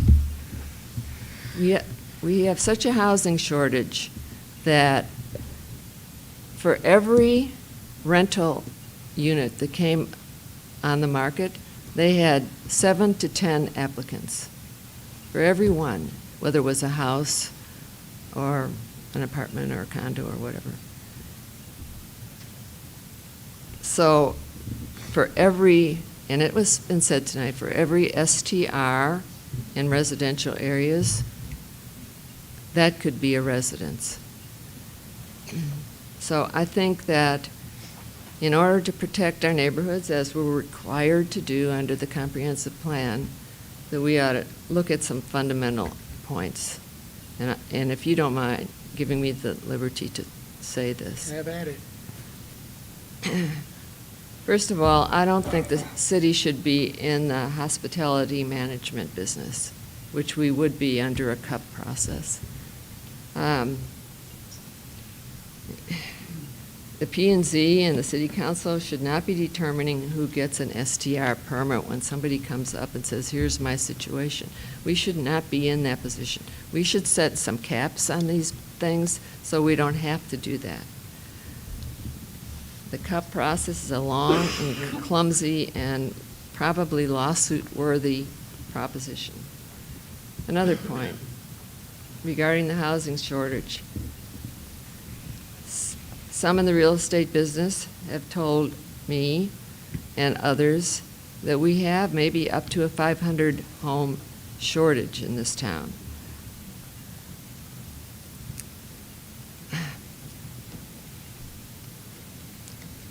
Some anecdotal evidence. The headmaster, or whatever he's called at Heritage School, was hired from Lubbock. He's talked to us before here. He didn't come tonight. The housing prices here have prevented him from buying a home. We know that, and the STR or the realtor community has told us that short-term rental permitted houses are worth way more than non-permitted houses. He couldn't find a house to buy here because so many of them were taken up with short-term rentals, and the housing prices had skyrocketed. At Ambleside School, they subsidized 2 teachers to live on the school campus on the top floor of their kindergarten house because those teachers cannot afford to buy a house here or can't find a long-term rental. We have plenty of evidence that we've heard at our Lady Bird forums, at all of our SDR meetings about the need for homes and the prices of homes and the negative effects of short-term rentals in neighborhoods. We can all agree that STRs provide an economic benefit to the city, but they also create costs. Costs to the quality of life of residents and loss of desirable neighborhoods. We are a city that has plenty of room for professionally planned hospitality businesses such as short-term rentals to be built and operated in commercial areas or non-residential areas. We have plenty of room in this city for people to do that. They should not be allowed to eat up even one more single-family home in R1 and R2. That's how I feel about it. Kathy, I have one more point. Okay, good, because we want to move on to the subject. I want this in the record. Fourth, we have reasons to support our residents over our investors. Not just because the comp plan tells us we need to do this. Residents are the backbone of this city. They are the fabric. They are what hold this city together. They care about the city. They vote here. They send their kids to school here. They volunteer here. They stay here and retire. Now, I know some of the STR owners are residents also.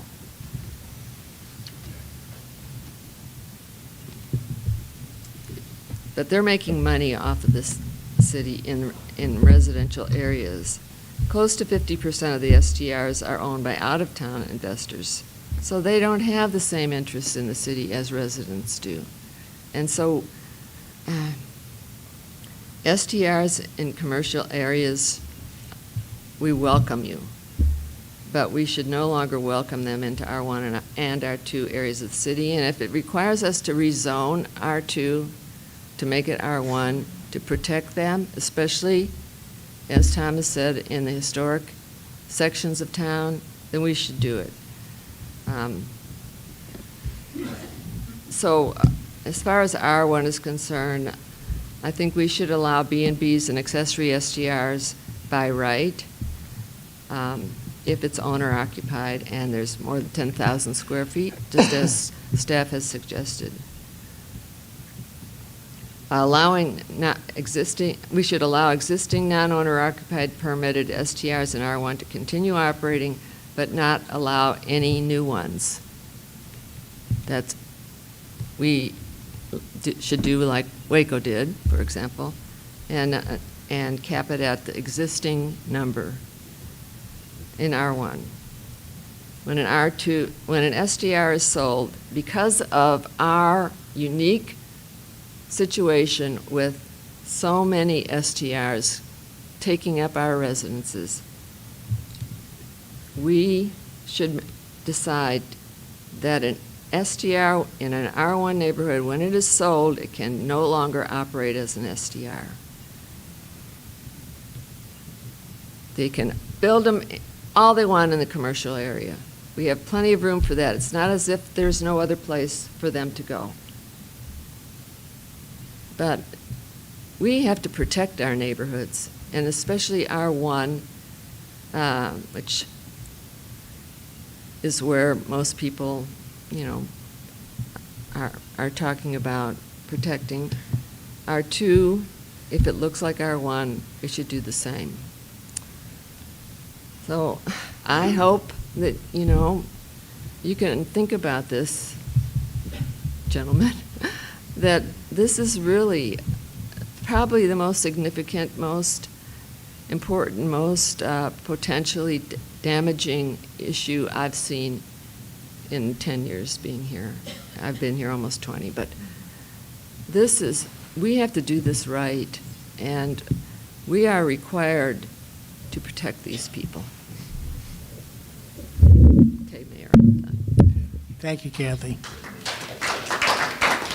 Okay. All right, let's get back on track.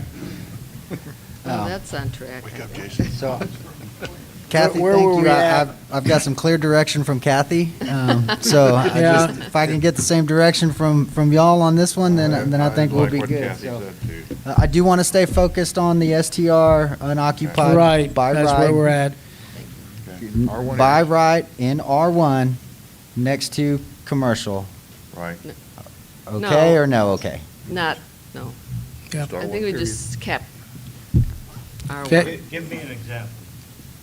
So up and down Llano, a bunch of commercial, some businesses. A lot of those have transitioned to STRs. So the house right behind them, you're either living next to an STR or you're living next to a business. If that sells, should that one be by right an STR? No, because then the person living next door to them is going to be living next door to an STR. So we're just adding.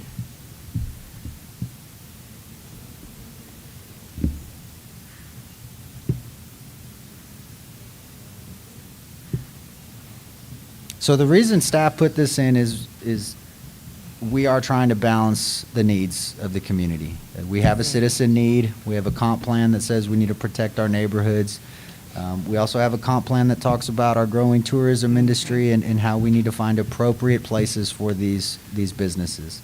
It mentions they need to be in proximity to the CBD, mixed-use areas, and other commercial areas. So that is why we proposed for at least, again, we see it as an important part of the community. There is a place for them in our community. So we said, let's put them in by right next to commercial. Disagree. But Jason, I think Kathy's saying we've got too many. We've got to control the numbers. That's what I'm hearing. Right. I understand what you're saying, but she's saying regardless of that, we have to have more controls over the numbers. Right. Yeah. So the question is, does the rest of the council agree with that? I want a clarification. If we do it by right, an R1 next to commercial, say the house behind the business on Llano, does that give his neighbor, that person's neighbor, the right then to be STR? No. Yes, we'd stop right there.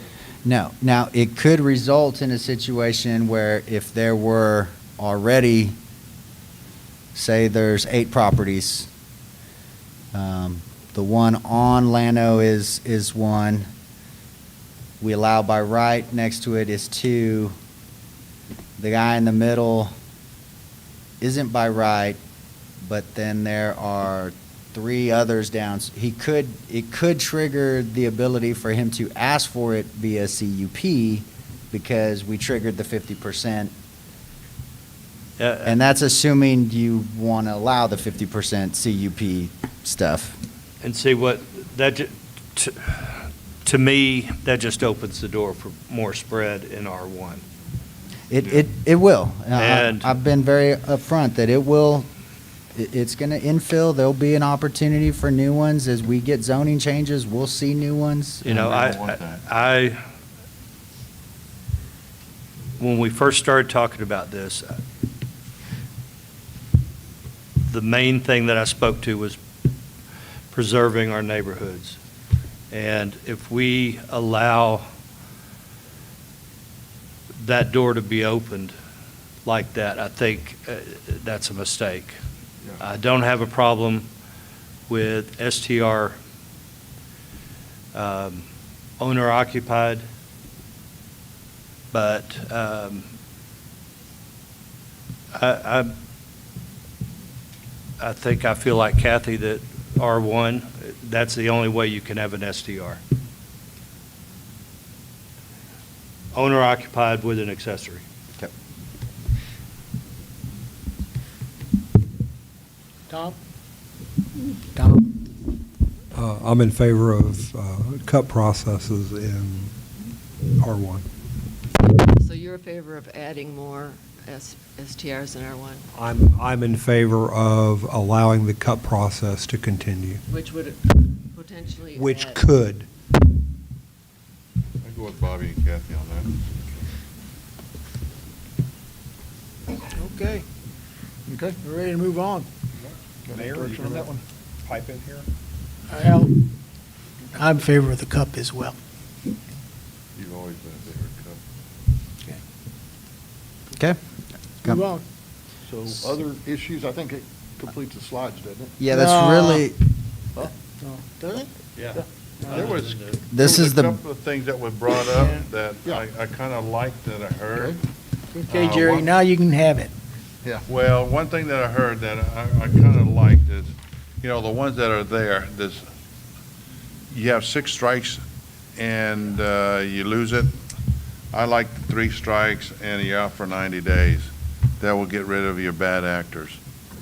I think that's a good point there. And then one other thing too that was mentioned, I don't agree with Carl Biederman too many times, but I agree with him, this 3-tier thing that you talked about, where the fees are for locals compared to county, compared to corporations. I think there should be different rates for those corporations that come in and want to take over and put this commercial business going on in town. Okay. I like that. Okay. I've got a couple things, Okay. since we're going this way. Will we?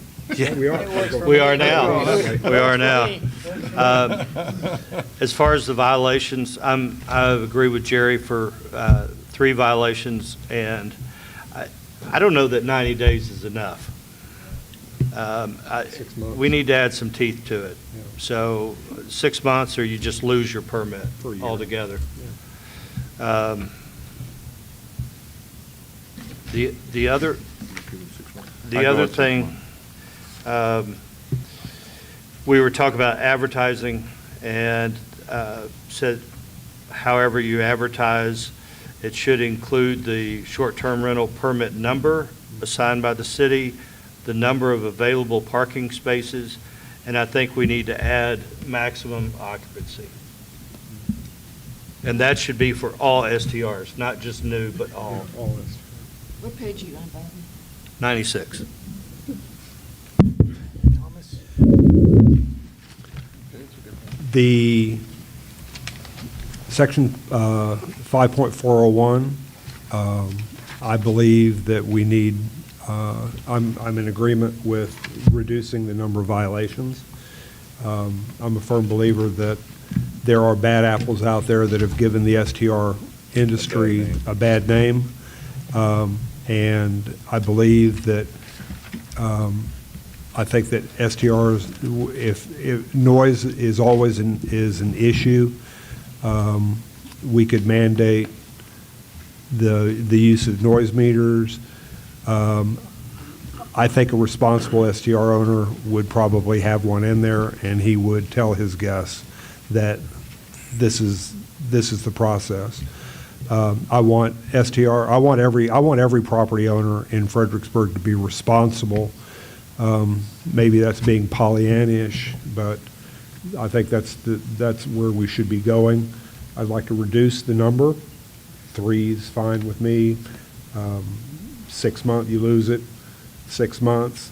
I think that, let's see, what else was? Come back. Yeah, it'll come back. Enforcement, I think, is the key. I think that I think occupancy is the biggest, probably the biggest issue we have in the STR world. I believe that if we can reduce occupancy, we can reduce the problems. STRs are not going away anytime soon. So I think we need to do what's best to live with them in our community. As far as the fee structures, I've heard the proposed brand new, STRs pay X plus something. If you're a resident, you get a reduced rate. If you're out of town, you get a higher rate. I think that probably raises some 14th Amendment issues. So I'll look to our legal counsel back there.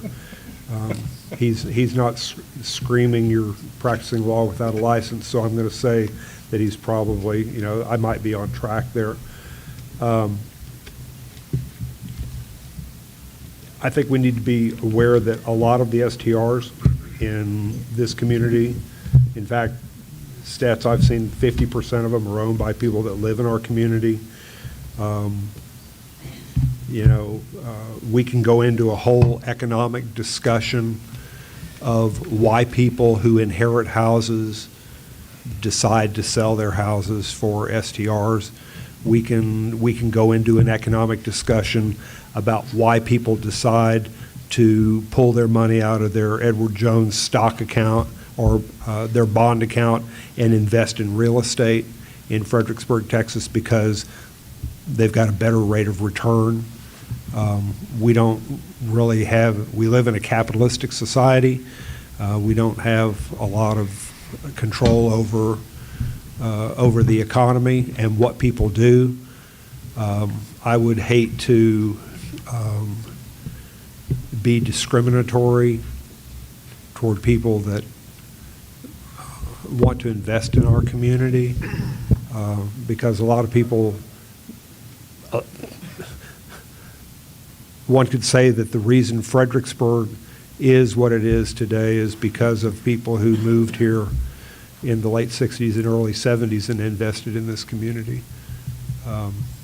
I've lived here almost 50 years next year, and I moved here, and I'm not alone, and I hope that more people move here and become part of our community and get involved. Kathy? Want some specific guidance Kathy? Sorry. You'd never make a singer. No, I won't. I wouldn't make it on the stage. Jason, you want some specific items? If there's something you have. Yeah. Yeah. Yeah, a few things. I think we need to take a look at the permit fee, and I would be in favor of keeping it at the $150 level for the R1 owner-occupied B&B instead of, because I don't think they make as much money off of that kind of rental than, a regular unoccupied STR would. Just look at that and see if there's maybe some way to massage that a little bit. Yeah, and the fees will come back to you in a separate, that'll get done at the fee schedule. We had some numbers that we threw around, and I know the Alliance had some proposals that is more of a structured kind of bedroom-based approach that we want to look at further, so. But that's good to know that you're kind of on board with that. We've talked about parking. On the response to a call, you have that the local contact shall respond within 60 minutes. I think that's way too long for a homeowner next door to have to wait. If the problem can be solved by a phone call, that's great. But if it can't, you can get anywhere in the city in 15 minutes or less. So I would say should respond within 15 minutes. Kathy, they're going to have to get out of bed. Yes, you just throw on your clothes and get there. And I would like to remind you all that moving forward, these STRs will be participating in our PD's BECA system, so they'll have a sticker on their window. Right. And so we are going to let our citizens know, because of the safety issue, we do not recommend that a citizen go and address these problems themselves. I know we don't want to overwhelm the police force, but when you're talking late at night in today's world with groups of 10 or 12 and a bunch of alcohol, it's a dangerous situation. So we will be directing citizens to contact PD. They will go out, and then they'll have access to those owners and managers. Right, and that's why, as I told you today, I think we ought to include the costs of the police and fire department in our permit fee. So I know that's hard to calculate, but I think the police are trying to keep track of their calls. And so there must be some way to come close to a We'll look number. into that, yes, ma'am. Let's see. Oh, that on the suspension revocation, I think that suspension should continue through all appeals until a final decision is made by either whatever process we use.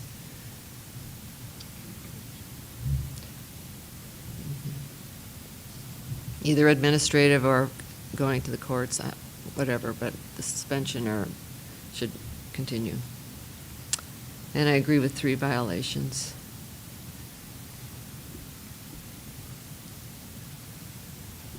I think that's all on that stuff. Thank you. I'm not going to take that much time. You know, I appreciate you coming in about the chainsaw Maine. I was there. And I was there when we did the first historical district. I was there. Sign ordinance, I was there. Meters up and down, I was there. So I've been through a lot of ups and downs in Fredericksburg. This is a very important facet of our community. It needs to be a balance act. It needs to be a compromise. And I think what we've developed here, at least in what I feel, is we're going to protect neighborhoods with the cup. We're not going to disallow short-term rentals where they're appropriate. And I think we've come, and I don't want to bring the federal government, and I think that's where we're at a standstill there. They can't compromise that. It's our way or the highway. And I don't want to see that in our community. It pits people against people. On voting, I wouldn't necessarily disagree which way it would go, but it would pit people against people in our community. And I don't want that to happen. I think what we're working on here is a reasonable resolution to what has started. I don't know what happened in Waco with their 200 and whatever number, but maybe if Fredericksburg had done the same thing when we were at 150, we wouldn't be here today. It was is it a problem? It may be perceived to be a problem in some eyes, and some eyes it's not. So I appreciate all the information I've received from individuals that I visit with, and I think we're on the right track. It's a give and take. And I live in a neighborhood. I'm not saying my neighborhood would be appropriate for short-term rentals or not. I don't know that. I would like the neighbors to know what's going on in their neighborhood. I think with a cup, being notified that, hey, my neighbor down the street wants to turn that into a short-term rental. I think as a resident of Fredericksburg, I think we're protecting that. The ability for that person in that neighborhood to say, yeah, hey, thanks for letting me know what's happening in my neighborhood. Is Fredericksburg ever going to go back to Mistletoe Street, playing baseball and soccer and kick the can on Mistletoe Street? No, it's not going back to that. But there are neighborhoods where kids are still there and neighbors, as you say, still talk to one another and they know what's going on. So I think we're on the right track. I think the council has done a good job this evening, and I think staff has done an excellent job. With all of that being said, I want to wish everybody a good night, a blessed new year, and I will, unless the staff has anything else to say, I will entertain a motion to adjourn. Second. A motion by Jerry and a second by Bobby. All those in favor? Aye. Motion carries 5-0. Thank you.